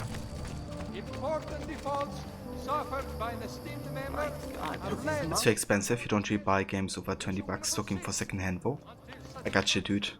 Yeah, that's how I got it. I think I got it for like 10 to 15 bucks.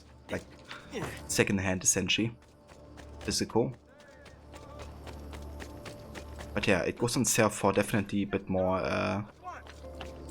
like being a bit more expensive. I feel like God of War is usually less expensive on sales.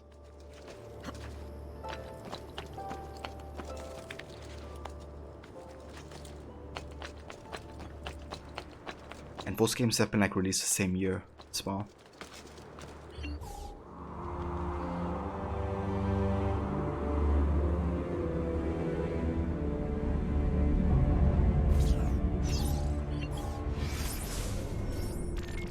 Right, let's get to the fast travel point.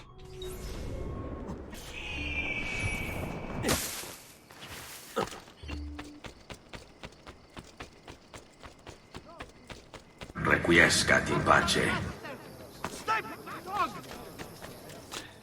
So isn't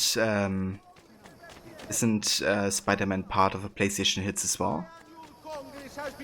Kind of the impression it was, but maybe I'm wrong there. But yeah, that sound. I make my own luck. That sound bit hero. Requiescat in pace. And Kenji Yo's one is a classic too, of course. Classic Shay with the super authentic Irish accent.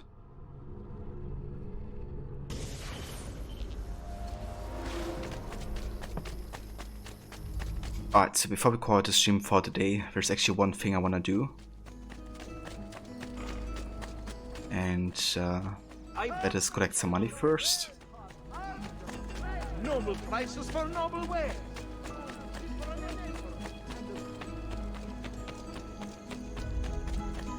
Let's go to Katarina. Claudia, not Katarina. Too many ERs at the end of the names.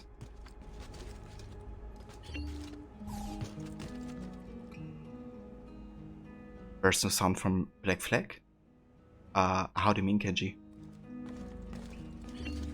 Salute, Claudia. You here to look at the book?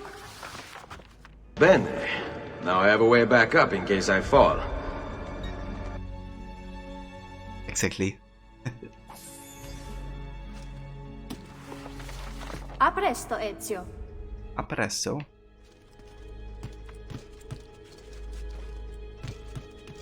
Okay, let's go to the blacksmith, because there's one more item that we've got to buy. Are we done with this pissing contest? Ah, you mean sound bits from Black Flag, okay. I see now. Yeah, I don't think I have one so far. If I come across any funny ones during my Black Flag playthrough this year, I can definitely consider adding them to the list. Triggerfire, the service that I actually use for the sound bits, celebrated 1 year yesterday, and they gave away like a couple slots for each streamer if you like redeemed a code, which I did. So I have an additional 20 sound bit slots now, so we can definitely step it up and add more, for sure. My recent good fortune finding new suppliers has paid off, and I pass the savings on to you. Okay, let's get Sword of Altair. Look at how beautiful this one looks. And of course it has the best stats too. Ciao, signore. E mention me to your amici. Oh yeah. Beautiful craftsmanship right there.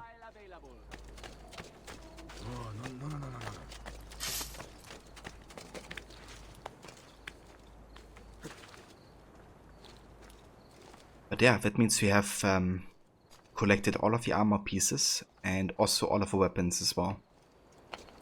So yeah, the next time we're gonna be playing Assassin's Creed 2, we're definitely gonna be finishing it, I think, because my plan is to get most of the remaining feathers offline between this session and the next one.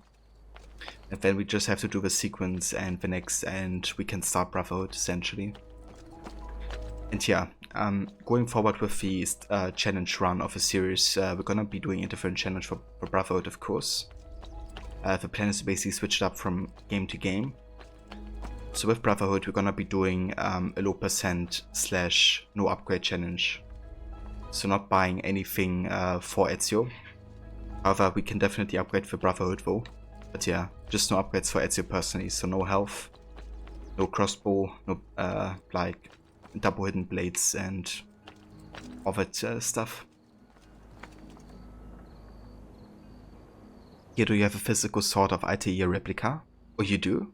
That's awesome, dude. You definitely have to share a photo of that if you like.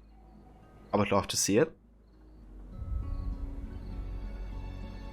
Nick, you believe it has something to do with first, second, and third-party developer studios? As you can see, all PlayStation hit games are made for PS4 by studios that Sony has a stake in, you think?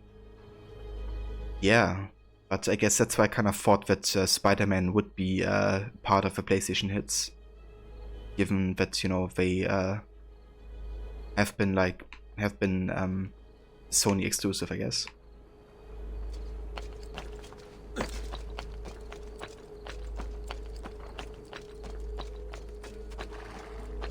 How did I get so much money?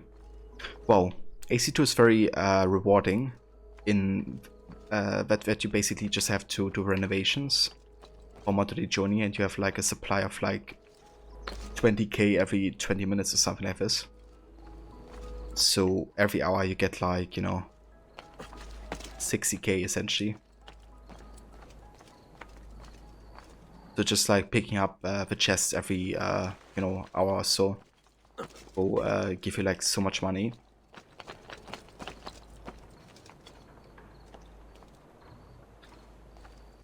Insomniac has only been just acquired by Sony last year, but not when the game was released. Okay, yeah, I didn't know that, Nick. But I mean, the game still has been released as a PS4 exclusive, right? So I guess Sony had a stake into the game from the get-go.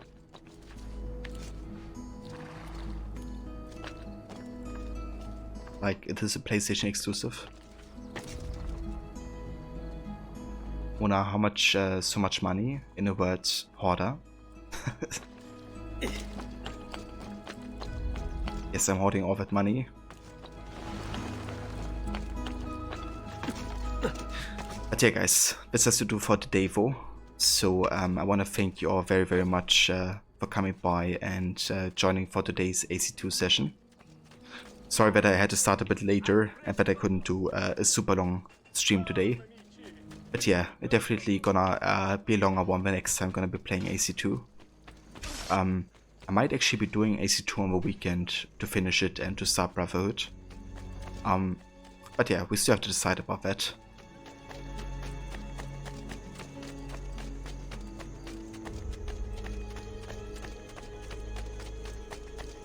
Yeah, I gotcha, Nick. You know, just mean that I guess you could kind of like consider it a PlayStation hit with a way that it's like exclusive to the game and has been a tremendous hit for the platform. But yeah, definitely right there that it wasn't, I guess, solely developed by Sony. Mona, really enjoyed the stream and you playing AC2. Cheers, Crook. Cheers, all. Thank you so much, Mona. Thank you for being here, dude, and lurking and chatting. I appreciate it.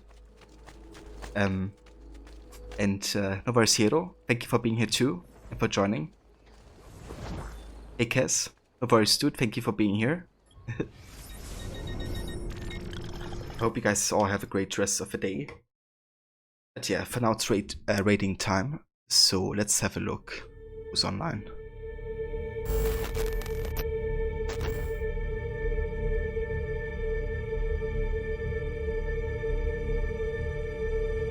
Yeah, that's true. I guess the PlayStation hits is more like, you know, a label they put on like certain games. But which doesn't have to mean that, you know, they have been like the most successful ones.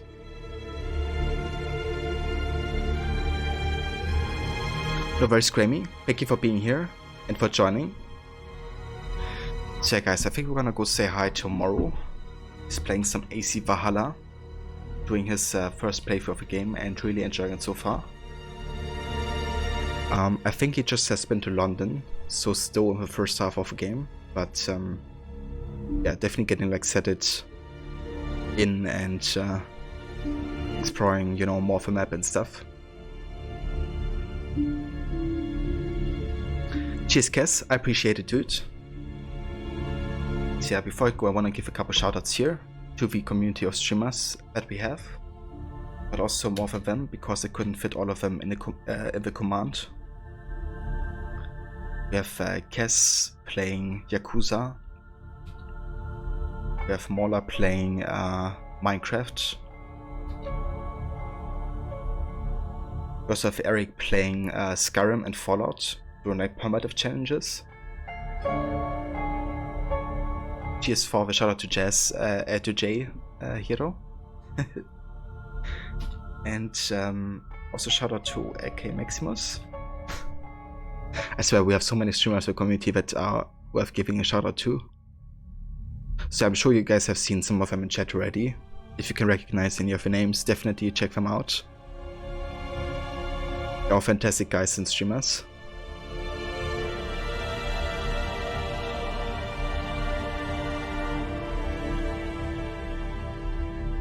Oh shit. We nearly raided already. And yeah, I also want to give a shout out to Playing Catch Up 2, who played AC Valhalla as well. Yeah, let's start the raid again, and then I will see you guys over at Horus. Cheers here for all the shoutouts, and I will catch you guys next time.